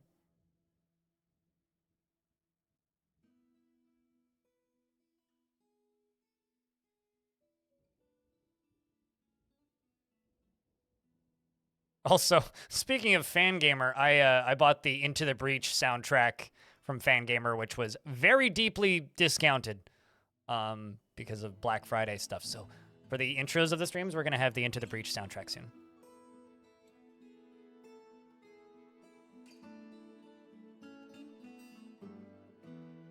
Dwarf Fortress needs to add guns.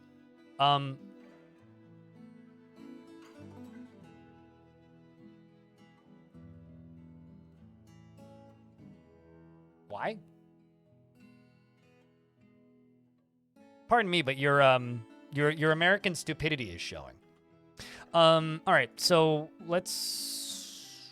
I kind of want to get all this dirt removed. I mean, we already have minecart cannons. We can do that. That's already in the game. There's nothing to add there. Lava cannons. Why would you give them guns? Yeah, there was somebody working on a cannons mod for a while, but I don't think it ever fully came to fruition.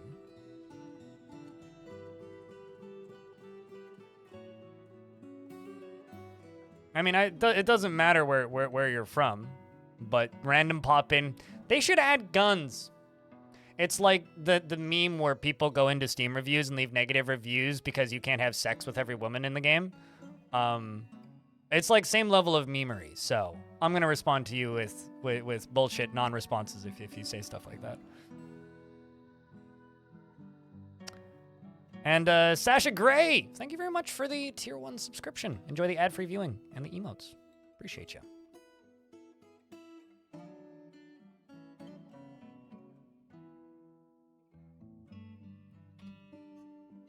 But no, they shouldn't add guns. Guns would be a really bad addition to the video game. Fun fact about Yu-Gi-Oh! Did you know that one of the first ever issues of the Yu-Gi-Oh! Manga actually had guns in it? They hold Yugi at gunpoint for a solid, like, chunk of one of the chapters. Kind of nuts. Good. Yugi deserved it. Straight up murdered people. Yep. Although I only ever read the manga. I never watched the anime season for that one. Terrible, terrible show. Anyway, let's place this.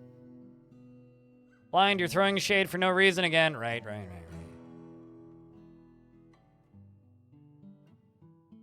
You love the Yu-Gi-Oh! Manga? I mean, the manga is better than the show. But that's kind of like saying the book is better than the movie, so.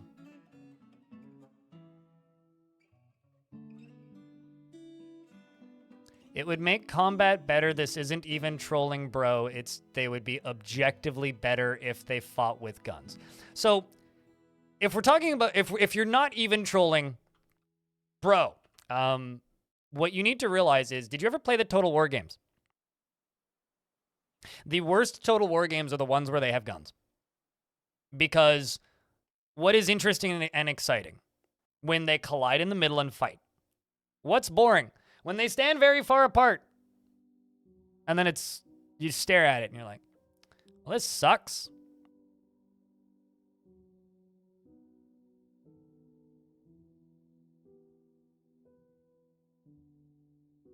And like, you stare at it and you're like, well, I guess we can move slightly closer together.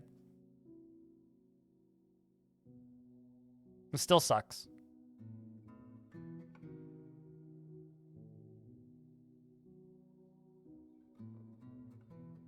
And then you fall asleep and you wake up and you're like, oh, the battle's over. Cool. So objectively, it would be better if they have guns, in your opinion. I think that is objectively a bad take. And if you're not even trolling, bro, well, then I'm also not even trolling, bro. Bro. Bro. Bro. Bro. Buddy. Dude. Totally a legitimate objective take. Mm-hmm.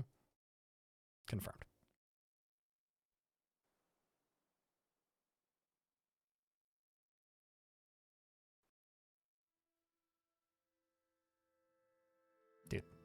Anyway, person made their account 13 minutes ago, so like as far as I'm concerned, you're you either just came over from YouTube, you either just got your account banned for something completely unrelated, or you're just trying to get a rise out of people, and hopefully you got the entertainment that you were looking for.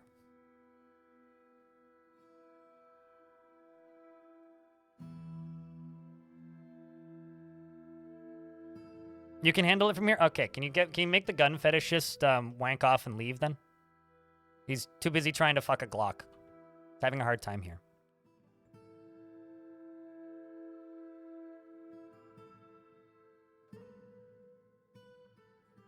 You're actually serious? Okay. I actually am serious as well. I think that is, like, objectively one of the strangest takes I've ever heard about this video game. Because there are crossbows. So if you want a ranged weapon, use crossbows. If you want guns, go play RimWorld or something. Like, like genuinely, like, if that is your take, that the game would be objectively better if there was a slightly different flavor of ranged weapon,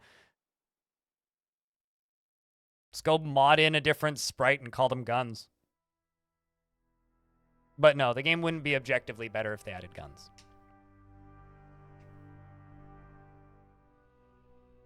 Yeah, it wouldn't. It doesn't fit the universe. It doesn't fit the lore. It doesn't fit the world. I mean, like, there's always like the argument that some people make, which is like, oh, dwarven engineering or whatever the fuck. But like, at the end of the day,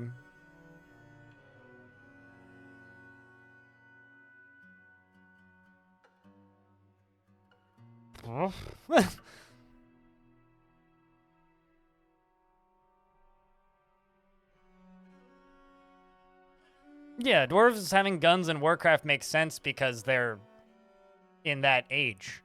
It's supposed to be that way. A very different type of universe.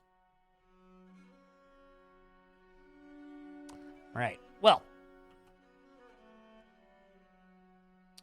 I mean, if you listen to the developers talk about this game over the years, you will also hear that they have an image in their head of what era of technology the characters in this universe have. Deep Rock Galactic makes me so painfully motion sick, it's actually kind of sad.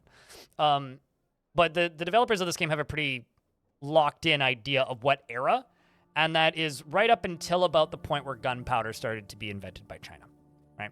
So Dwarf Fortress largely exists in a time period before that kind of steam tech was a thing. And when it comes to dwarven engineering, we have like water wheels and pumps and that sort of thing, which are a little bit more out there. And when it comes to, like, people always talk about things like uranium and gunpowder and explosives and all that shit. That's something that Tarn has talked about adding when, if we could stop flagrantly throwing around war crimes as a joke constantly in my chat, that would be fantastic. I used to have it as a banned term in my chat, and I unbanned it so I could stop explaining it. If you're just gonna constantly yell about war crimes, I'm going to time you out eventually. Anyway, when we get myths and magic in the future, that's when there will be a wider variety of ranged abilities. That's when you'll get that. All right. All right, so I need silk, probably.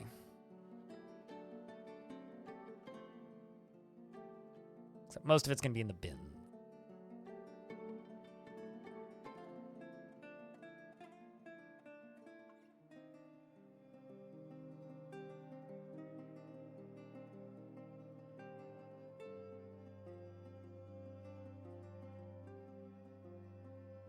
And there's also sheep's wool in there.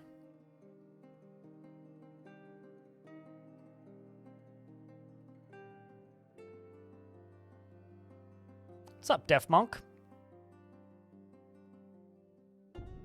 It's just my personal take. It's not that it's directly shunned. I just don't like it. If you do it occasionally, I don't mind, but if I see it like multiple times in a short span of time, I ask you to stop. Because war crimes ain't funny, and a lot of people like to make fun of them. Thanks, RimWorld.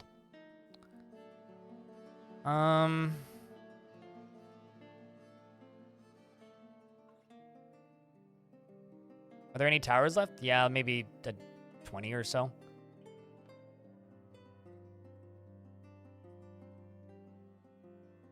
I'm gonna sell them things that they won't get mad at me for.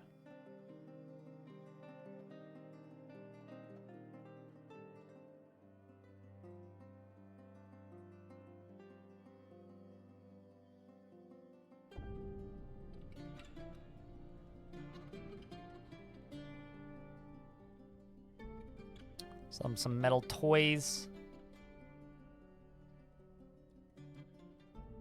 And that should be fine. Uh-oh, I got a ghost. I think I might actually have 2 ghosts I need to memorialize now that I think about it.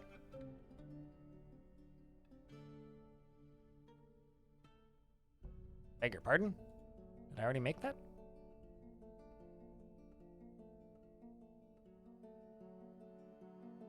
Well.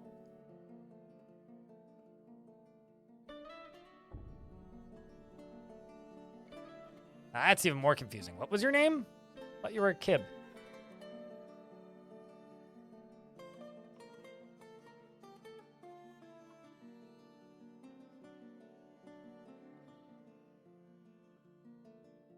Game claims that there is no ghost, but there's definitely a ghost.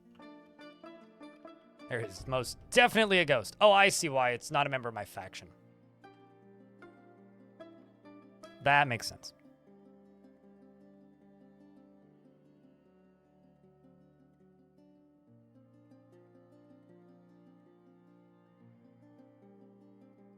I think those already live underground. I mean, we already have blow darts. Neutral ghost? No, it's just a ghost that isn't a member of my fortress, or wasn't a member of my fortress, is all. Okay, so our last attempt to go raise. Where'd this one go? Uncommon Mansion. Dwarf Shogun led the attack, and the defenders were led by a human. Shogun outmatched them, naturally, and then the human almost immediately dies. You can pin this meow cat. Huh. Congratulations on pinning that, and thanks for the first $1 and bits of the day.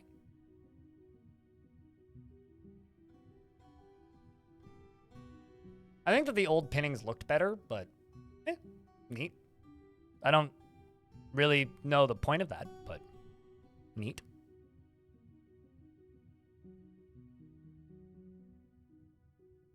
Neutral Ghost Hotel. I wonder if it's actually like scaring the dwarves. Which actually, the fun, you know what's funny about this?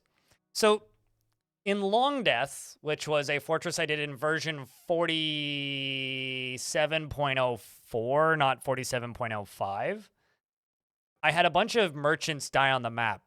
And then I started noticing that merchants would get injured on their ways into on their way into the fortress, and occasionally wagons would randomly topple. And then I went and memorialized every single creature and entity that had died on the map in gravestones, because I was convinced I had invisible ghosts on the map. And then in this version, now I've started seeing ghosts of merchants that are not members of my fortress. I wonder if that got fixed.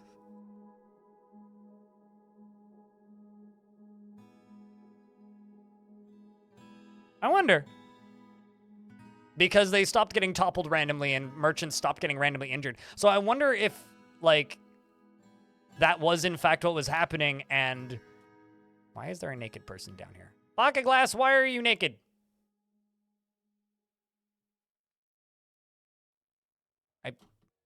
We'll worry about it later. So I bet you that got fixed. So I'm assuming that this ghost will only bother the traders then. The elf says, greetings from the woodlands. We have much to discuss. We are partial to the trees, blah, blah, blah. 27 trees. All right, sweet. Yeah, we can do that.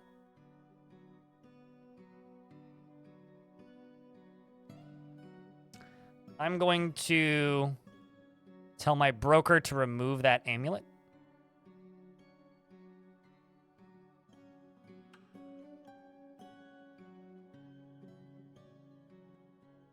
Wait, no, never mind. I literally can't.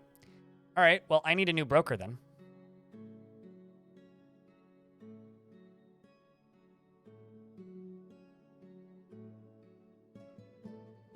Let's make Pigfinite that have that job.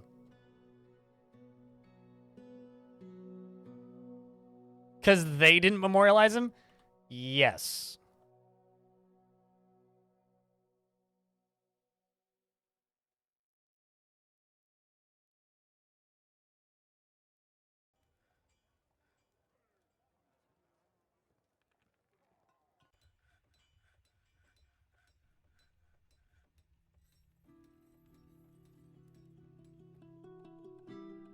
Pants are stupid. That dwarf actually has pants on. They just don't have a shirt on.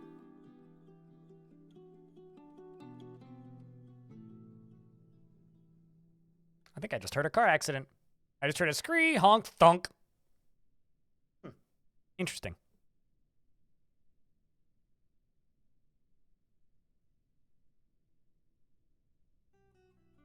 You prefer easting. Well, I mean, it's better to east than to west, right? But as somebody who west, I'd rather west than east. All right, let's see if we get a notification for that ghost going away.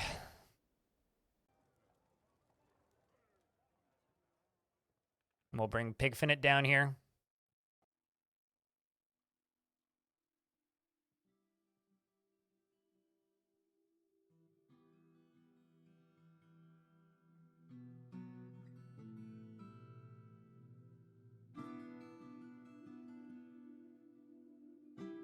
And also, I think the thing that was pissing off the elves the last 2 times I tried to trade with them wasn't actually the clothing of the person. My suspicion is that I was trying to sell them a gem that was studded with wood or bone.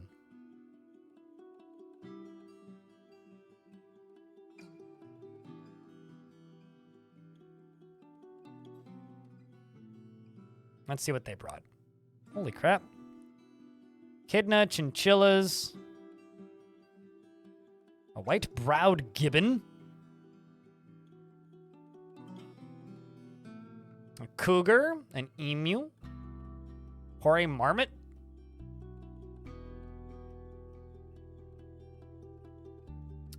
And they also brought a Kia. Ooh. I'll buy that Kia. And the white-browed gibbon. So I can afford both of them. Let's see if they trade. Yay, they traded. I have a Kia now. Which I'm going to swap out for this turkey.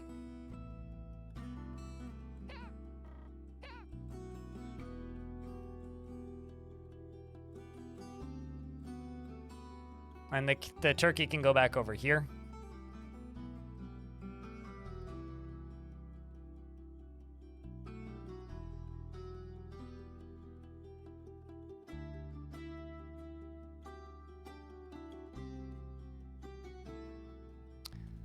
And then the gibbon can go down here with the other monkeys.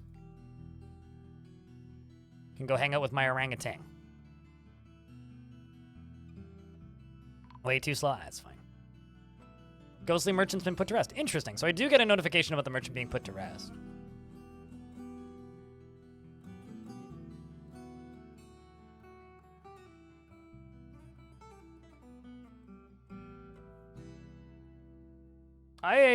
So to respond to the question on the YouTube side of things, I don't have any particular favorite biome, and I don't do all my fortresses on volcanoes. No. Kind of whatever I feel like doing. Generally changes from fort to fort.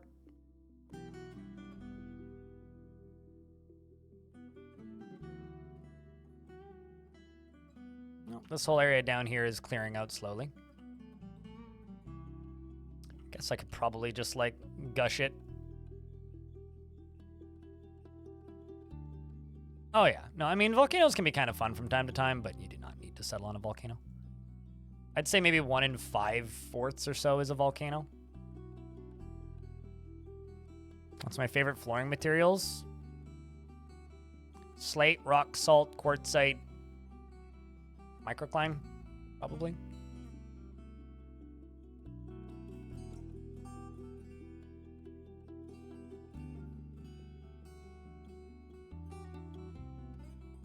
Run, Dwarf. Run. Run quickly. Hot stuff coming.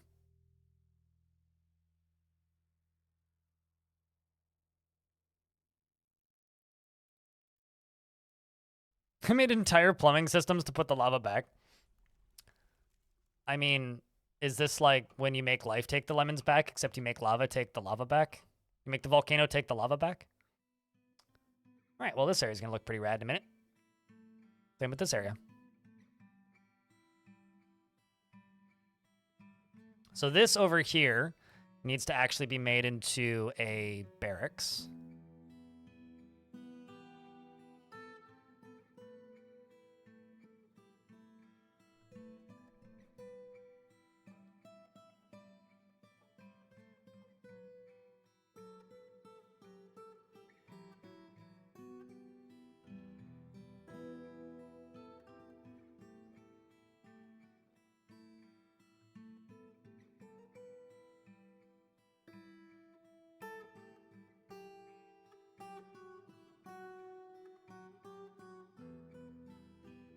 I mean, I did once tell life I don't want your damn lemons. I mean, what am I supposed to do with these? Like, come on. Let's be real. What in the world am I supposed to do with these? And we get in-wall heating. Look at that. So that's going to take a little bit to fill up. But once it fills up, then we're going to get a pretty cool looking spot down there. The cloud of dwarves come running in. All right, let's go raise another tower. So we keep running past this one. This is a dwarven tower of machine lords of the Gilded Pools. This is a rather big tower with quite a large population.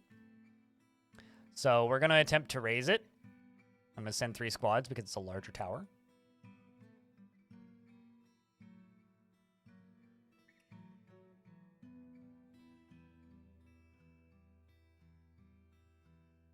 Don't waste them. Yeah, plant a lemon tree. What color is quartzite? Yeah, pinky purple.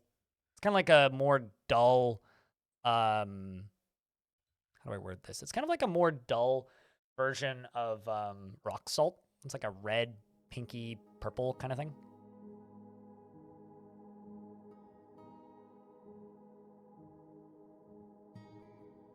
It'd be fun afternoon to give people snacks of lemons while a friend walks by at the same time and says, when life gives you lemons, and then keeps walking. I mean, would that be implying that you would be all of life then?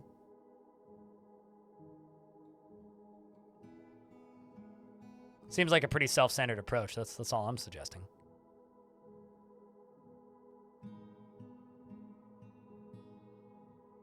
Force it on other people.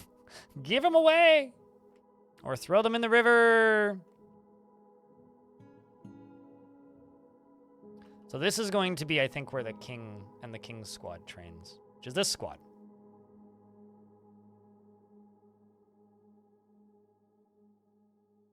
Maybe also the whips. Actually, we'll just get the whip squad training in here.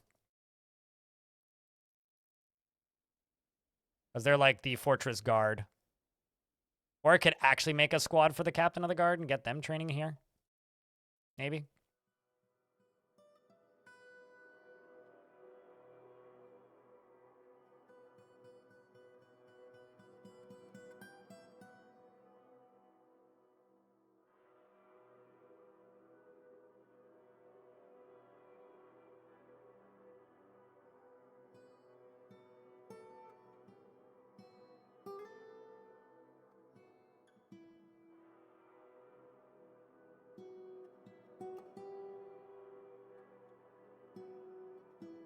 And have more simoleons. Is this a Sims reference? I haven't played a Sims game since The Sims.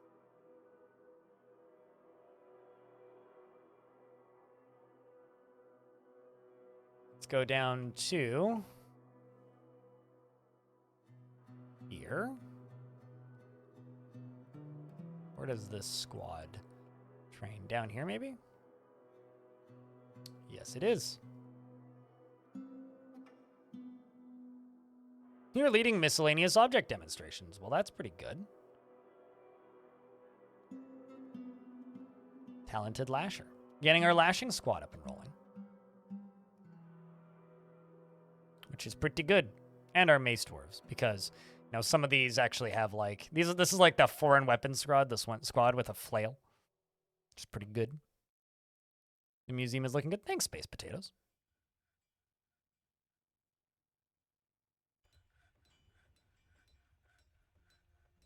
All in all, this fort's doing pretty good. It's got quite the population. Oh, there we go. The museum has its heating.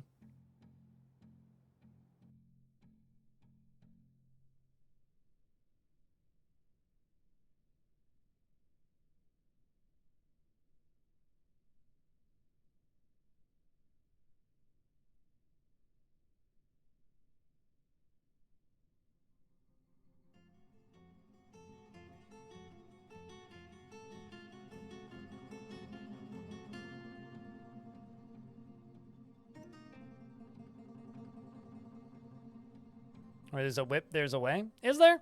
I don't know.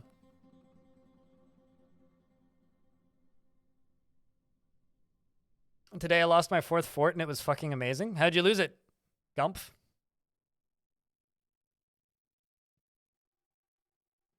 What happened? What made it so amazing?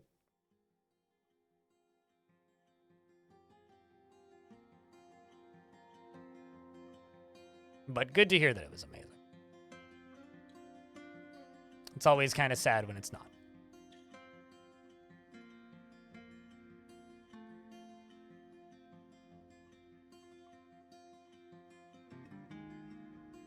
A medium project that you want to try to make a new fort? Yeah, pumping lava up from the magma sea is a pretty good one. Although that can be quite the large project. I don't know if I'd even necessarily count that as a medium project.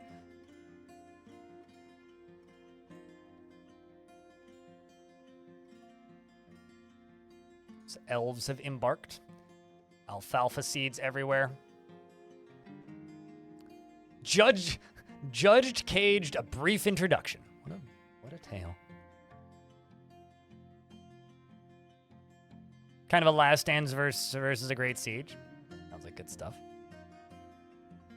All right. Let's go. So I'm allied with a faction that has some necromancer towers. At what point do I attack that faction? Because I know that I'm going to have to attack them. I know that I'm going to have to attack them. See how that last fight went. So this was a tower that actually had quite a bit of population in it. The Dwarf Necromancer led the defense, and we led the attack. Shogun outmatched the Dwarf Necromancer with a cunning plan, and the attackers had a strong positional advantage in machine lauds. Clashed with 8 animated dwarves, slaying them. Okay. Slayed some stalkers. More intelligent undead were slayed. More intelligent undead were slayed. More intelligent undead were slain. Dorandel's Demon Bleak Stalker. So it's a intelligent undead that was also a necromancer experiment. More human necromancer experiments. Dwarf necromancer experiments.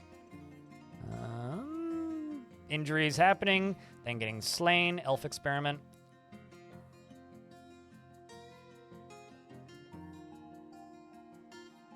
Because I'm kind of partial to destroy all of the neutral ones first, before we go after the other ones.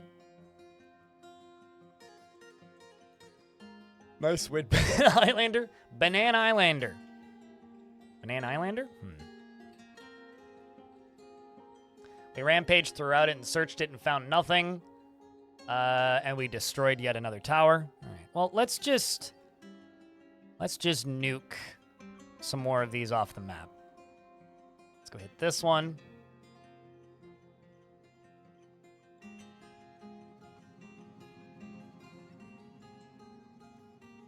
Hi, Nana? Oh, no.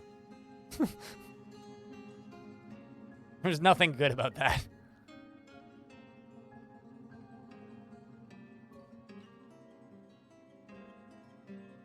Individual combat drill, sparring.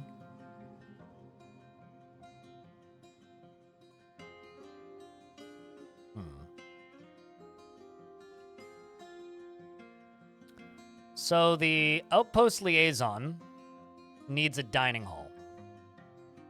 I'm thinking we make this into their dining hall. And make the outpost liaison's, like, secondary job being, like, the artifact watchman or something. Security, I suppose. Because they serve no purpose here aside from requiring value. So I could make this into, like, a dining room for them. Sounds like Grandma be smoking. Grandma knows what the good stuff is.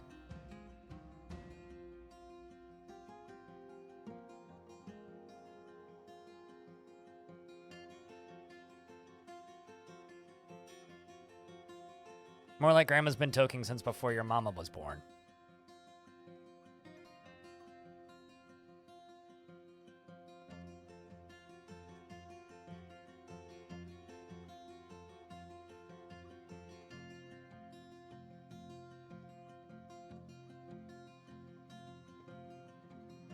Keep hitting the wrong buttons.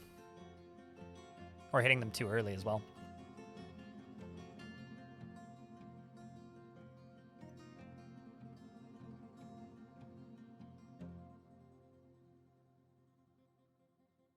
I do. It's not all the time. And I do them pretty quickly, so you may not see them all the time. And I also know how often I actually need to do them. So...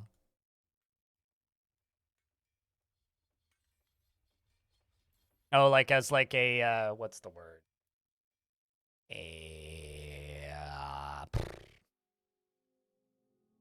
Like as one of the conditions, it's like if mandate, then kind of deal.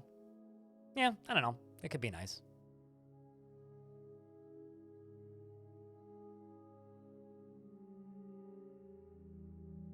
You don't want them skewing expensive items with no alternative material.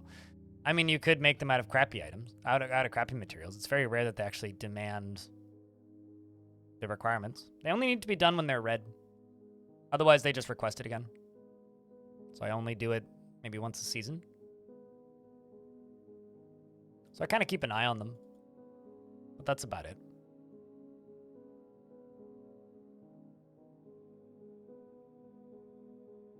You are not the king. King the Space Disco Fox is the king. You're not even a royal.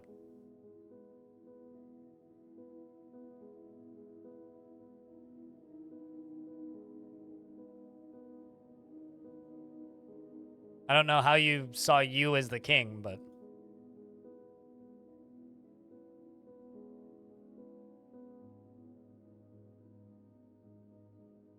And sometimes I'm not perfect, so I do miss the... I do miss the demands sometimes. Or the mandates, I suppose, not the demands. But more often than not, I get them. Like, at this point, I kind of could queue the bolts and the chains up. Let's be.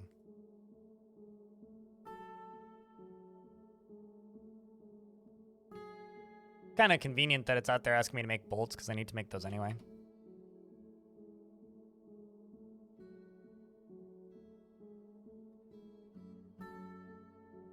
You're still holed up in the Necro Tower. You're actually, I think...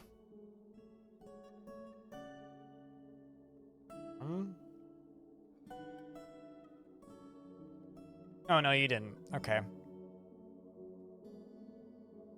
I was going to say, I think that you became a Baron, but no, I was wrong. No, you're still there. I'm probably never going to bring you back because of how tantrumy you were.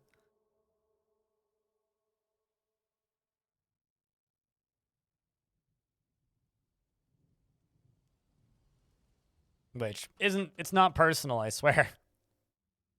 You were just too tantrumy.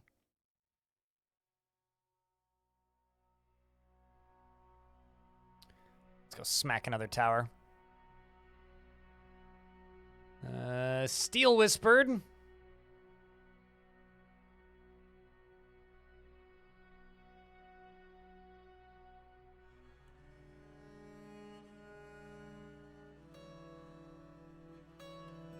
What's up? Wait, what? You said if you satisfy them as soon as they pop, then the timer for them to ask again resets immediately?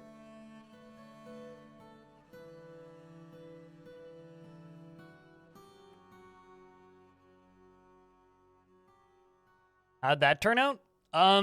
Ford ended up dying pretty dramatically, which was fun. Although I personally feel that the fortress that we did before that one was more Halloween-y. The haunted biome was very mild, not particularly exciting, even though it was terrifying. I think it was like... What's the word? Like, conflicting with the Untamed Wilds biome that we were connected to, so I didn't end up having any real haunted things happen, but we didn't memorialize a single dwarf, so we ended up with, like, dwarves dying faster than I could keep track of to ghosts, which was pretty crazy. It was like a ghost every couple minutes would kill a dwarf, so that was pretty chaotic. It was a fun fort.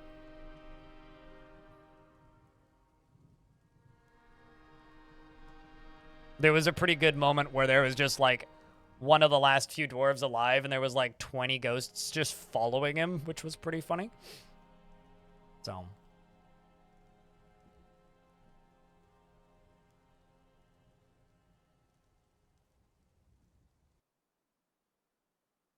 I will be honest with you, the VODs are out if you want to go look for it, but I have no idea how your dwarf died. There was dwarves dying every couple minutes. It was very difficult to keep track of it by the end. Turns out when you have a bunch of murderous haunts in your fort, ain't that too much? Oh, it's way too much. I do not need that much food.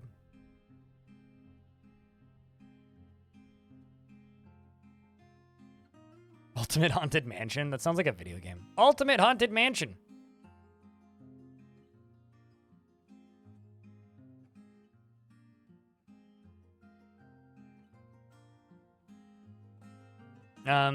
I'm sure that they're still there. I could not speak to their happiness.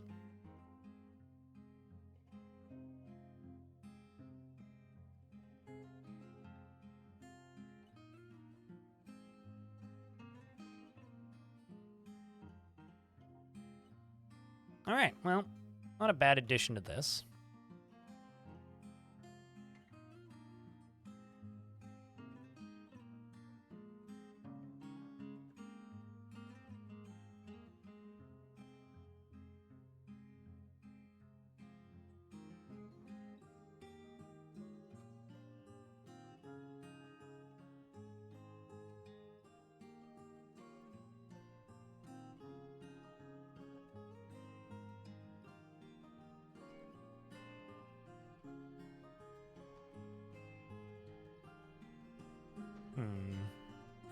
What else do I want?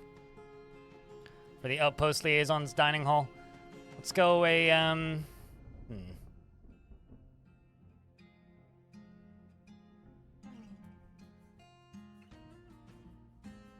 Don't have any of those right now, so let's just go... Iron Rack.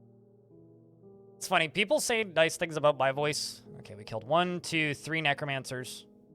People say nice things about 4 necromancers, 5 necromancers, jeez. 6 necromancers. People say nice things about my voice, but to me, my voice is like not great at all in comparison to some people. 6, 7, 8. Jesus, that's a lot of necromancers. 9 necromancers. Oh boy. Martin got one. The Hammer Permanency of Pantomiming is the full name of Martin, by the way. The Dwarf Martin's title is the Hammer. Wait, what? Hold on. The Hammer Permanency. And Necromancer. And we fought with 3 animated humans, a single animated human, searched the place, found nothing, and destroyed the tower. Subtract Necromancer. Repeat. Okay, so we've got this one, this one, this one. Then all these ones, this glut down here. And then after that, it's just a matter of going after the ones that are allied with me. So let's hit this.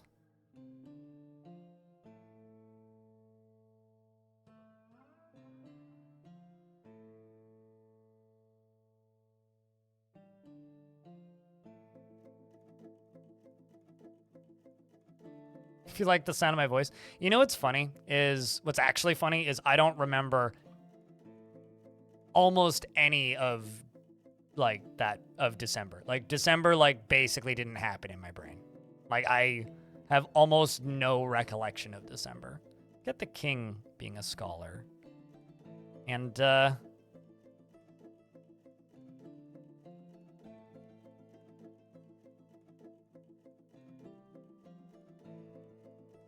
tell an Artho you can be our scribe. Start copying our books.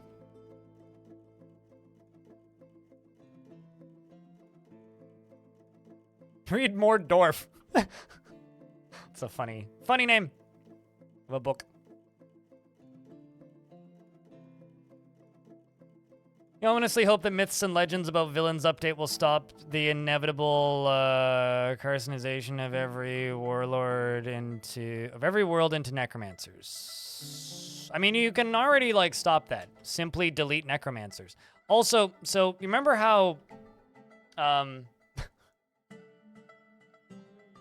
anyway, this dwarf's still doing this. I hadn't looked all day.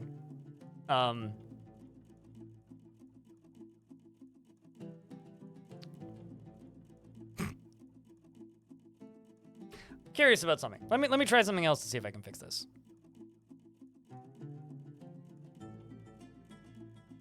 We're removing you from the burrow.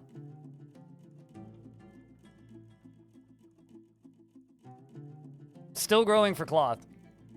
He's still going, yeah. After all of yesterday, he's still going. Gonna go get more cloth now.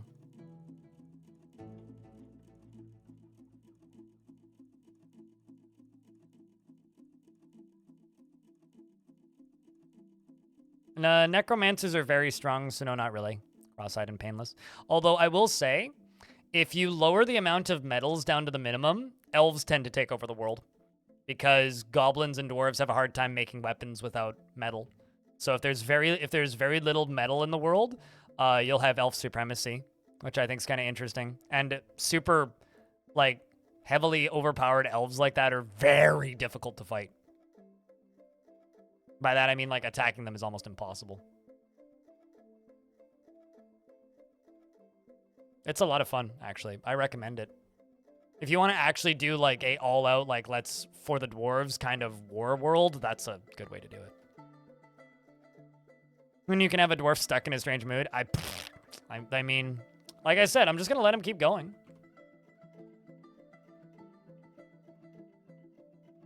Let's make,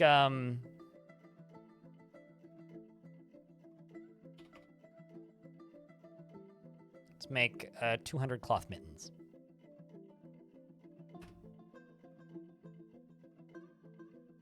Of course it does. It affects the whole world. I mean, it's the reason why sometimes you can't embark with an anvil. If your faction has no access to metal, or rather no access to iron, they don't have anvils. So they just get completely obliterated. Often, actually, if you have a faction with 0 population and you go to prepare carefully, you'll always start with an anvil. You will always have an anvil in your prepare carefully screen. But if you try and add a second anvil, it won't let you. And if you remove that anvil from your prepare carefully screen and try to add it back, you won't be able to. Because almost always I find factions that are destroyed, that have almost no population left, generally do not have an anvil.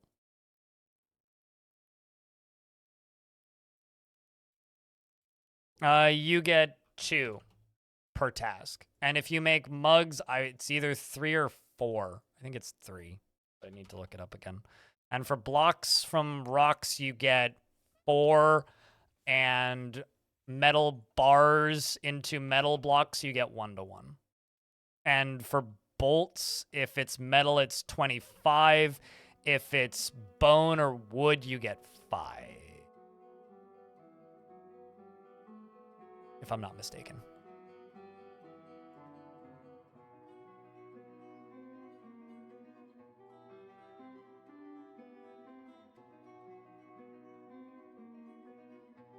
Yes, then the only way to get an anvil would be to request one. Although I think sometimes even if your civ doesn't have access to metal, you can still trade for them with your civ.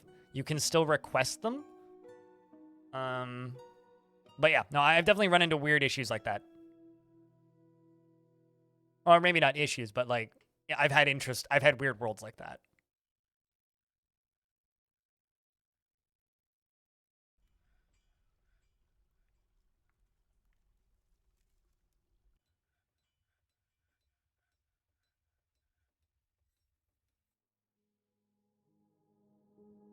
Let's take the king off duty. The king is a legendary axe dwarf now.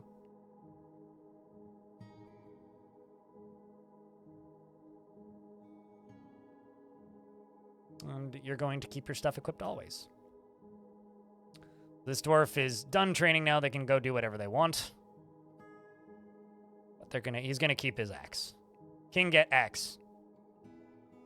Also, king need new hood. Holy shit.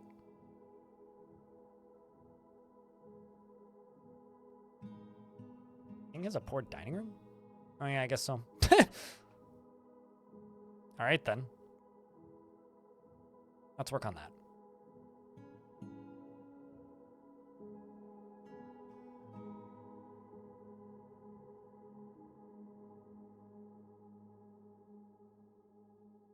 Let's see if that'll do her.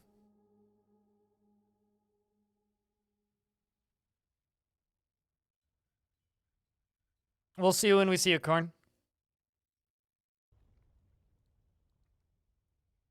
You have a good night.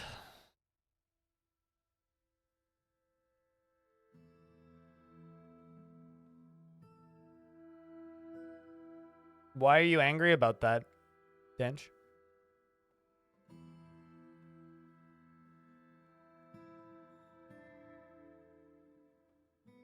But why would that make you angry? It's a thing that you already know the fix for. So why does that make you angry? Just a strange thing to be mad about, I suppose. That's what the value of these are. 1,000 each? Dang. Versus the steel ones, which are also 1,000 each. Okay, so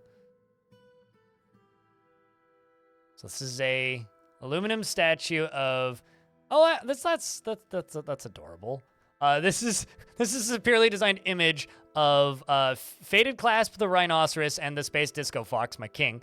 The dwarf is in aluminum by Iden. The artwork relates to the status of the Rhinoceros as the owner of the Space Disco Fox in the midsummer of 367. So it's an image of the king and his pet. This is an image of the king becoming king in 356. This is an image of the king becoming king. This is an image of the king becoming king.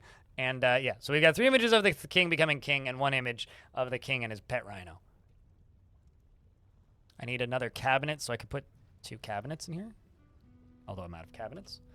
Might as well just make like 50. Let's just do 100 iron cabinets. Iron cab and iron chest. We'll just do 50 of each of these. And also I can fly up here.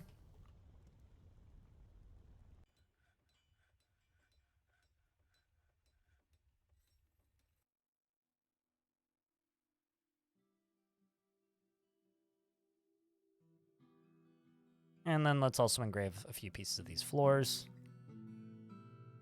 And that'll be fine. So now my outpost liaison should be satisfied. Although needs...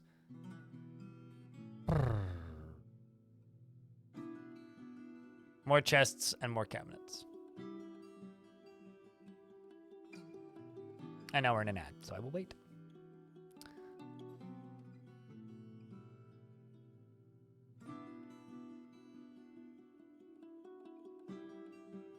We'll see, in older versions of the UI Dench, we had 2 different types of ammunition. We had what was considered training ammunition, and we had normal ammunition. Training ammunition, you wanted them to shoot it just at targets, so it would destroy it, so that they wouldn't use the training ammunition on the enemy, like bone bolts or wooden bolts. And then the metal ammunition, they would use on the enemy, and generally don't break when they're used on the enemy. Sometimes they do. But because we don't have the option for that right now in the UI, because they didn't have space for the button, that's the way it works right now, is you have to dig a hole. Chat room, I'm going to go grab my sandwich. I will be back in like 90 seconds.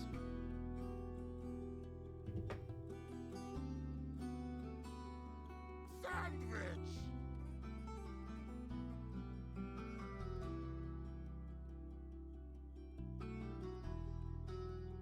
Cheese for everyone!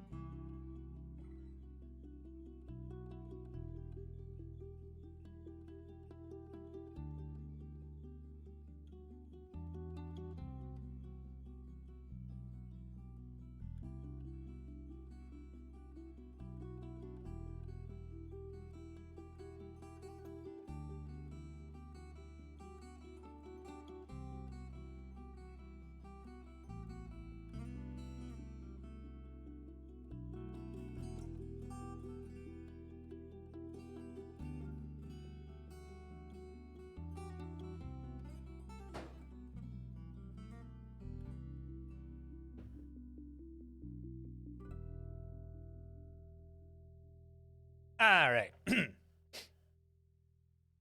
Hope you're not taking protagonism or something with your constant rambling. No, that's my job.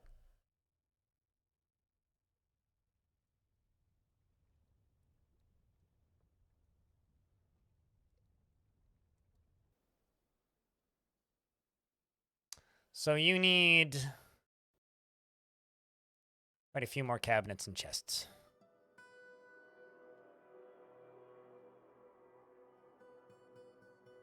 And quite a few more cabinets. Just let them work on those. God damn it. Why don't the ads and the saves all, like line up better?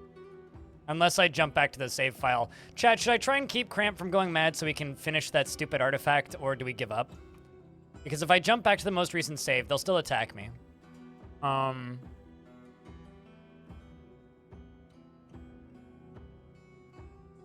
then I could remove them from the burrow first. Do you guys want me to keep that dwarf alive? What would he even need? Probably like 5,000 more pigtail fabric. I just didn't think about it when I did that. They are trying to get every single piece of plant cloth in the entire fortress.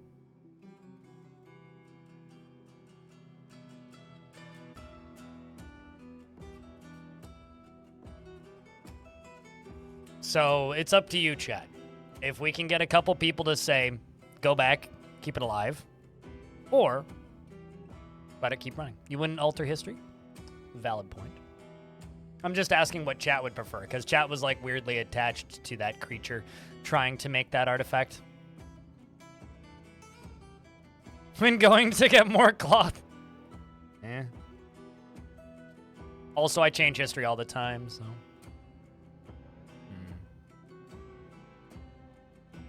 All right, I go.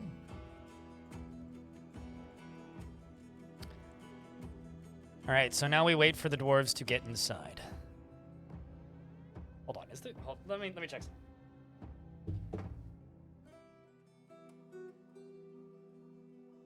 I have been notified again. I can pin with bits.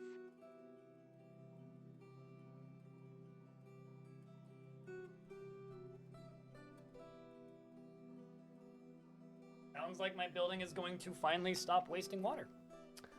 Thank you very much for the first notification of money in 1 hour and 22 minutes. You've been notified again that you can pin bits with... you can pin with bits. Well, there you go. You can officially pin with bits still. Still functioning.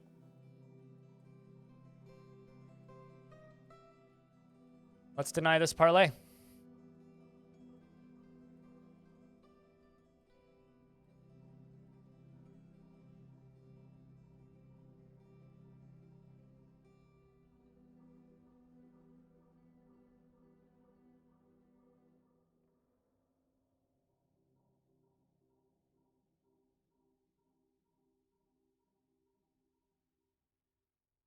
We do actually have a couple dwarves that worship the chinchilla now on that topic, Arkstrom. Materials delivery? Unfortunately, I don't see any whips. Oh, no, there's a few. There's a few scourges.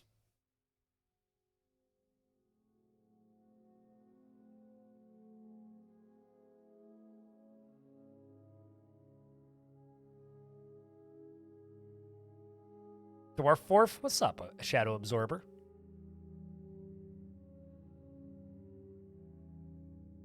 I love that the volcano is draining slowly. All right, so we're gonna come all the way down here, and I do have some dwarves still running in, which honestly they need it. And I'm gonna get you patrolling that. I'm going to get you up here. And hopefully they go the direction they're supposed to go. Not the direction they're not supposed to go.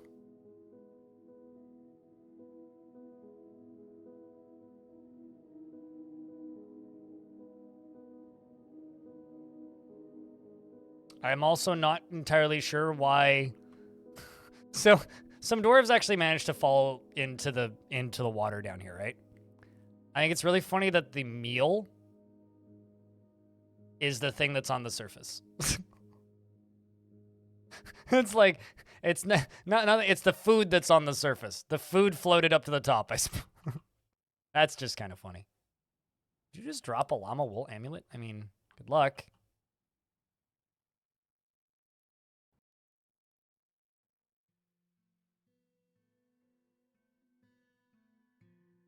Here come the Gerblins. Artifact Electrum Spear. Ooh, that's a wonderful ceremonial object.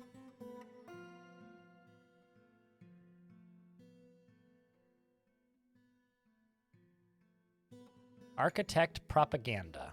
That's a new term.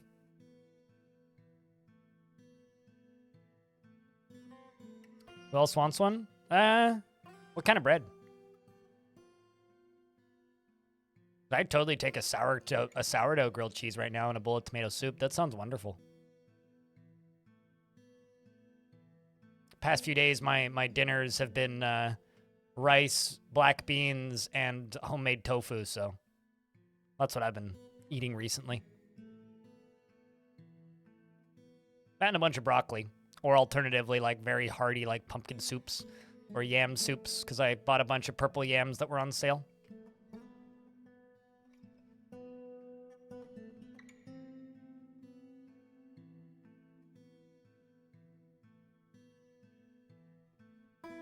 How do you make homemade tofu? By making tofu at home. I make legume tofu, so I was making red lentil tofu. I've made tofu out of other things previously. It's like I've known for years how to make chickpea tofu, but this was me trying red lentil tofu. So it's literally just you soak the red lentils, you then wait like, I don't know, for them to be fully hydrated, and then you blend them until it's just like completely smooth, and then you put them in a pan and you boil it down until there's no water left. And then it turns into a mashed potato consistency, and you put it into the fridge for an hour and a half.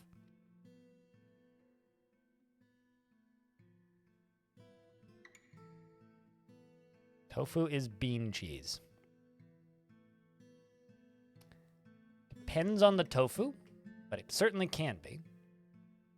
All right, so my Mark's dwarves are about to get to play target practice for a bit, and this dwarf is doing something. It appears that right off the bat, Digal here, the elite Mark's dwarf, is doing quite a bit of work. This goblin had a crossbow, no longer does. And now instead of having a crossbow, he simply has 1, 2, 3, 4, 5, 6, 7, 8 steel bolts stuck in his body. So dude's full of bolts. It's turning into a pin cushion. A very good pin cushion. And now his guts are hanging out because we got 2 more dwarves that have joined in with the shooting. We got Baby Fem, Rigoth, as well as Digal, all firing. It appears that this goblin back here is also taking a couple of shots. This, considering he says death is all around us, this is truly horrifying, and then gets hit by a copper bolt. So, you know, also he's freaking out because the goblin in front of him just died after getting 1, 2, 3, 4, 5, 6, 7, 8, 9, 10 bolts in his face, which frankly, quite effective, if I have to say. That is Nagoking, and let's see who actually got credited with it. Probably was one of you two. Probably you, actually, because you got credited with 2. That was a very unremarkable goblin. Wasn't even worth writing down their name in the annals of history. The dwarves continue to shoot, and more goblins are dropping their shields and weapons and freaking out as they strip naked because their clothes are literally getting shot off by the bolts. This goblin up here up front is vomiting as much as they're bleeding, which is quite impressive that a goblin has so much liquid inside of its body. The remainder of the goblin hordes are coming up slowly through the side entrance of the fortress and walking over the bridge slowly. But it appears that they're going to start having a rough time of things when they start seeing that all their friends are now bloody messes. We have dwarves over here on the right as well that are starting to fire down on an angle towards the goblins. Another goblin has fallen, and it seems that Golzru here is quite afraid after experiencing trauma because he saw a goblin die. I also would be. This dwarf over here doesn't feel anything after seeing a goblin die, but is afraid. This dwarf is also afraid. This dwarf is also afraid. This dwarf is also afraid. Says our time in the realm of enchantments is so brief, begone fear. The goblins continue to walk forward.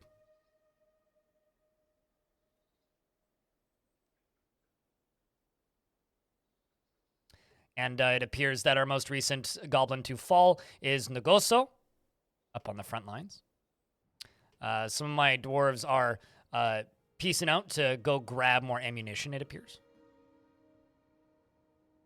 And also I need to make sure that... Okay, the ammo down here is, in fact, not forbidden. I also need to make sure that they're not running that direction. No, they are not. Sweet, that's good. So we can continue witnessing the violence. This dwarf up here is doing quite good work as well, it seems, after firing multiple steel bolts, hitting goblins in the right hand. And the wrong hand, too, probably. Got more dwarves up here also firing. Baby Femme, in fact, has probably had some pretty good shots herself. Firing a steel bolt that strikes the goblin crossbowman in the left foot, fracturing the bone. Makes walking difficult. Honestly, I'm quite impressed by how effective these are. I may actually make some more squads. Especially because they don't need to be that brave. Like, it is good for them to be brave, obviously, but they don't need bravery as much as melee squads do. And also, I think I'm going to give my melee squads an opportunity to finish them off. I've been using the lava to finish them off, but I'm going to let them walk through, and then we're going to slaughter the rest of them with the melee dwarves. I'm actually going to pull this lever to lock them inside, because what's better than having a bunch of enemies is having a bunch of enemies with no way out. And from there, we can simply continue to witness. We've got Digal still kind of standing in a trusty spot down at the bottom, firing south, which is great because he's actually very satisfied now, remembering mastering crossbow. So this dwarf here is now a crossbow master. In fact, you know, sometimes we need to take good opportunities to name dwarves, frankly. Also, I gotta say, I don't think I've ever seen a Comrade Nerdy chat emote in my chat, so that is a rare thing indeed to see an emote of somebody who I've lurked in for like 4 years but never actually said hi in. All right, so there you go. You now have a dwarf. So this dwarf never fails to seek out the most stressful and even dangerous situations. Never becomes angry and is sloppy with his living space. Rarely jealous and accepts favors without developing a sense of obligation. Preferring to act as his current situation demands. He can get caught up in internal deliberations when action is necessary and lives a fast-paced life and enjoys the company of others. He easily falls in love or develops positive feelings, and he tries to do things correctly each time. He is trusting, and he rarely is happy or enthusiastic. He is conflicted by this as he values parties and merrymaking in the abstract, occasionally overindulges and is troubled by this because he values self-control. He always scratches his head when he's trying to remember something and needs alcohol to get through the working day. Dreams of raising a family and personally sees life as unfair and doesn't mind it that way and sees sacrifice as wasteful and foolish. Values self-control and sees competition as wasteful and silly. Has many close friends and they're all in the military. Look at that. And is bored. Wants to wander. But anyway. Literally just got another kill, I think. Yep, just killed this goblin. It's Lexu. Not bad. Well done. In fact, I was going to see if I could see what the last thing he did was.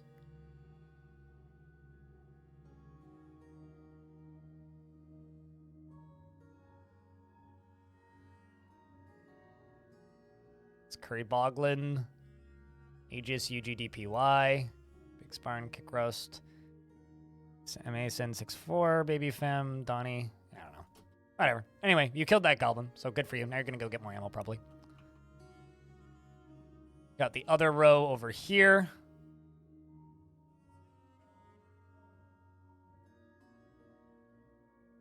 So what we're going to do is I'm going to tell squad. So I'll go stand here. We're not going to send the... chat, should I send the king's squad in? Should I? The king very much has a mental state for military. Send only him? Nah, not only him.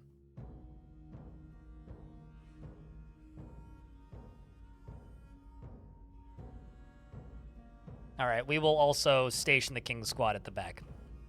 King's Squad is made up of a retired combat dwarf and the king. And the king uses a steel battle axe. Another goblin just fell over named Burr. Dwarves are continuing to shoot their bolts. I'm actually going to move this squad further up. They're going to go station up there now instead of down here. See if they can get some more shots on the back of those dudes, although they're just going to keep firing. This goblin hasn't really had the opportunity to shoot anything.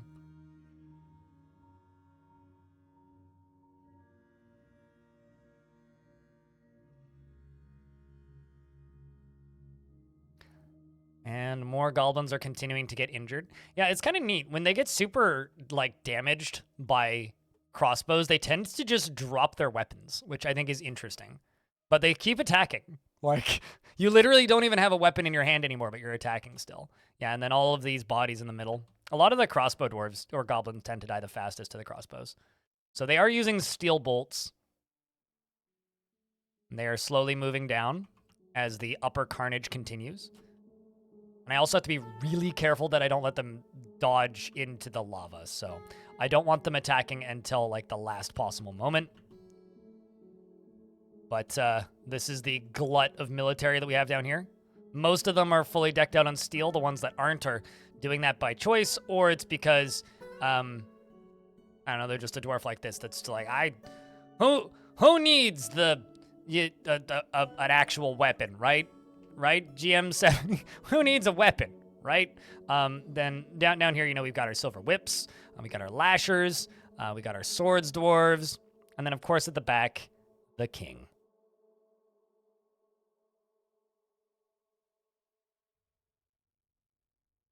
So we continue watching the violence being sprayed. These goblins have seen better days. This one is still injured. Like, are any of these not injured? Wow, they're all injured. Look at that. This is literally just going to be a cleanup crew. They're all at the very least injured. Most of their armor is, like, non-existent. They all have bolts stuck in them. That's actually crazy. Like, we're nullifying the effectiveness of this whole army, basically. Anyway, the dwarves keep firing. Except those ones for some reason. I'm going to set both of them to patrol the central tower. Because you guys need more ammo. They're probably too far away from the ammo supplies. That or we're starting to run low on ammo. One of the two. I may just need more ammo. Shadow Absorber wants you to post beers, chat. And if YouTube's listening, you guys can do that too. No one's stopping you guys from posting beers. You guys get emojis. More goblins are falling.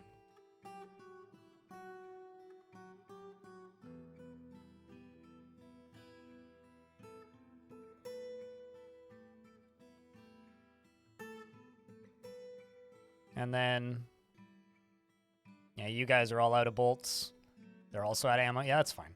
But they'll come over here and then they'll go from the center to the edges and kind of walk in circles, which is pretty effective actually, because they get ammo, and then they keep shooting. They're shooting this guy down. You're not going to live much longer. You're injured. These guys are all healthy. So there are some healthy ones kind of in the middle. But most of them are injured. And these goblins are slowly moving forward. This whole crew is injured. Dwarves are on the other side. Some of them have moved down already. Okay. I guess it is time to move the goblin, or not the goblins. It's time to move the dwarves up. The entirety of the remainder of this squads are going to move up here. So we're going to follow the king, who, by the way, is equipped with a steel battle axe, a steel shield, and a steel helm. Because I figured the king should probably wear, you know, his ceremonial robes and leather tunic instead of, you know, other things. So the king is running forward. The king already has a combat log too.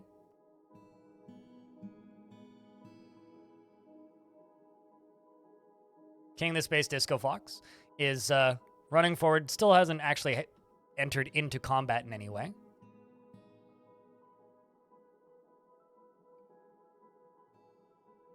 Jumping forwards. No injuries just yet. Still no kills. Has hacked at some goblins, though. Hacked at a goblin spearman in the lower body with a battle axe, tearing apart the muscle, and tearing apart the right kidney. An artery has been opened by the attack, and the king says, "Death, I'm not uneasy." The king stands up. Now, this is the part that I'm worried about. Is the how many are left. This part's going to be kind of concerning. This guy's getting unlifed. Because something just... Oh, you see a goblin pikeman fell in. That's what I'm concerned about. I'm concerned about my soldiers dodging.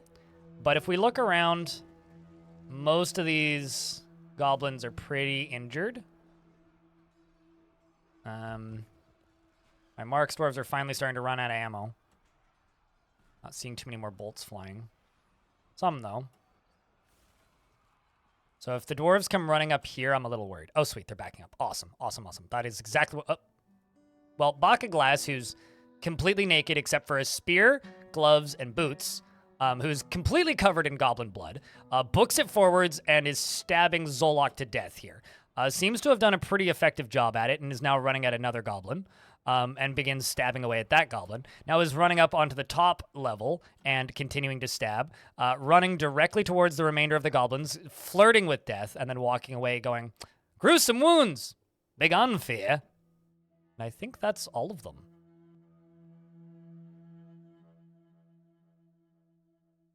Yeah, I think that's all of them. A dwarven child was found dead, so a dwarven child didn't actually make it into the fort in time. That's a shame.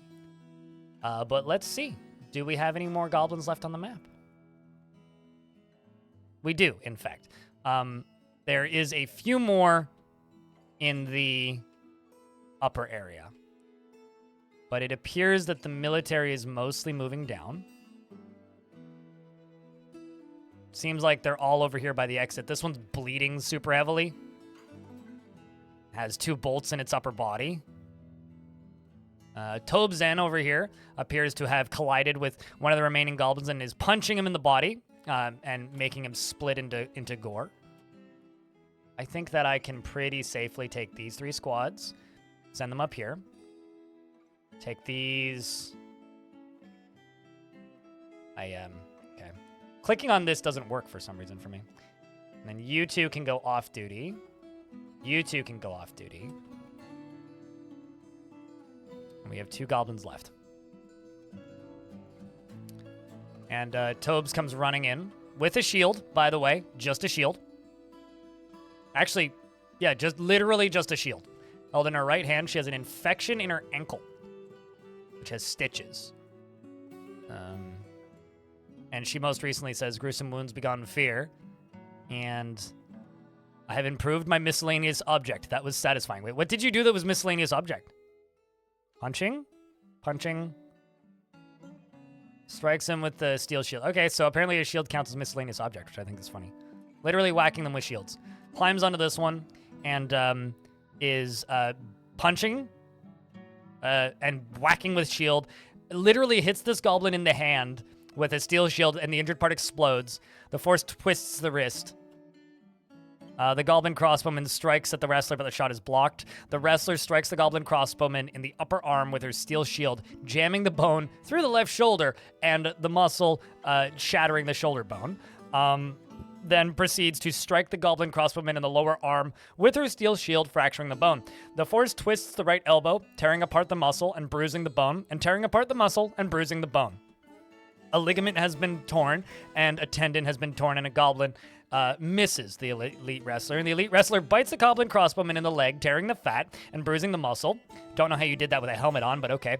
And then the wrestler strikes the goblin crossbowman in the upper body with her steel shield, bruising the muscle and the spine, then strikes the goblin in the lower body with her steel shield, bruising the muscle, and then bites them in the hand, bruising the muscle, through the wolf leather glove, latches on firmly, still biting while shaking the goblin crossbow, the goblin crossbowman around by the left hand on the right elbow, and an artery has been opened by the attack, and then proceeds to strike, continues shaking them around, and it's twisting them, and they're still just shaking, and then starts kicking him somehow while still shaking him because they're still biting them. And then the left elbow, which the force of like kicking them actually seems to be bending the elbow in a way that it shouldn't go, which is just horrible. The wrestler then strikes the goblin crossbowman with her steel shield, jamming the bone through the left wrist and shattering the left wrist's bone. The force twists the left knee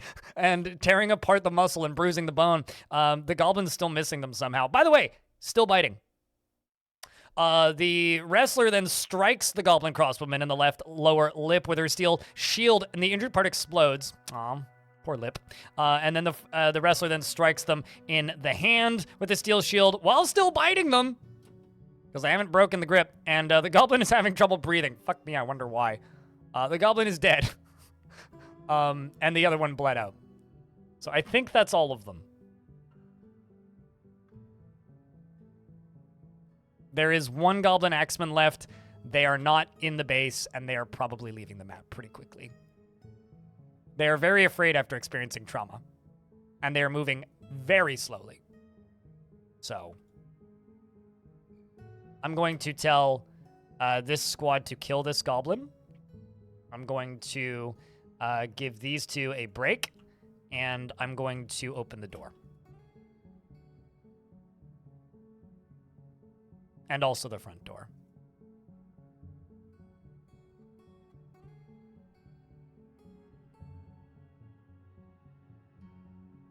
We're actually going to have a lot of bodies to clean up this time, which is kind of the downside of doing it this way, but I mean, I still could maybe, like, I guess, burn these bodies. Maybe I should do that. Wait for all the military to be out of here, and then just burn what's down in there. Maybe we should do that.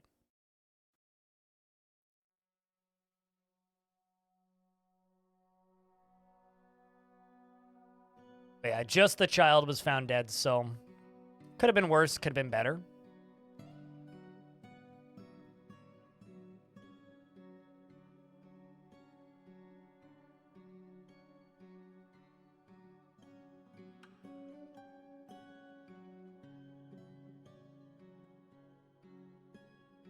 Okay, so this is all empty, so I can clear this and we can just burn all the bodies that end up in that area.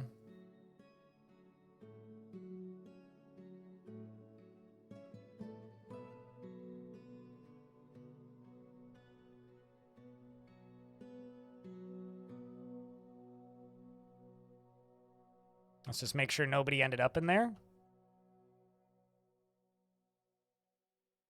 Yep, nope, we're clear. So that will deal with some of the bodies, which will speed some of this up. And now I can turn this off. And oh boy, that's going to be a mess to clean up. That's going to be a mess and a half. Oh boy. Oh boy. You need a drink. So go get a drink. Ripe their throat? I mean, I prefer their throats to be not raw, so yeah.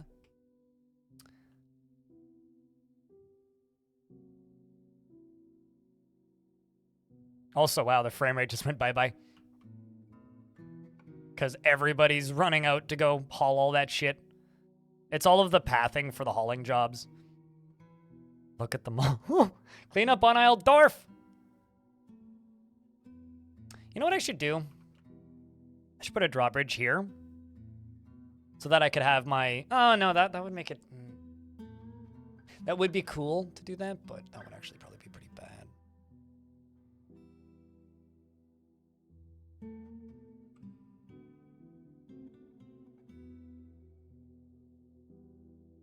I'm just going to update equipment on everybody. Because I'm sure some of them are going to go get new equipment. Yeah, some of them are. Quite a lot of them are, actually. Non-major nerd has named their shield. It's going to upset a lot of dwarves.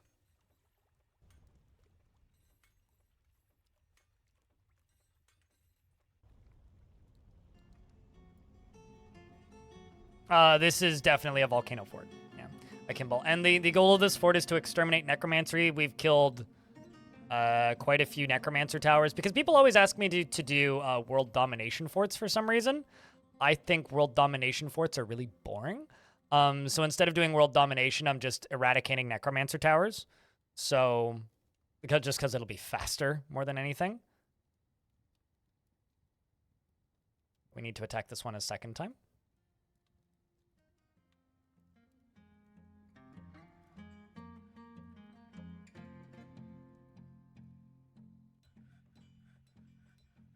Clean up on aisle, yes. More like. But yeah, that's a lot of bodies that need to be hauled. Although a lot of these dwarves are actually just like hauling items.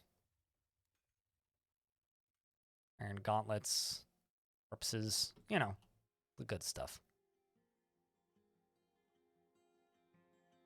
The king has angry demands. You want bolts. I need to make more bolts anyways. Chains.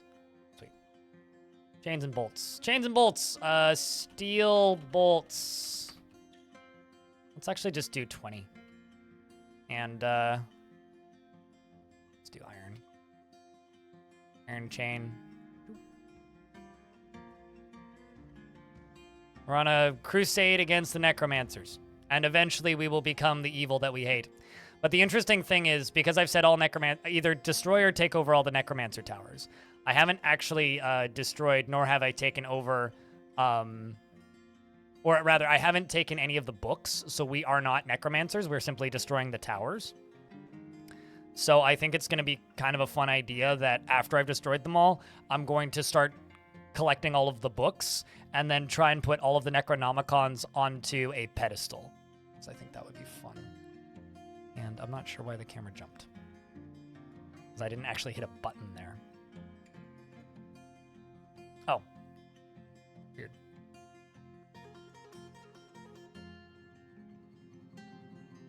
Have I done any Necromancer forts? Mate, I've played this game since 2009 on and off. So, yes.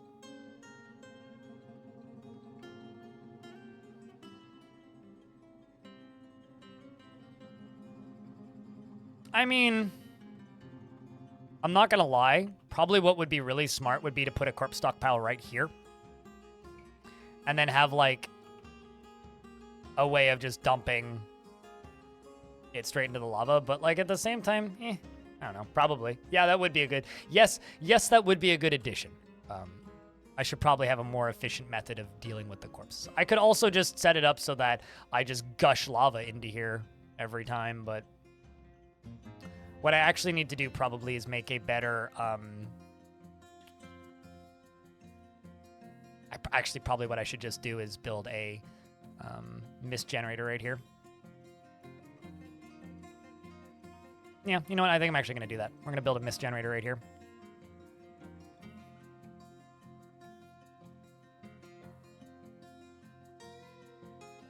You didn't even know I had a YouTube channel until yesterday? Well, there you go. I mean, yeah, no, I've been playing this game on and off since 2009, so, like, there isn't really a type of fort I haven't done.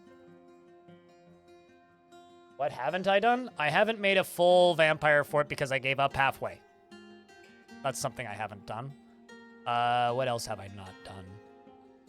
I've never done actual world domination on a bigger than pocket-sized world because it is so painfully fucking boring. So I haven't done that.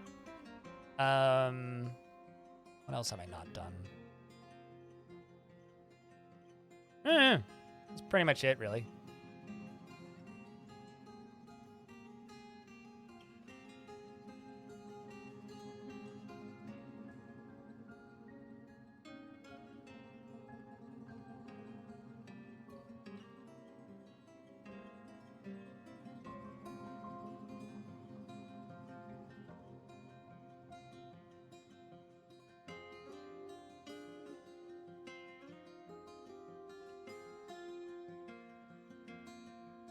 Mined all the way down to a lava lake.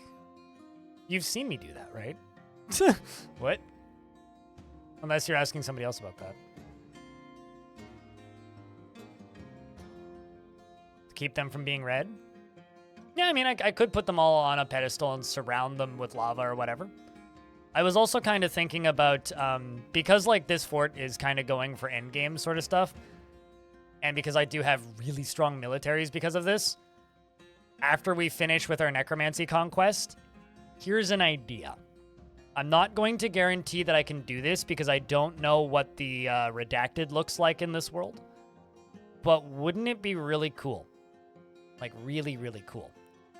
If we were to, you know, let's just say, dump them all into hell. I think that would be pretty cool.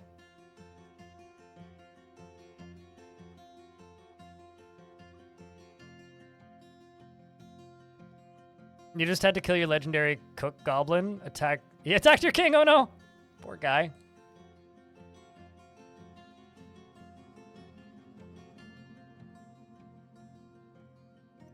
So that's something I'm kind of thinking about doing.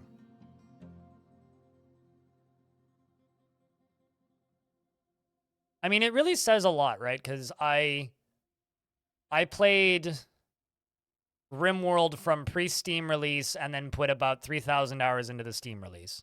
Played that game for about a year before it released on Steam. And was so fucking bored of it by the time it released from early access that I never wanted to play it again.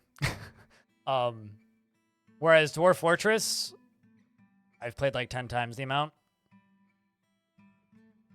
Not bored yet. Sniper, what up? How's things?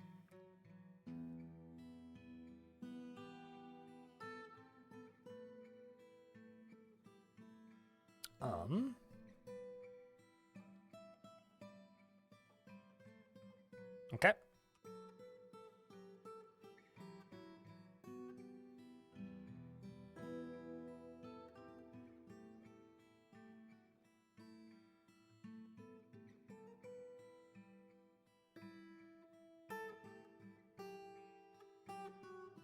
Let's do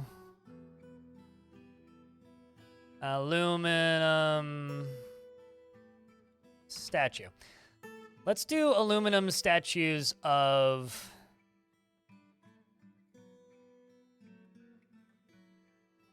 aluminum statues. What should these aluminum statues be of? We played Cryptark? That's a weird game. Real weird game.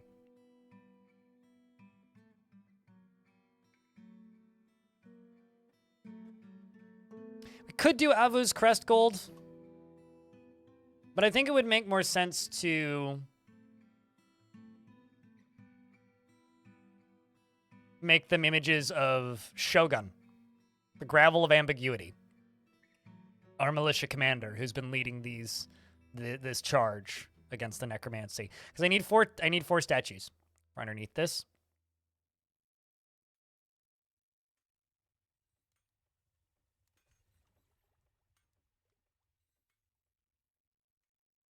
Otherwise, there'll just be mud everywhere.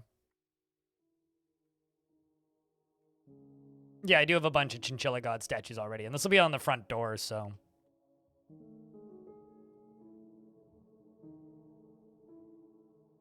Because we do kind of have quite a few upset dwarves. I'm just going to grab a random dwarf and be like, room, you do have a bedroom? How about you?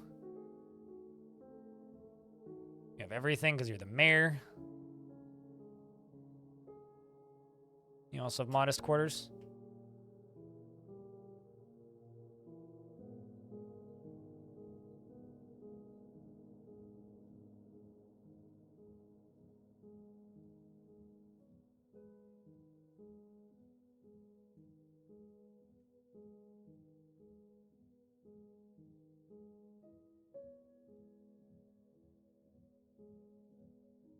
And then here,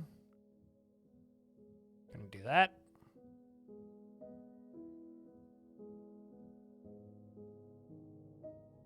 Still waiting on other things.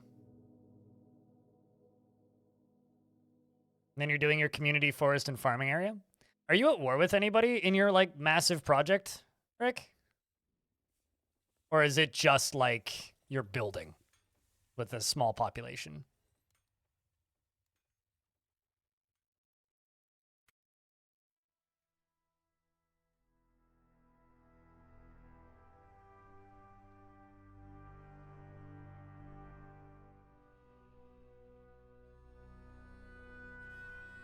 And there's my one necromancer and none of the dwarves know. They haven't gotten suspicious yet.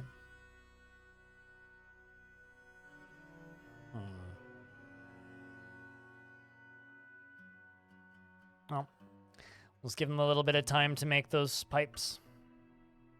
That entrance is looking lit. I think this entrance looks pretty rad. I think the part of the entrance I don't like actually is this field right here. Cavern dwellers. Oh, that's fine.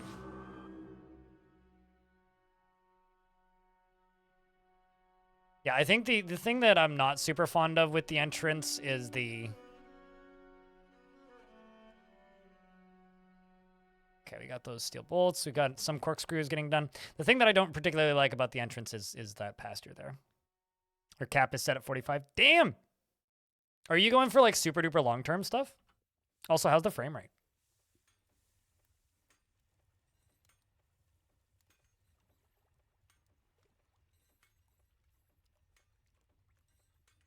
Everything else is take it or leave it. The suited giraffe in chat says, I'm a bit of a fan of the giraffes. I do say so myself. Pigfinite, the broker, has gone into a strange mood. Very strange mood. Create custom statues? You just click the magnifying glass and then assign images. Pretty simple. I want to say that did I make a tutorial for that? I don't even remember.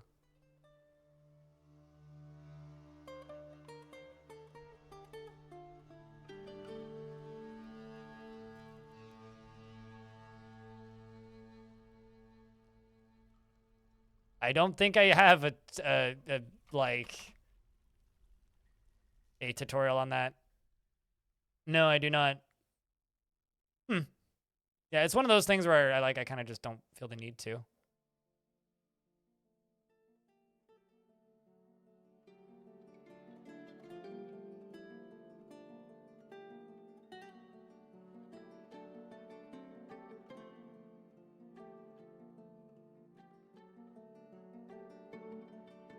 Your civ is only at war with a small human civ, and it's pretty much all of the sites are the civ between me and the humans. Got it.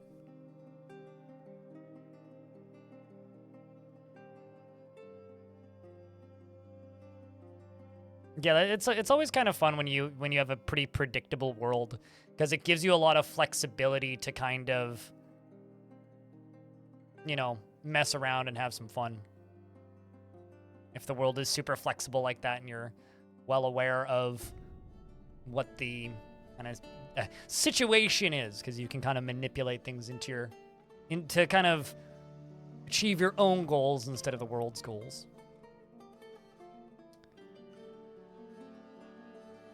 I just want to say, warning, flashbang.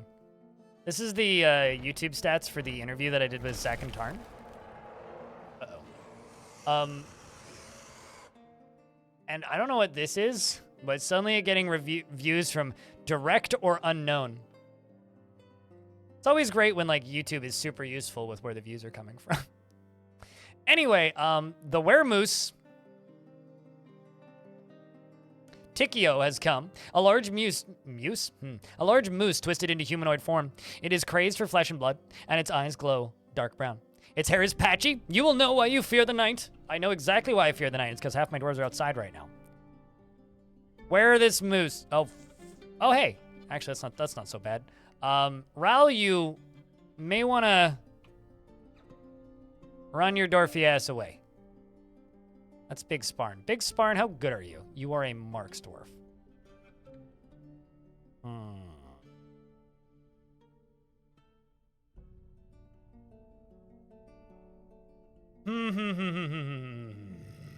Okay, I'm going to put all of my military, with the exception of you, onto training. So they'll fight with it. Creature running forward. Ral screaming and running away. Ral dying very quickly, probably for the best.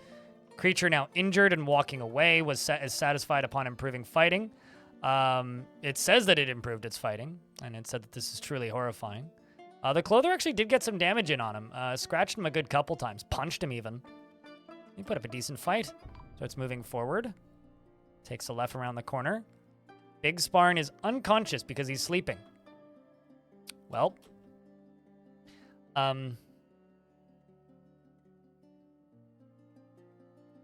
Rest in peace.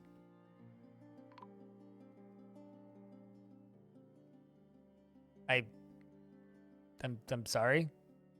F, I suppose. Big Moose is now running straight at power tools and beer. Uh-oh. The Necromancer's right there. Well, this is terrifying. The Necromancer's running away. Power tools and beer is now dead. Necromancer appears to have escaped.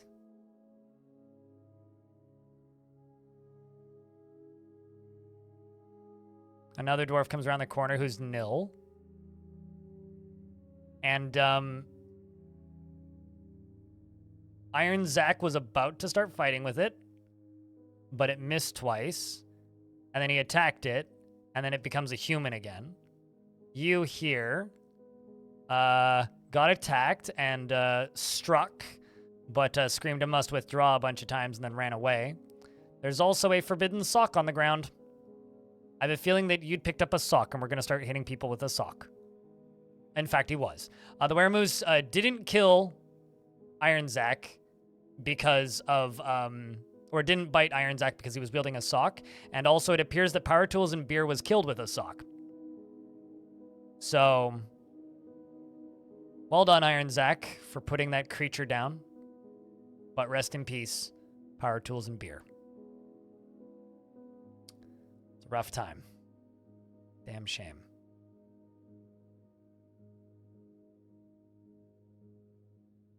And we still don't know that the necromancer is a necromancer. In my headcanon, the dwarves don't know that that necromancer is a necromancer until they die. Or until they resurrect something. Weremoose is what happened.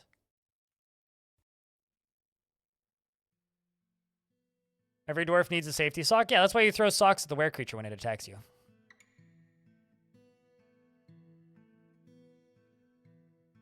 Waking up? That dwarf didn't wake up. That dwarf died in its sleep.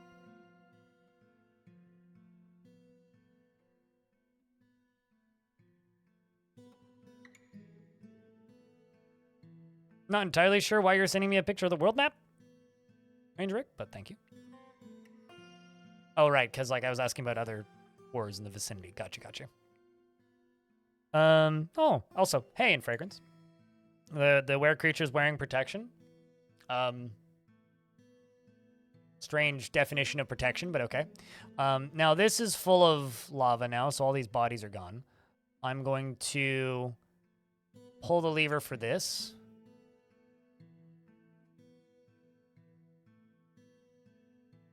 I'm going to pull the lever for this.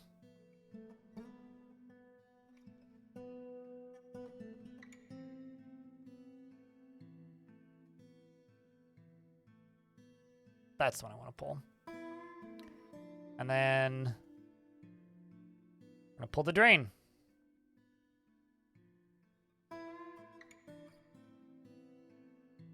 Just going to drain out the last of this lava. Down into here. Pretty quickly, too.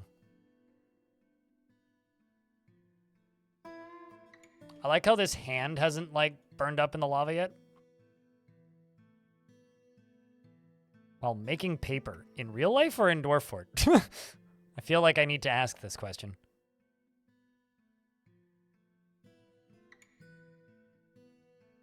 And this will drain out real fast. Like, real fast. And then we'll be able to go down there and gather most of it out. It's already down to 4. This area is draining pretty quick, too.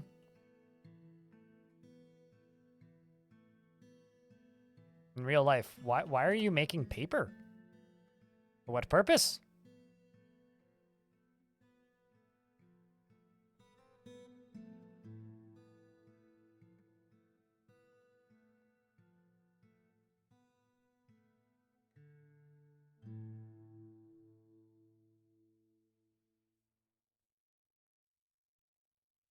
I need to double check tombs.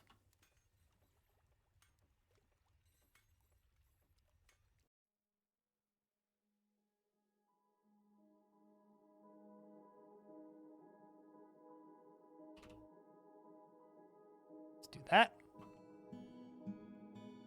So this is spinning. It's got power.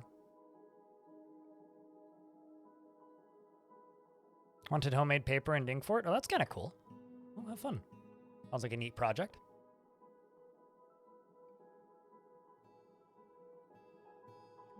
When creature? Where creature? Next, you're going to ask me why creature. Maybe that's what we say when, like, the dwarves all die.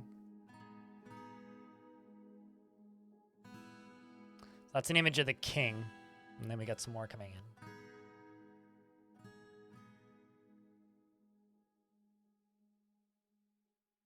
Yeah, maybe you should. That seems unique and interesting. Squads have returned from the most recent raise attempt. They walk all the way across the world. Oh, we searched, looted. I just realized I screwed up. I looted a bunch of books again. The tower, my only mistake. Well, let's just hope we don't get a Necronomicon. And if I do, I will forbid it.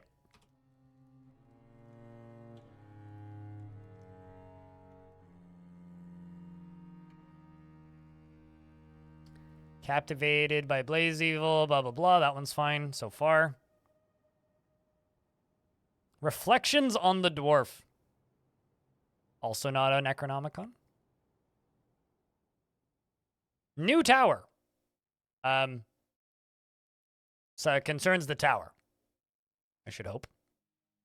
Unknown human. It's like missed connections. It concerns the divorce of a human. Well, that's kind of funny.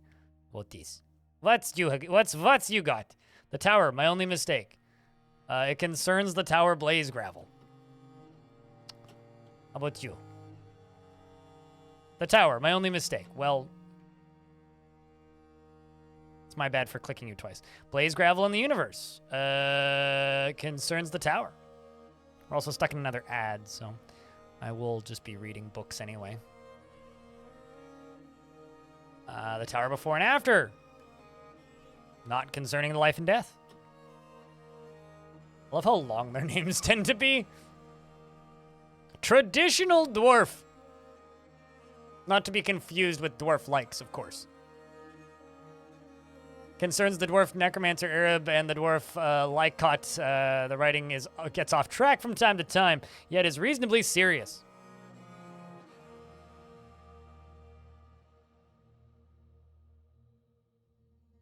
And then Eldritch, the mystery of the human.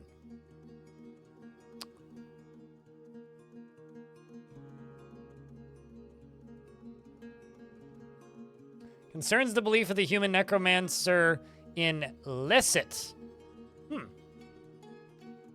Necromancer praying to a certain god. Dweezil. Concerns the author of the mystery of the human.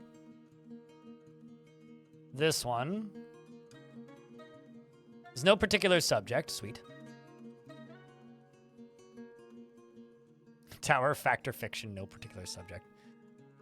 Fuchsia incenses in the time of my whatever the fuck. Oh, it's about a type of music. So dwarves could learn a type of music from reading that. The Tower Abridged. It's the better version than the Tower. Concerns the settling of the human necromancer in the Tower.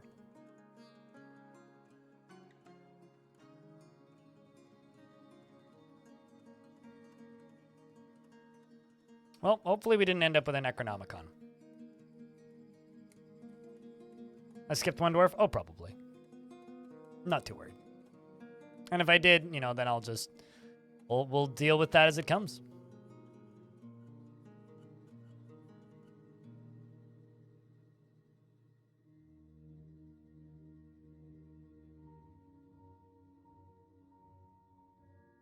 You bet it's speed metal? Future metal is still the best form of music I've ever had in a World of Dwarf Fortress. Future metal. It's because I personally would love to go to a future metal show and would absolutely adore the opportunity to go to a future metal show. I would like to see a future metal show. Because I feel like that there's something about that that probably would make that really good. Got some good future metal song recommendations? I don't know. Honestly, future metal would probably be like... I would honestly say, like, anything by Animals as Leaders, but...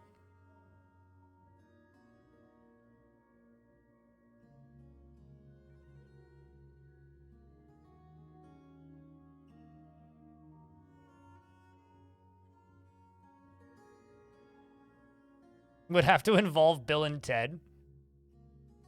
So it would be a metal band that dresses up as Bill and Ted. No, actually, oh god, what's the name of the Machine Head cover band that's all robots?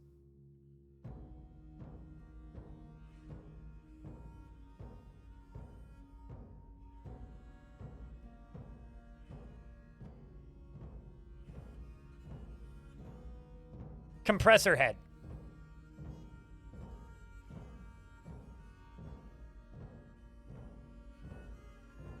This would be future metal.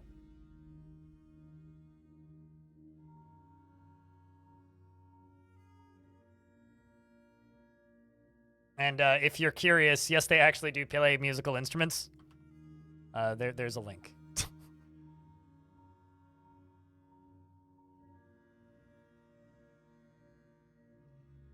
That is indeed future metal. Mm-hmm. That's just anti-music. I prefer uncle music, but you know, if we have to choose here.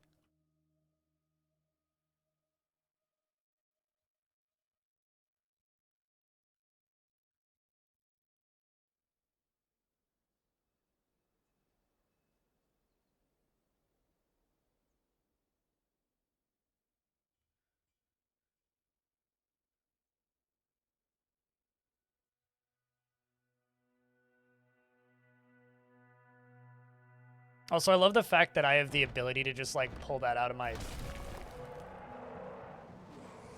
memory and just pop that up. The Forgotten Beast, Rithi Actifatletho, has come. A gigantic skinless stegosaurus. It has a pair of long antennae and it belches and croaks. Beware its poison sting.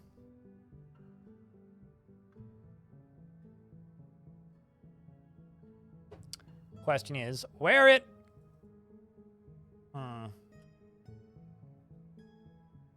I don't think it can get to me, so we can just let it go do its thing. Good luck, you doofus dino.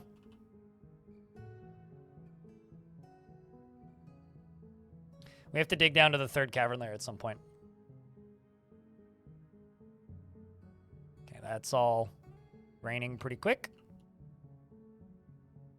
And this is a dwarf moving very slowly. We're gonna go attack another thing. Destroyed that. This one needs to be destroyed. Don't steal anything. Raise. Send the 3 squads. Go get them, dwarves.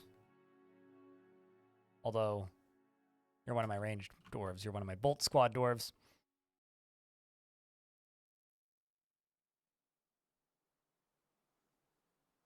Whatever.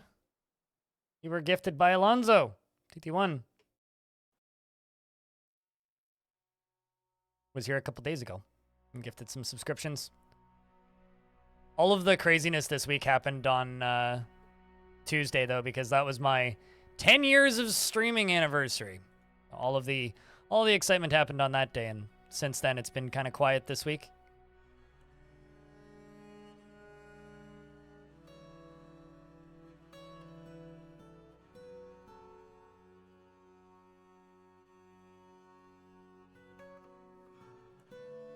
Yeah, this fortress is getting pretty nice looking. It's growing up.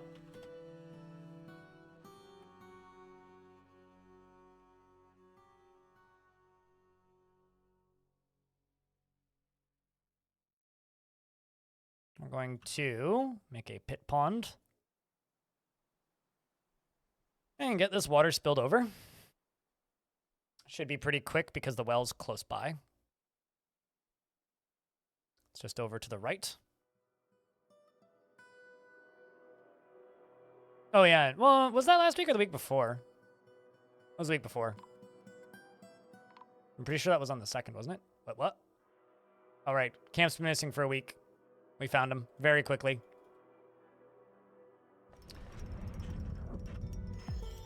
And Pigfinite has created Tess Komalath, a gypsum mug, and offers it to the ageless creation.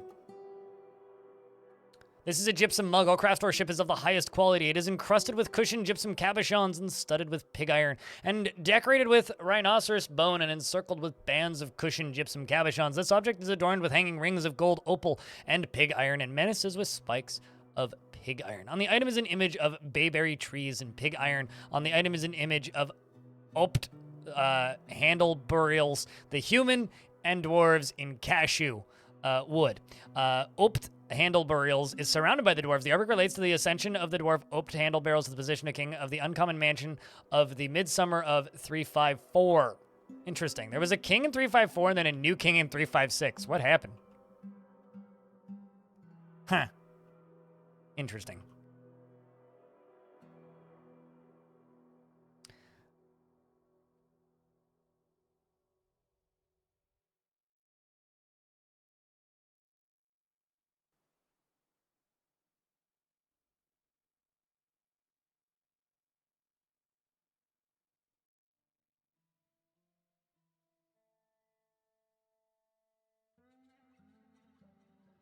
Well, it's better that time flies than time filing because we only have so many cabinets.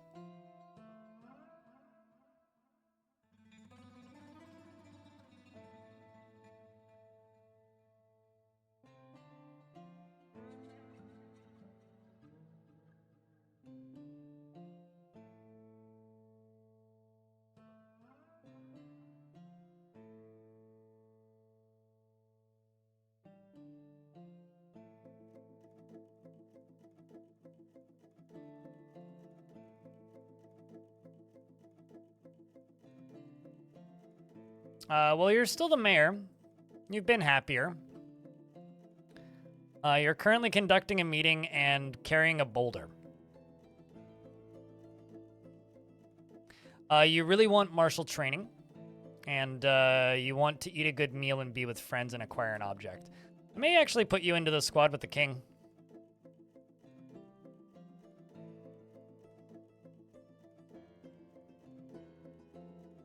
Because you really want martial training. So might as well let you get some martial training.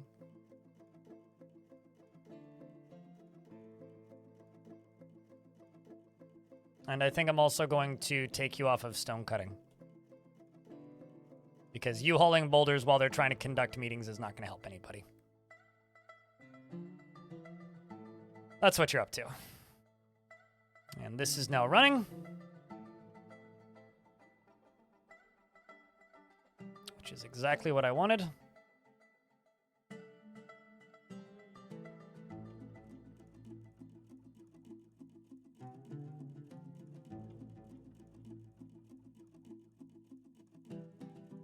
And now we can start filling this in a little bit, because I want to fill this mostly in.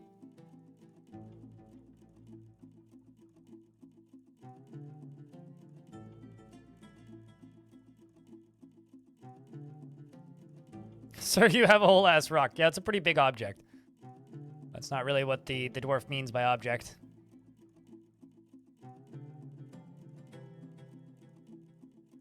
I feel like the squads have returned.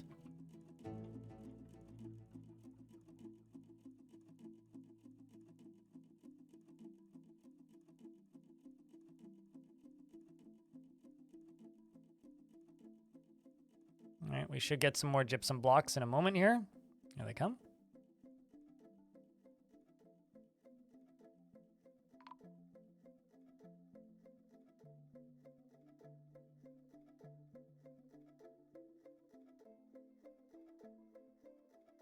Lucy Rambles has been missing for a week. Huh.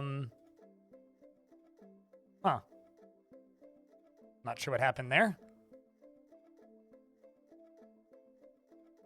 Somebody died recently. Didn't see anybody tantruming. I should put that mug into here.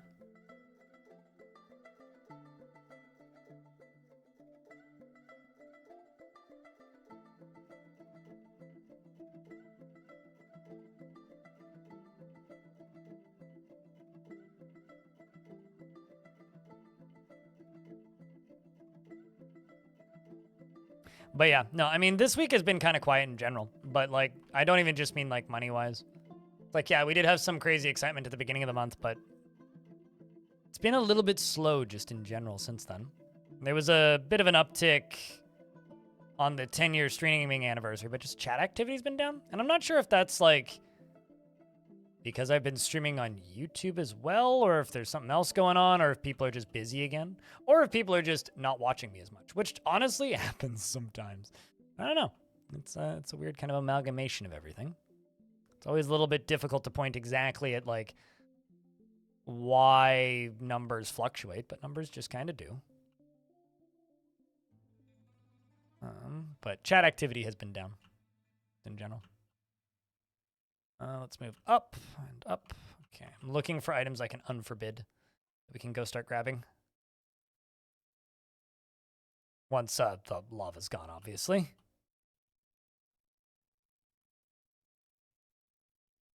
And you're hauling a barrel. They're still fighting.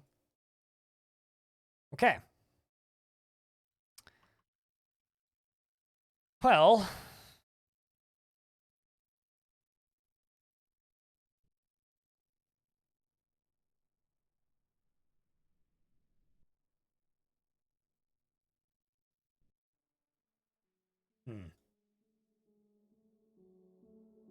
Let's go down through here.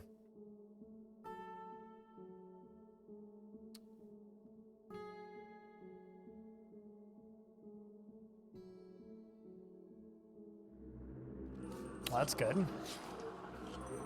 Pause that until I can see what it was. Probably nothing terrifying, but need to check first.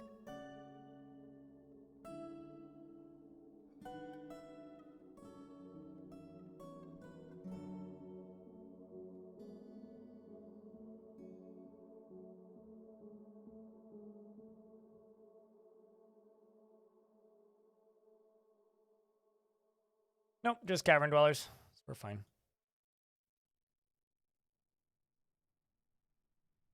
To make your own fun with Dwarf Fortress? A safe fort is a boring fort. That's kind of the model to live by. An optimized fort is also a boring fort. Think of it like you're playing D&D and you're the DM, and you're playing D&D with all of the dwarves. Dwarves are your players.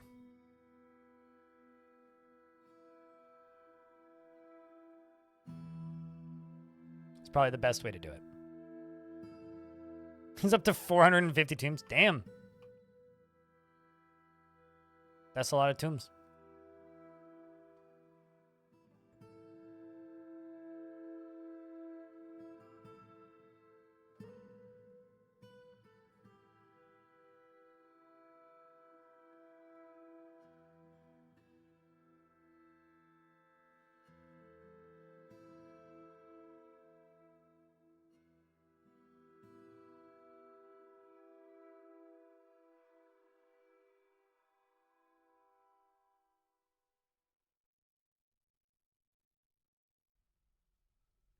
A couple. Yeah, like at least 2. Like I said, it's a couple of tombs. There we go. And I can dig without canceling constantly.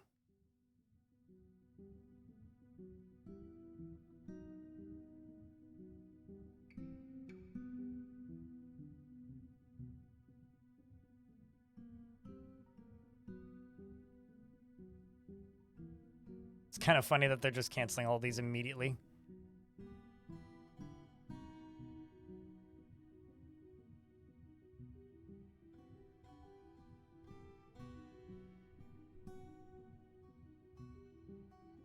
Let's get rid of all those. Don't need them. And let's get rid of this and this.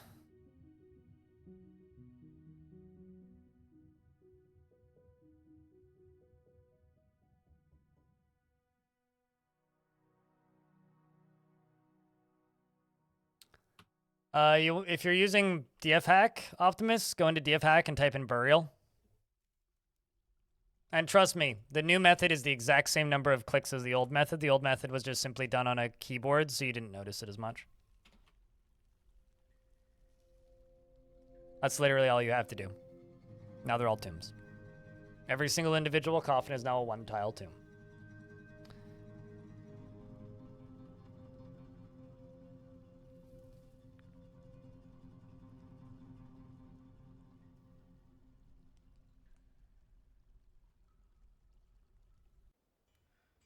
So now if I go here, all these tombs I just placed now are actually tombs. And all of those dwarves can get buried.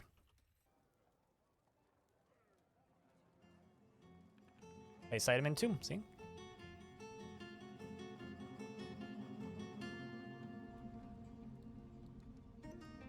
Yeah, there you go. That's probably the easiest method of doing it. Our next tower raising session, this time they're running across mountains. They're literally running over mountains and raising towers. Well, there was nothing there, so we rampaged throughout. Did I destroy it? I guess not. Raise? Try this again. Just gonna keep raising, I suppose.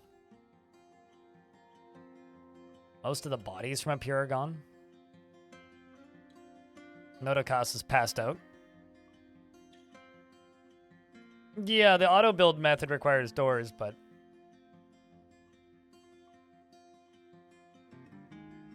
yeah, I don't know. I actually don't mind this method of tombs because the old method required you to hit Q, then select the tomb, then press enter, then press another button which I can't remember to remove pets or add pets, and then hit plus or minus to make it bigger. I don't think that method would be even remotely good in this version. So I think it's a good thing that they got rid of it. It's like, I kind of understand like the nostalgia for old control method, but trust me, that version wouldn't have been an improvement in this. That would not have been good. That's Galena. Also found Microcline.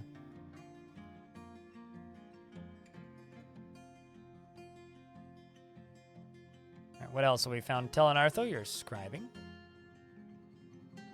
You done any writing? Just reading books mostly?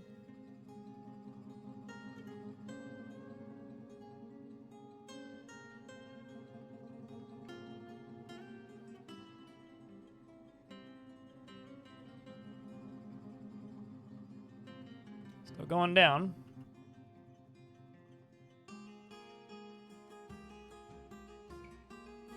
There you go. That's fort value. Not sure why you care, but fort value is something that I will never fully understand why people have an interest in. Doesn't really actually do anything mechanically after some pretty low fort value, because you need some value to get invaded, but it's very low. Very, very, very, very, very low.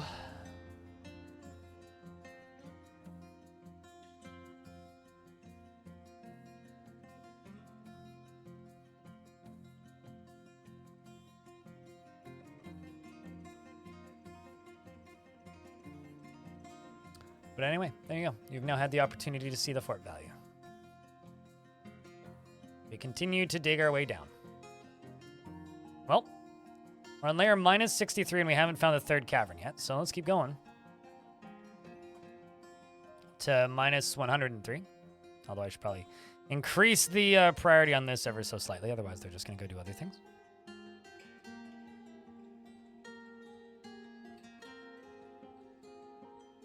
Never mind, game saving. Ooh, my shoulders are sore. I'm very achy today.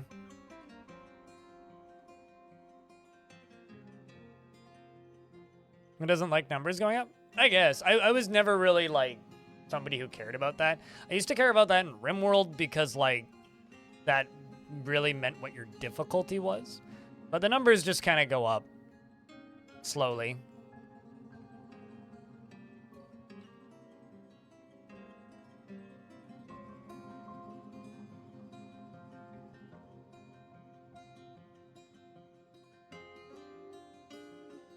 Oh, this is interesting. My building is actually putting some time into repairing things. I just received an email from my landlord to fill out a questionnaire on things that need to be repaired in the building. All right, this is one of the weirdest emails I've ever gotten from Google ever. I realize the game is done saving now, but I'm gonna read this email because this is the weirdest thing ever. The best part about Google is Google, they kill a lot of features, right? They're notorious for killing products. It's even better when they either kill products or stop doing a thing that you've never heard of. Hold on a second here. Let me read this email. Since 2020, new purchases of magazines have not been available in Google News, and very few users now regularly access their magazine subscriptions. We wanted to inform you that support for magazine content in Google News is being discontinued on December 18th, 2023, which means access from Google News apps or news.google.com to the library of magazines you previously purchased or subscribed to will be removed. I've never heard of this in my life. To continue to access previously purchased magazine content, you must export and save each purchased issue before December 18th.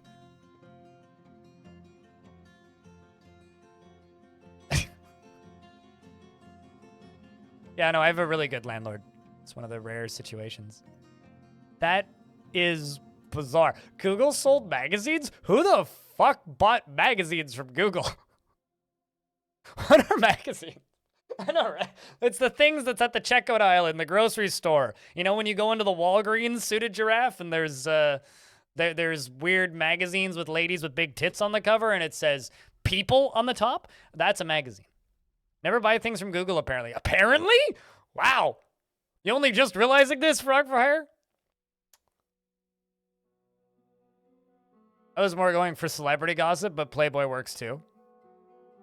Playboy is where a lot of Stephen King short stories were published originally.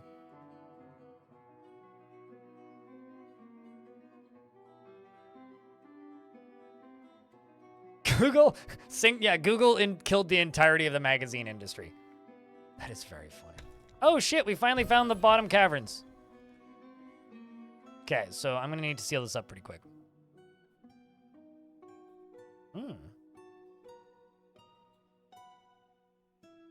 Dense floor fungus. Must be pretty easy to seal. Actually, holy shit. It's already sealed off. That is so convenient. Tree? Tree? Tree? Okay, no, it's not. Never mind. I thought there was one in here. I just need to put a block, like, right there when they get there. Like, in here somewhere, basically.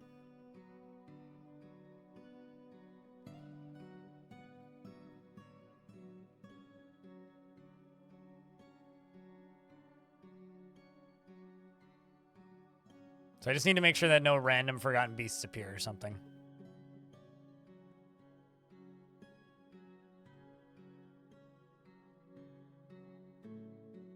Also, it's only 3 levels high, which ain't too bad. I love that these go all the way to the top, too, so I literally only need to seal this side. It's a lot of dimple cups. Can't they climb, though? Depends on the Forgotten Beast. Besides, I like to leave some holes. If it's perfectly defended, it's boring. Where are you going, you doofus? Oh, I see.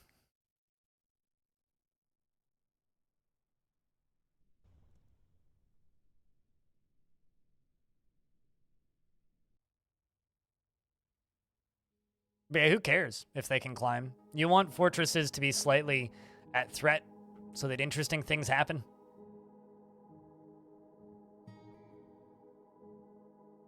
Otherwise, game boring.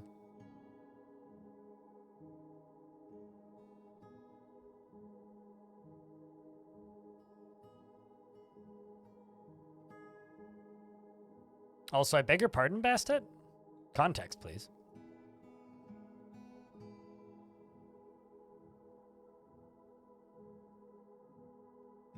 Is the riskiest job there is? False! The most dangerous job in Dwarf Fortress is fishing.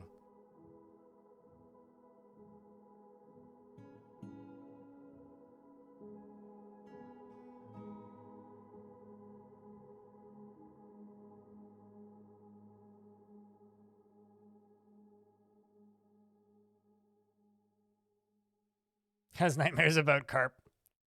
I'm so sorry, Krampus, if I brought back bad thoughts.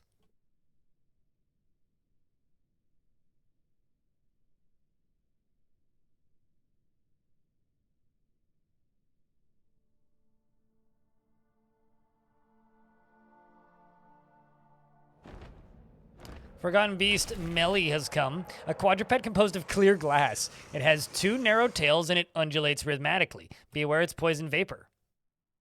That's strunk. It's in the upper layer. That is... Oh no, it's in the middle layer. Yeah, it's in the middle one.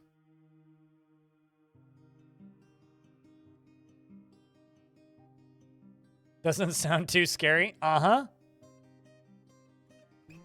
Respectfully disagree.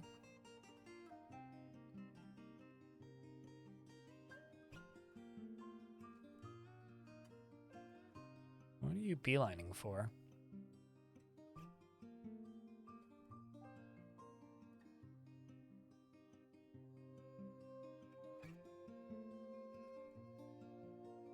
No, Grundles. Well, that's fine. Carry on.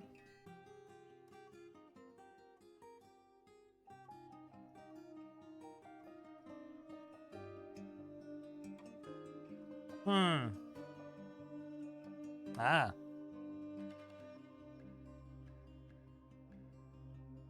Let's see what's down here.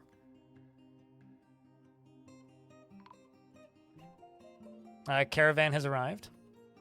It's early autumn. Where exactly has this caravan arrived?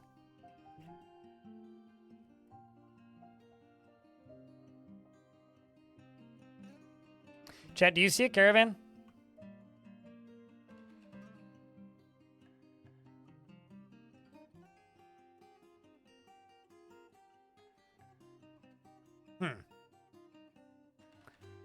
That doesn't seem good.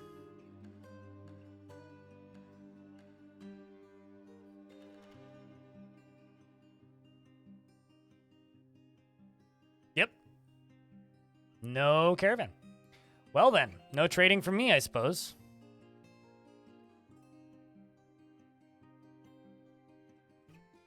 Also found marble.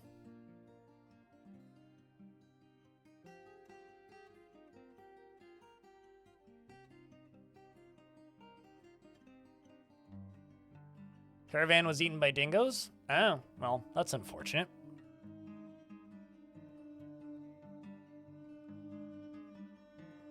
Did I? Yes. Another raise mission came back.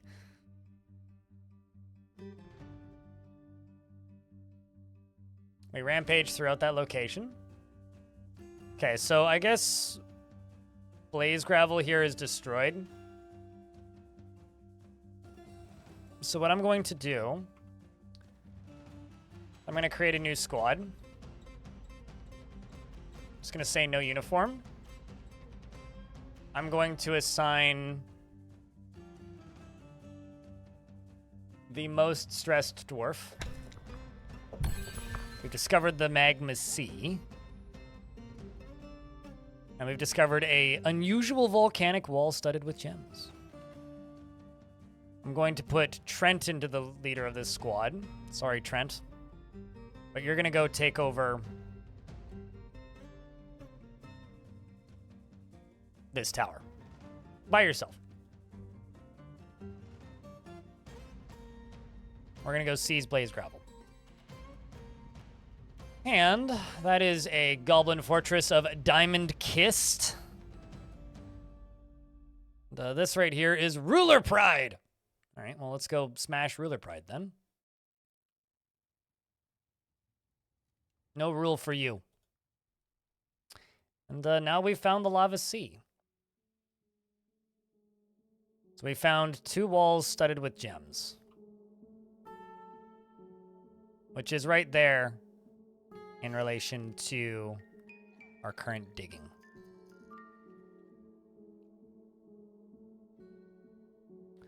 This is fun right there. I can do it. You can do it. I'm not going to touch it until we're done. Considering how far away this is from the main fort, I'm going to have to kind of rebuild a good chunk of the fort to actually be able to properly go after this thing. So I'm not going to worry about it too much.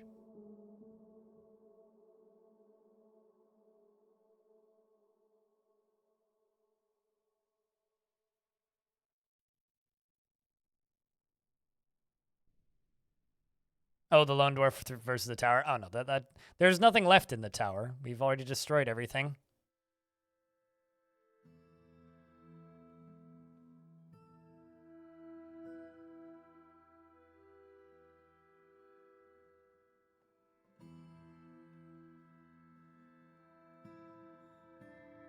That should be fine.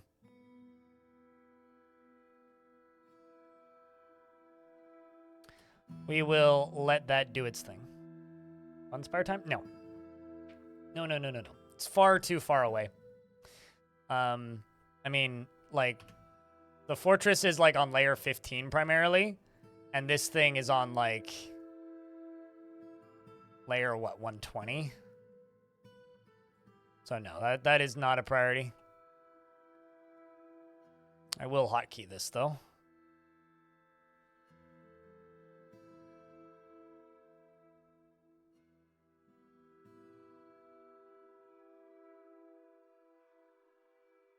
Congratulations on a successful return, Ranger Rick.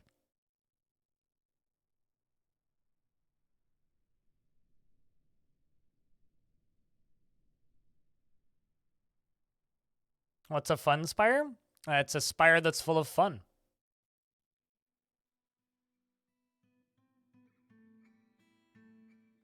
Which I'm currently gambling pretty heavily with.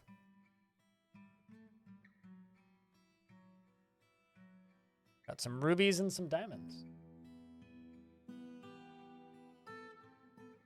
To the person on the YouTube chat, we are mining into endgame stuff. But we've still got a long ways to go before we're actually at endgame, so...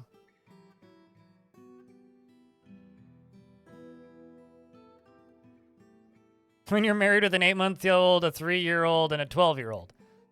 Well, I think the end goal would just be to get the 12-year-old into playing Dwarf Fortress.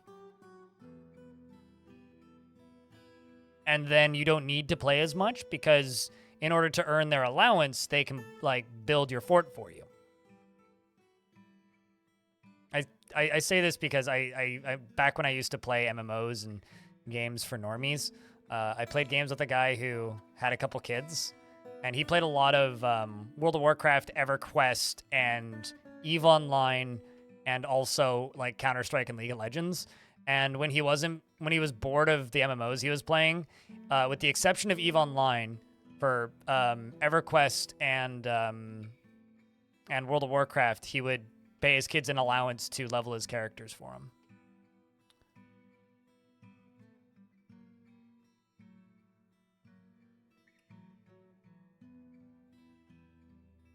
Which to this day is still one of the funniest things I've ever heard of a parent doing in my life. And what in the world?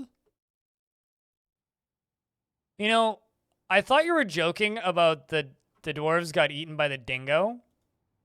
But I've got this migrant that showed up and he's literally surrounded by dingoes. What the fuck? Why is there so many dingoes? Why actually are there so many dingoes? There's like 24 dingoes. And now this dwarf is terrified while in conflict because there's dingoes everywhere. I'm going to kill all of these dingoes. Dingo pups and all.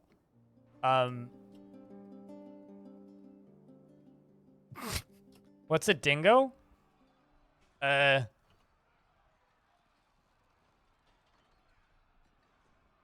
It's a dog that looks like it should be friend-shaped, but isn't actually friend-shaped, and they're from Australia. It's a small feral dog, yeah. Like a coyote, kind of. They have big chompers. Really big mouth. They're very bitey. You don't want to get bit by dingo. As adorable as they look, they are very much wild animals.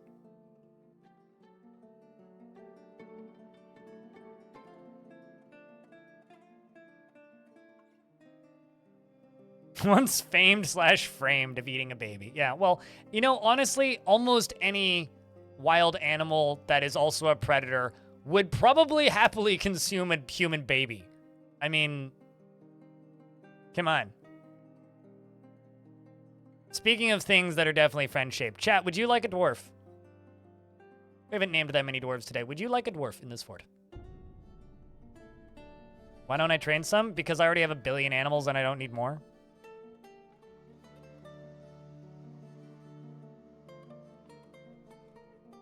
I can capitalize.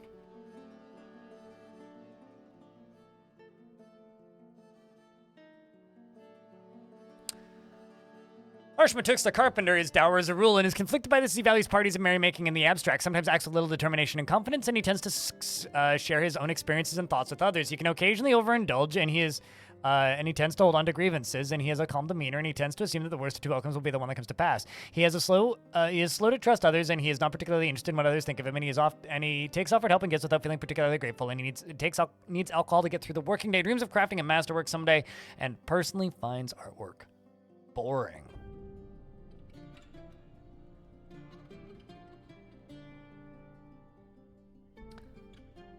Personally finds artwork boring and values hard work. That was the thing that I missed. And you have no family in the fortress. Next up, we've got the Krampus. Krampus feels vengeful whilst in conflict. Has a low sense of self-esteem. I'm sorry. Is very ambitious, always looking for a way to better his situation. Is prone to strong feelings of lust and does not find most jokes humorous. That's so real. Low sense of self-esteem, high feelings of lust. Jeez. Finds a chaotic mess preferable to boredom of harmonious living. Does not go out of his way to help. Does not easily hate or develop negative feelings.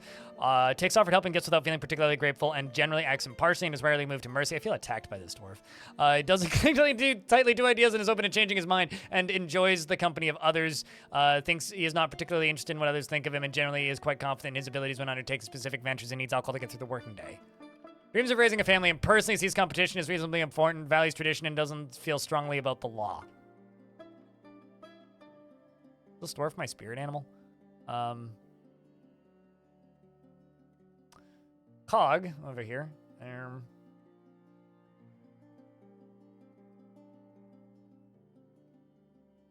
All captains are bad, clearly.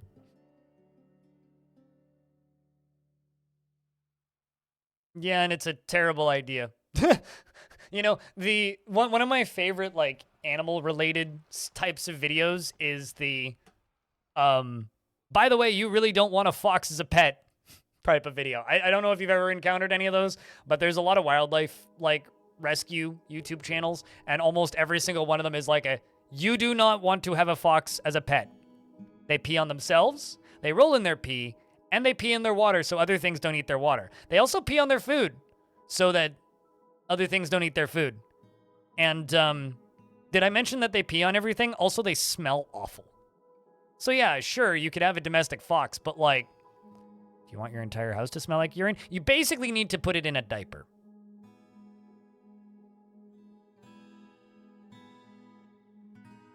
All right, well, that was a small migrant wave.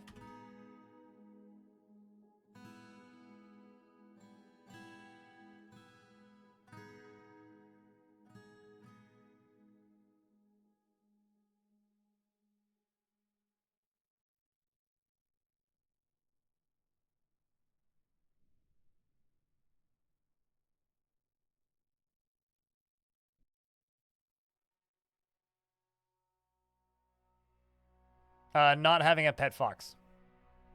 They are horrible pets.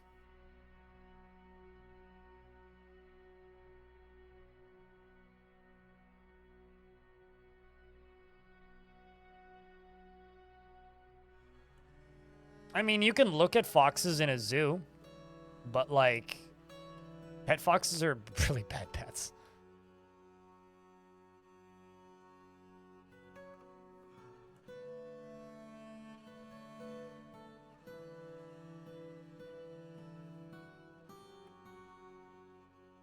Calm down, Joe Exotic. Jeez, man.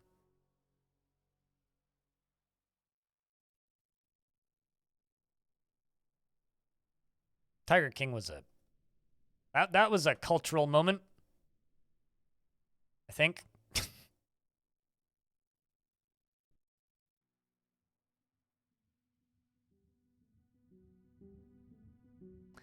Your favorite animal fact is that some bears in Siberia learned to get high sniffing fumes of expired Soviet jet fuel, and the locals can't stop them because who the fuck would want to deal with bears going through jet fuel fume withdrawal?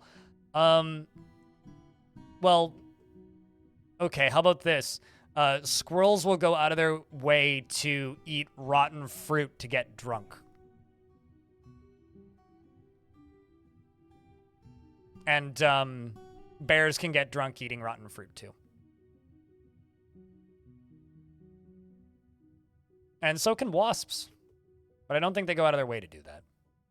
That just happens towards the end of the year. Which is part of the reason why wasps get all super, like, weirdly aggro towards the end of the year, because they're actually drunk. Because all their food's rotten. Oh, probably. I don't know too much about monkeys.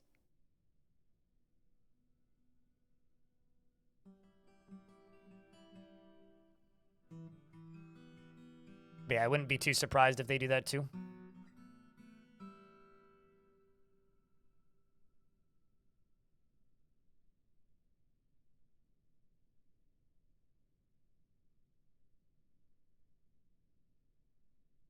The Tower of Blaze Gravel, far to the west, has been conquered and incorporated into your holdings. So we have now acquired this tower. So now Trent is commander of that tower, which means I will probably get another Baron momentarily.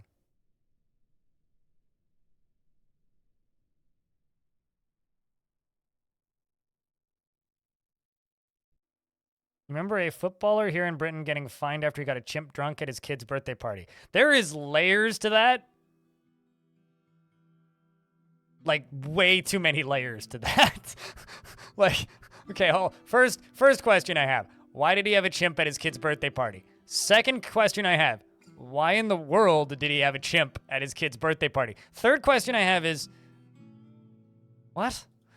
There is actually, so there is a story, that I from my extended family that's kind of been in the family for a while about my dad's dad, my grandfather, who I never met, who almost got arrested for feeding pigeons bread with alcohol in them or dunked in alcohol. So he was taking bread, dunking it in alcohol, and they were doing that on the balcony of their hotel room and then feeding it or putting them in the elevator in the hotel. So they were on the top floor of a hotel. Pigeons kept landing on their patio, and they kept giving them bread with soaked in beer, and then they'd get drunk and fall on the floor, and they'd pick them up and put them in the elevator and press the down button.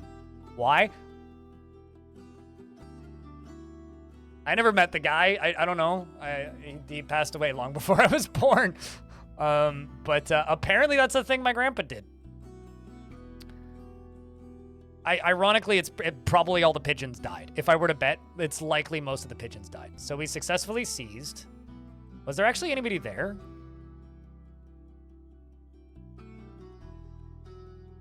Yeah, literally there was nobody there. So the Ageless Creation defeated the light mechanisms of the light mechanisms. That's a good name. Of an unknown civilization and took over Blaze Gravel. The new government was called Mysterious Irons.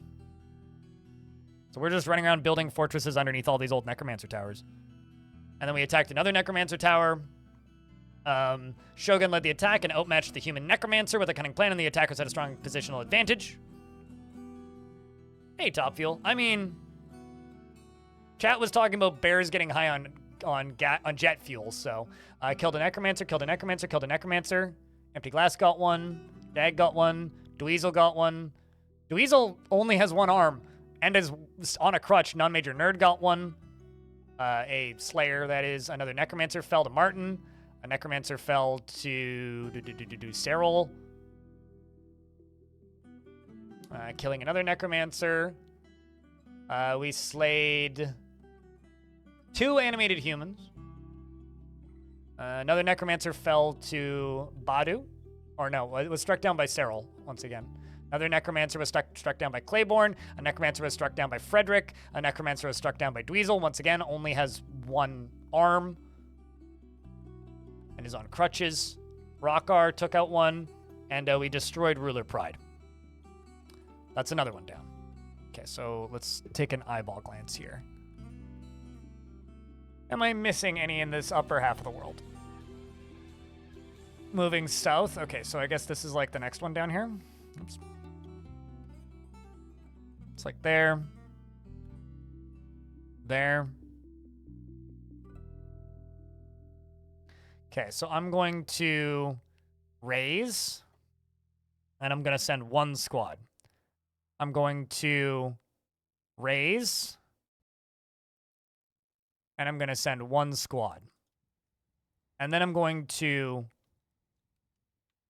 raise, and I'm only going to send 1 squad. This is the most sieges I've done at one time of different locations ever. So, fingers crossed that the other commanders got this.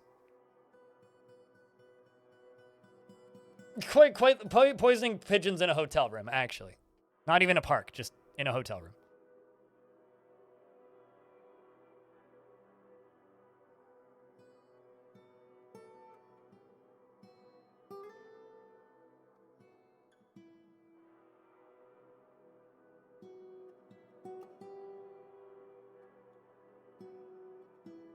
Okay, so now we're going to smooth these and we're going to get this water out.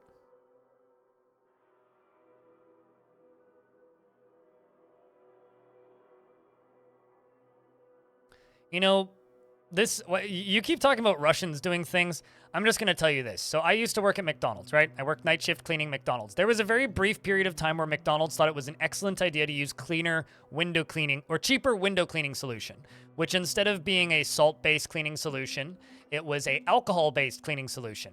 This lasted about 48 hours because that location that I worked at was in not the greatest part of town. And within about 90 minutes, there was people licking the windows.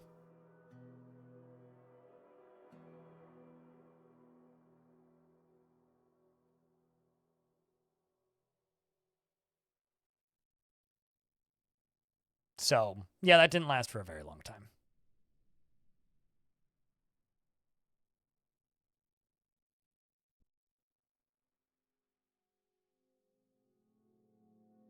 Took them a while. It was within a couple hours that day. I literally was just like, my boss was like, use this. I'm like, what is this? And she's just like, oh, it's a alcohol-based window cleaner, glass cleaner. I was like, you know the homeless people are going to start licking that, right? She's like, no, they won't. Literally like an hour later, I was like, boss? All right, so we have another petition. The scholarly creed as many worshippers in Firebolt now requires a temple complex and high priest. So we have to increase the value of some temples. I think that's all I'm going to do in this area for this exact moment. Window smells like beer, probably more like methane, but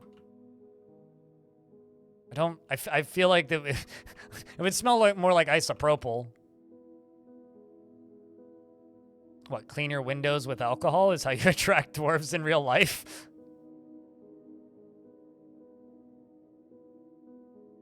Alright, so it's just the military that don't have bedrooms, which is kind of fine.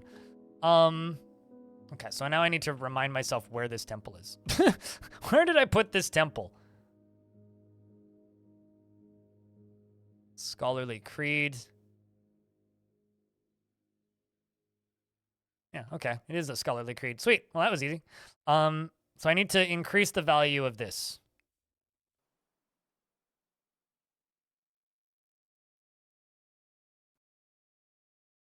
Let's put a platinum carpet down. Make some white jade windows.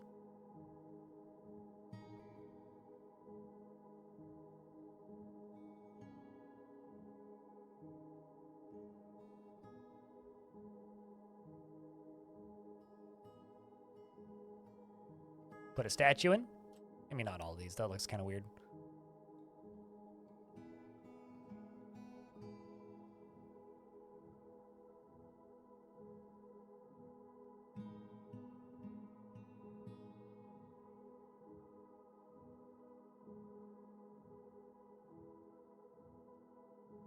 Money. And it's also one of those things where people want it really badly, so if you make it illegal, people will get it anyway.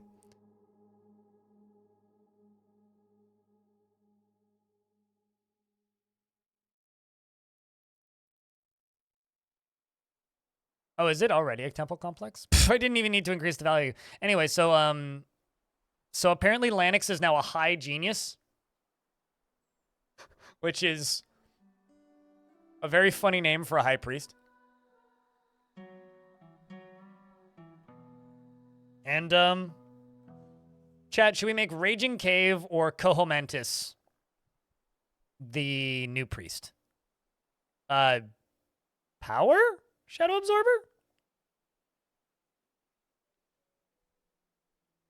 You can't really make alcohol illegal. You really can't.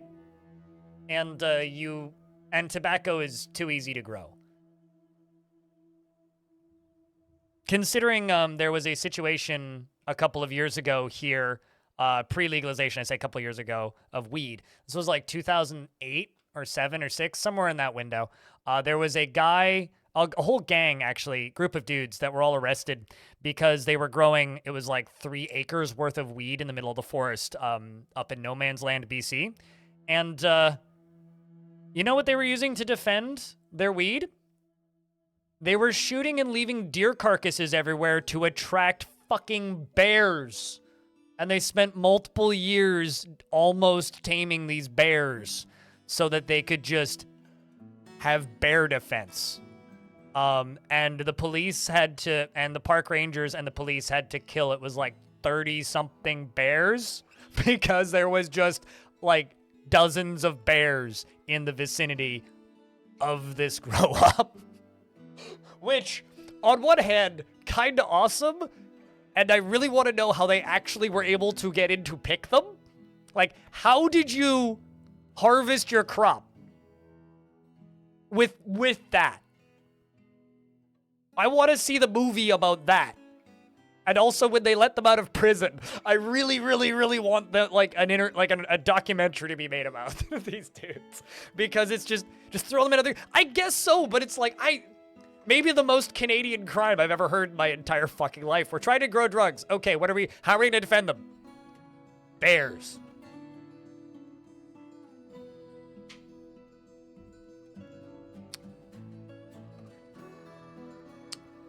All right, I think I'm gonna give this to Raging Cave just because Raging Cave is around chat more often. Nothing against Cohomantis though. And there we go. That should make that should deal with that right away, right? And we're also mining out all of this Galena.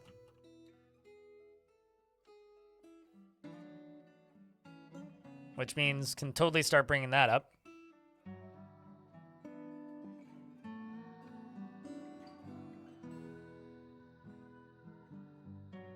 So what I'm going to do...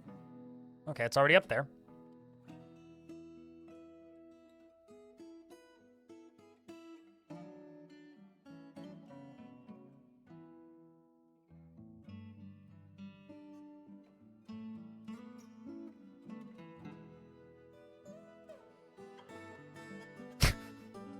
You're not wrong. That is the only way to make it more Canadian if they were irrigating the weed from the Beaver Dam Dike and it was in the middle of a maple forest. That's like the only way to make it more Canadian.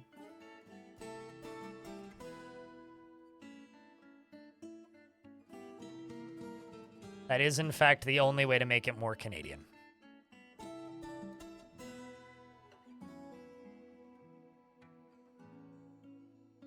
Okay, well, they've all left.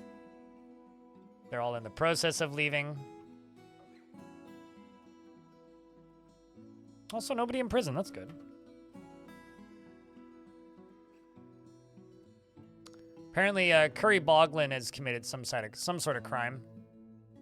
As for what, I'm not sure.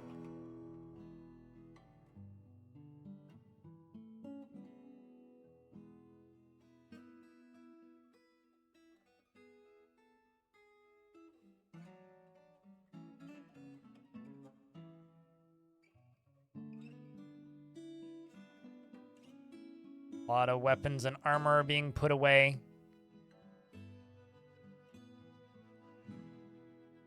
Need the construction of certain goods, bolts, crowns, crossbows, and quivers.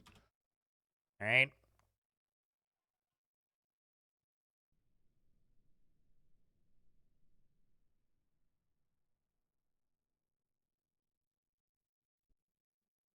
What was the last one? Crowns, crossbows, that was it.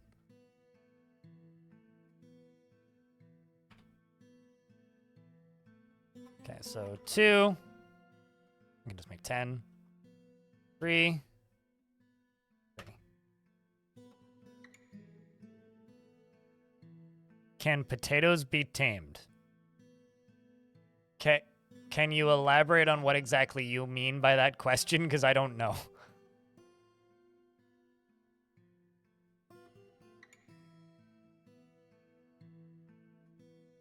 I mean, I've grown potatoes and eaten them. Does that count as taming potatoes?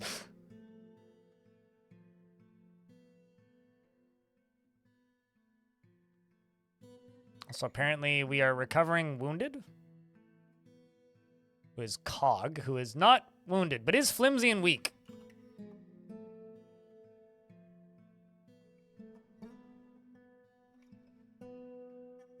And Curry Boglin the peasant was found dead. Must have died due to an over-enthusiastic militia commander, if I had to bet. Yep, I think it was the captain of the guard that did that. Yep. Rest in peace, Curry Boglin. You were a good military dwarf. You died too young.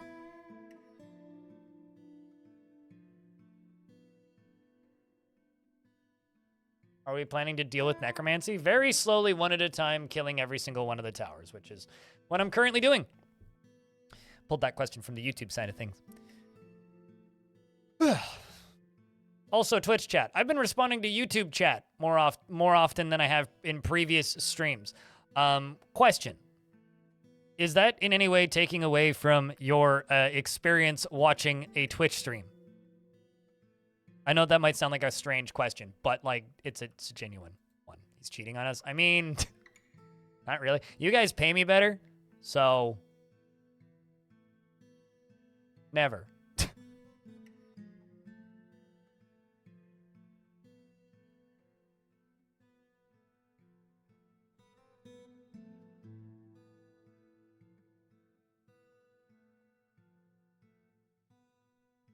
The solution and cause to all your problems is murder?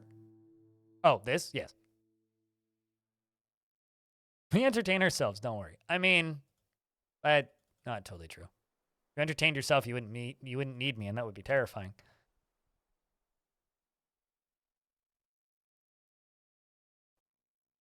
You're in both chats. Cheater! Unless you have the same name in both chats, that's cheating.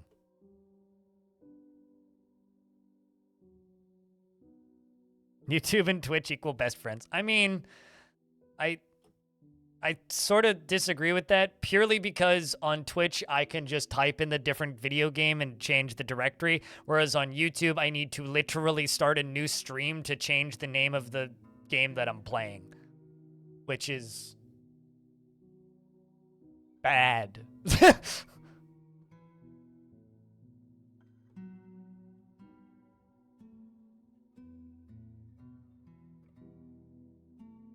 Many things are possible that are not legal, and I'd prefer to not explore more of that specifically. Well, you know what is legal? Is growing lettuce in your closet. And you know what? The dirt in my closet is still moist.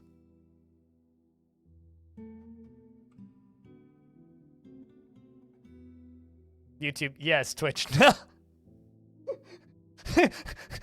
Twitch chat, fuck you guys. YouTube chat, we love you.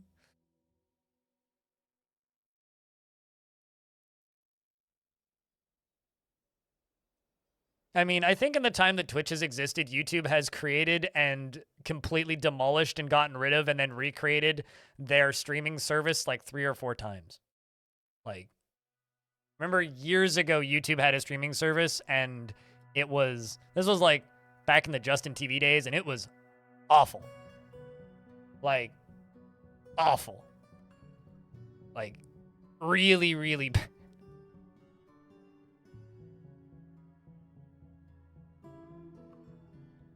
Go for tasty tomato.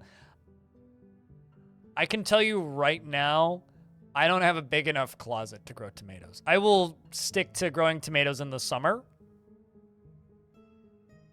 and like greens in the winter. Although in the spring, I will be starting my tomatoes. I will be growing like cherry tomatoes, large heirloom tomatoes. I will be growing small baking potatoes, whatever they're called.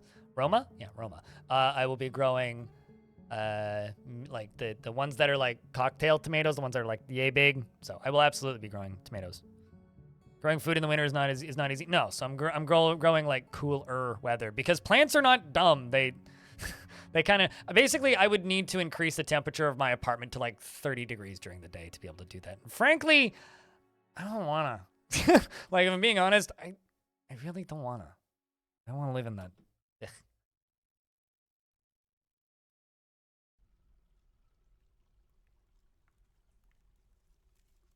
Okay, where are you?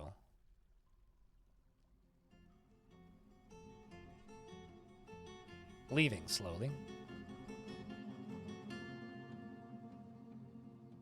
God these dwarves have ridiculous numbers of kills.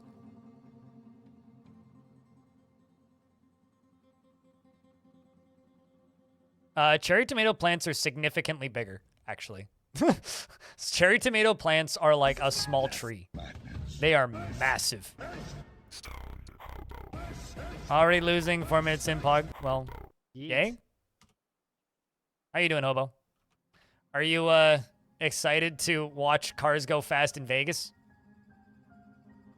Or not go very fast because they can't actually accelerate to full speed because their tires are too cold because it's almost below freezing outside?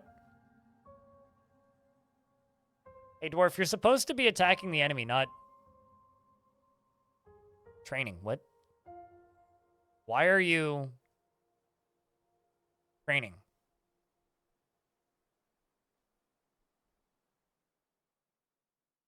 Well, I mean, if you insist. Wait, hold on a second. What?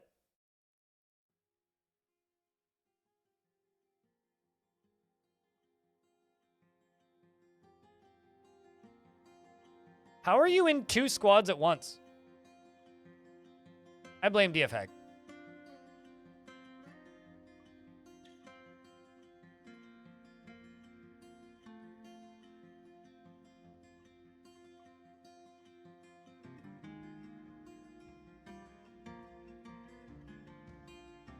I'm so confused.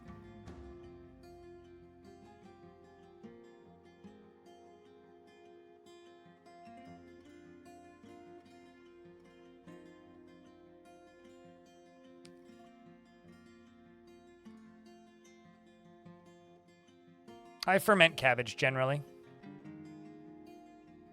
Raw cabbage with a little bit of like oil and vinegar can be good, but I like it fermented. Largest population I've had?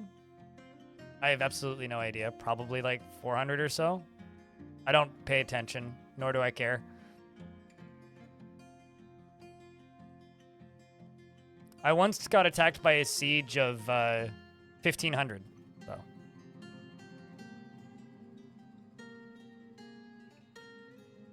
I like how this dwarf only grabbed 1 shoe. And also, did you know that if they're only wearing 1 shoe, the sprite reflects that? Because I only just learned that. Hey, this dwarf has a bare foot.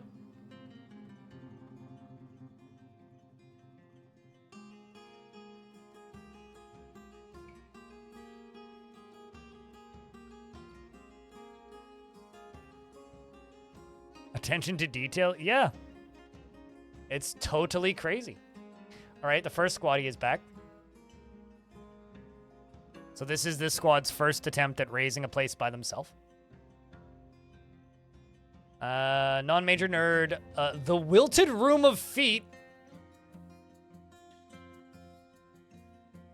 Blue dwarves are in fact vampires, yes. That... Huh. Why is your name the Wilted Room of Feet? Anyway, led the attack, and the defenders were led by a human necromancer named Singe Morald. We outmatched them. First necromancer was killed by Empty Glass. Second one was killed by Dweezil. Third one was killed by... I can't read that one. It's going by too fast. Dwarf Olin. The next one was killed by non-major nerd, a ghoul. Void ghoul, so that's a new one. Different type of intelligent undead.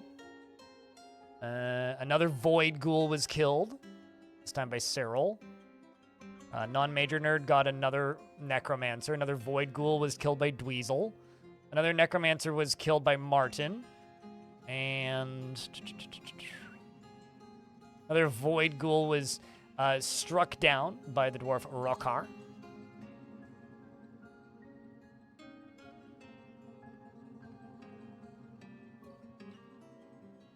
They clashed with 2 animated dwarves, 13 animated humans, 2 animated goblins, and they slayed all of them and then destroyed the location. Not bad.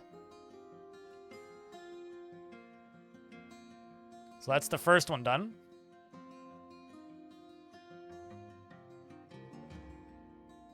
Bam, bam, bam, bam, bam. So we've just got you that needs to leave. You've got Cloudy. So this dwarf, again, I don't know why this has happened a couple of times where like there's dwarves that aren't in squads, but they're in squads. Weird. Very strange.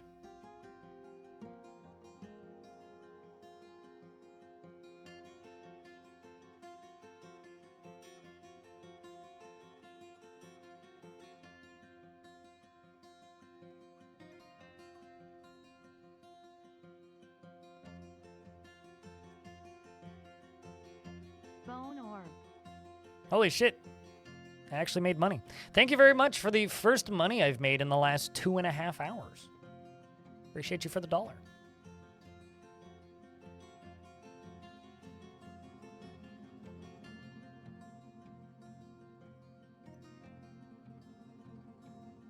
Despite him dwelling upon being unable to practice a craft for too long. Well, all right, they are all back now.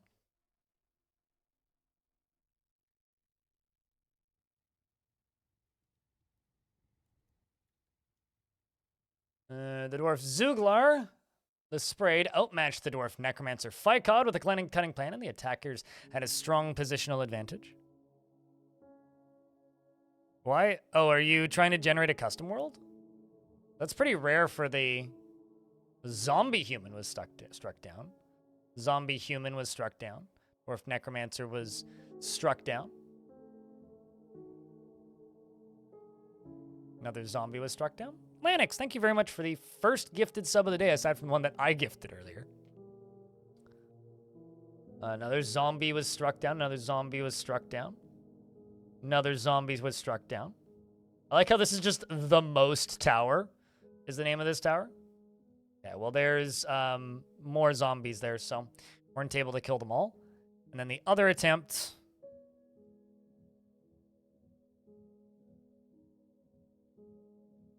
Shogun led this one. They were fighting with, hold on a second, 25 animated kobolds? Wait a second. They have animated kobolds. Well, Shogun led the attack against 5 animated kobolds. First was 25 animated kobolds. Then animated dwarves. And 41 animated dwarves slaying 9 animated kobolds. Never seen that before. Vutok, the kobold animator himself, is now dead. 3 animated dwarves. And okay, so we've got some towers that we got to deal with now. Let's just hit this one. Attempt to raise and openly destroy. Send these 3 squads. Good luck, dwarves.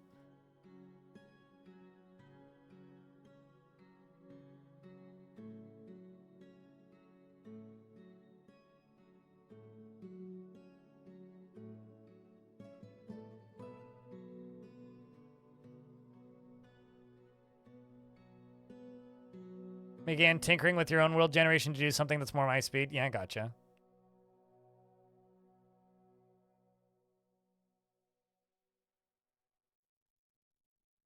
Yeah, it's Advanced World Gen is a tricky thing to make not crash if you don't know what you're doing. And as somebody who doesn't know what he's doing in Advanced World Gen, it usually just crashes. So.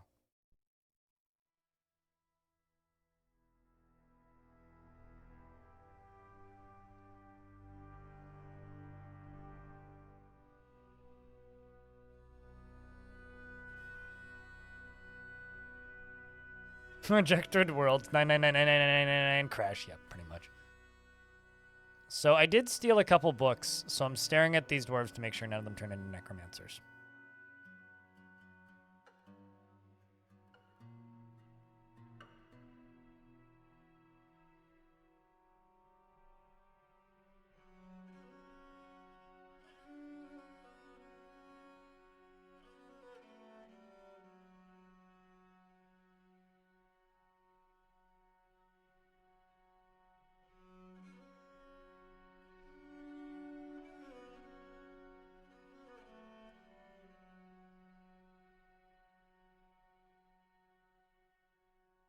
Hop on the Polar Express.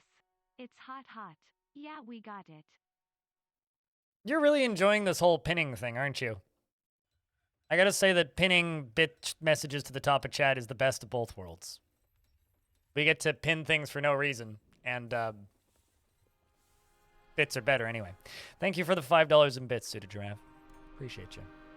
Chat room, that's a hype train. If you happen to have bits on your account or a Prime subscription or a resub, now's the time to pop it so you can make imaginary numbers go up. Although, good news, apparently around Christmas time, we're going to be getting more, we're going to be getting a holiday-themed hype train and new emotes. And also, there's going to be some sales on Twitch, so that's going to be cool. So around mid-late December, there will be some cheapish stuff. Some sales.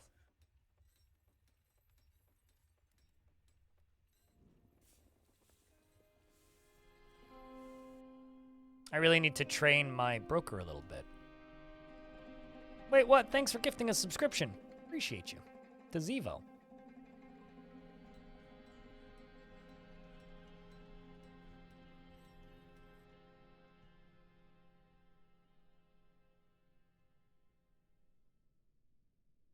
Oh, that's a very sleepy dwarf right there. All right, let's go. Beard. Crypt beer. Let's go rock. Another one of these.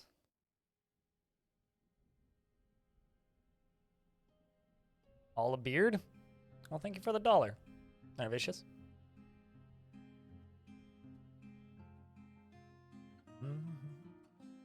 And also Elfie for the $1. I think I missed that one. Don't think I said anything.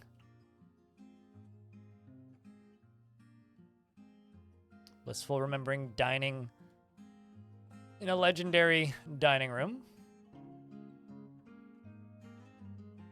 Satisfied reading the record of the dwarf and learning the record of the dwarf. Free remembering being released from confinement. Imagine being imprisoned and then being released.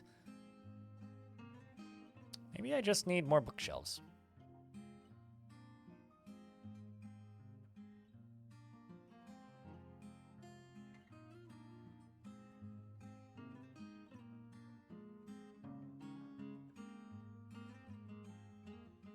I have no idea what you're talking about, so I'm going to wait for the punchline, Baka Glass.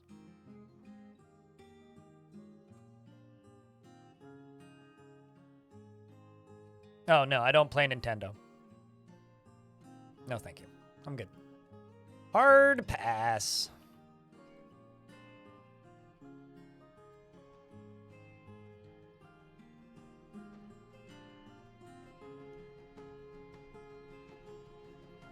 Well, one, I would have to buy a Switch to do it. And two, I don't cover Nintendo products on this channel, period. Like at all. No interest. Absolutely none. I also don't particularly like turn-based RPGs, so.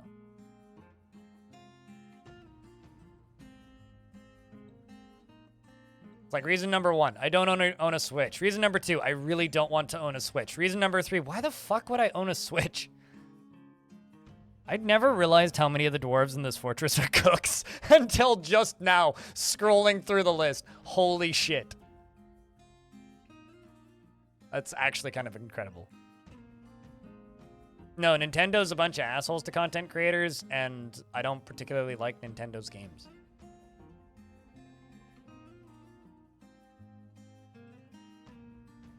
I mean, I did when I was a child, but...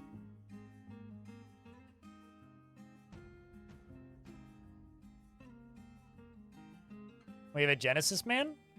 No, not really.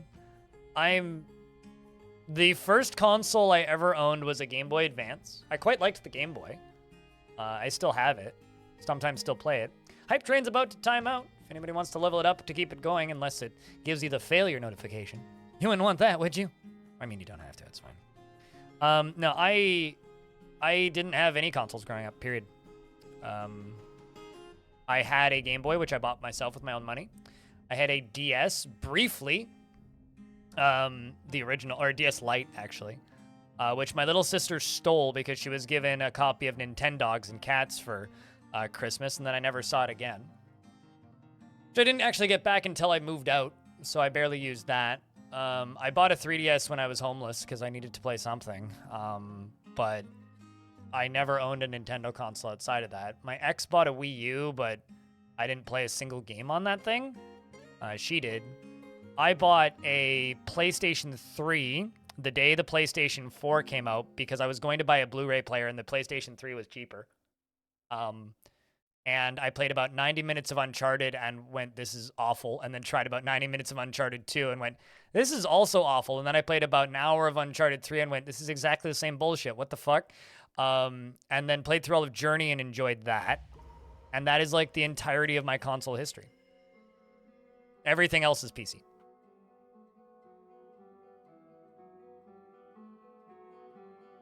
Oh, I also played Shadow of the Colossus. That was good. I liked Shadow of the Colossus quite a bit. And the game just crashed, I think. Yep.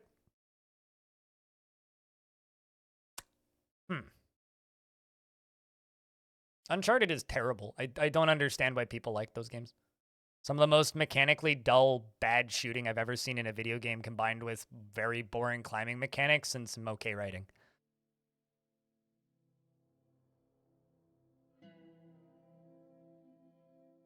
It blows my mind that you can buy an Xbox as a 4K Blu-ray player that's cheaper than a 4K Blu-ray player. Yes. So, oh man.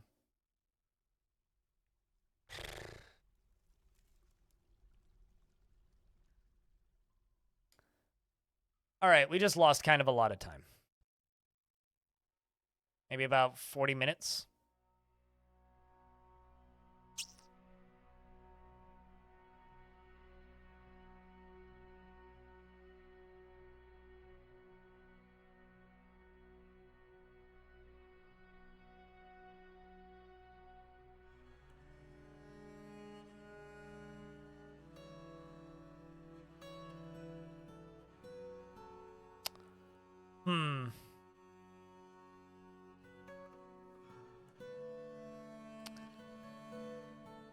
Well,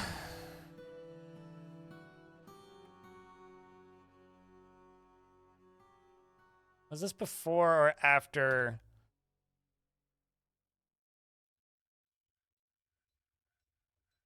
Okay, this was before I sent Trent out to go capture that place by himself. All right, you know,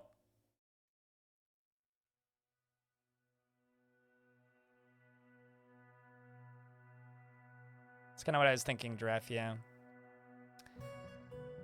Well, we made good progress today regardless. You know, we built that that artifact vault.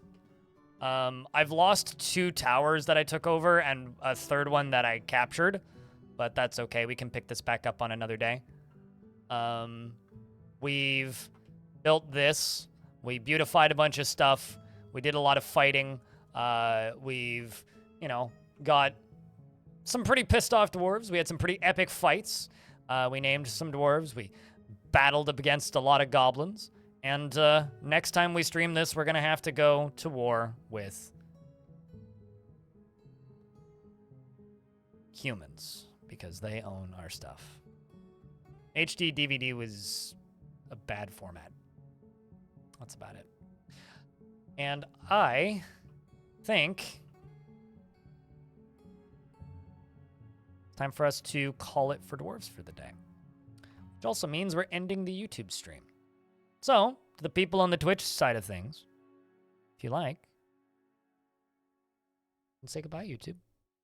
There's still companies that keep the physical media thing alive. Yeah. Because unfortunately, I can't swap games on YouTube without turning the stream off and turning the stream back on. And frankly, yeah. So, we will see you later, YouTube. Next scheduled Dwarf Fortress stream will be on Tuesday. There might be another one before then. Outside of that, if you want to keep watching, hop over on Twitch. There is a person screaming, please no, and saying, someone tell him please no. And to what I have to tell you in response is, number 1, don't tell people on the internet that you're a minor. And number 2, begging and screaming just makes me roll my eyes and laugh at you slightly. So, no, I'm not going to keep the stream going on the YouTube side of things. So, Twitch. Shall we continue with some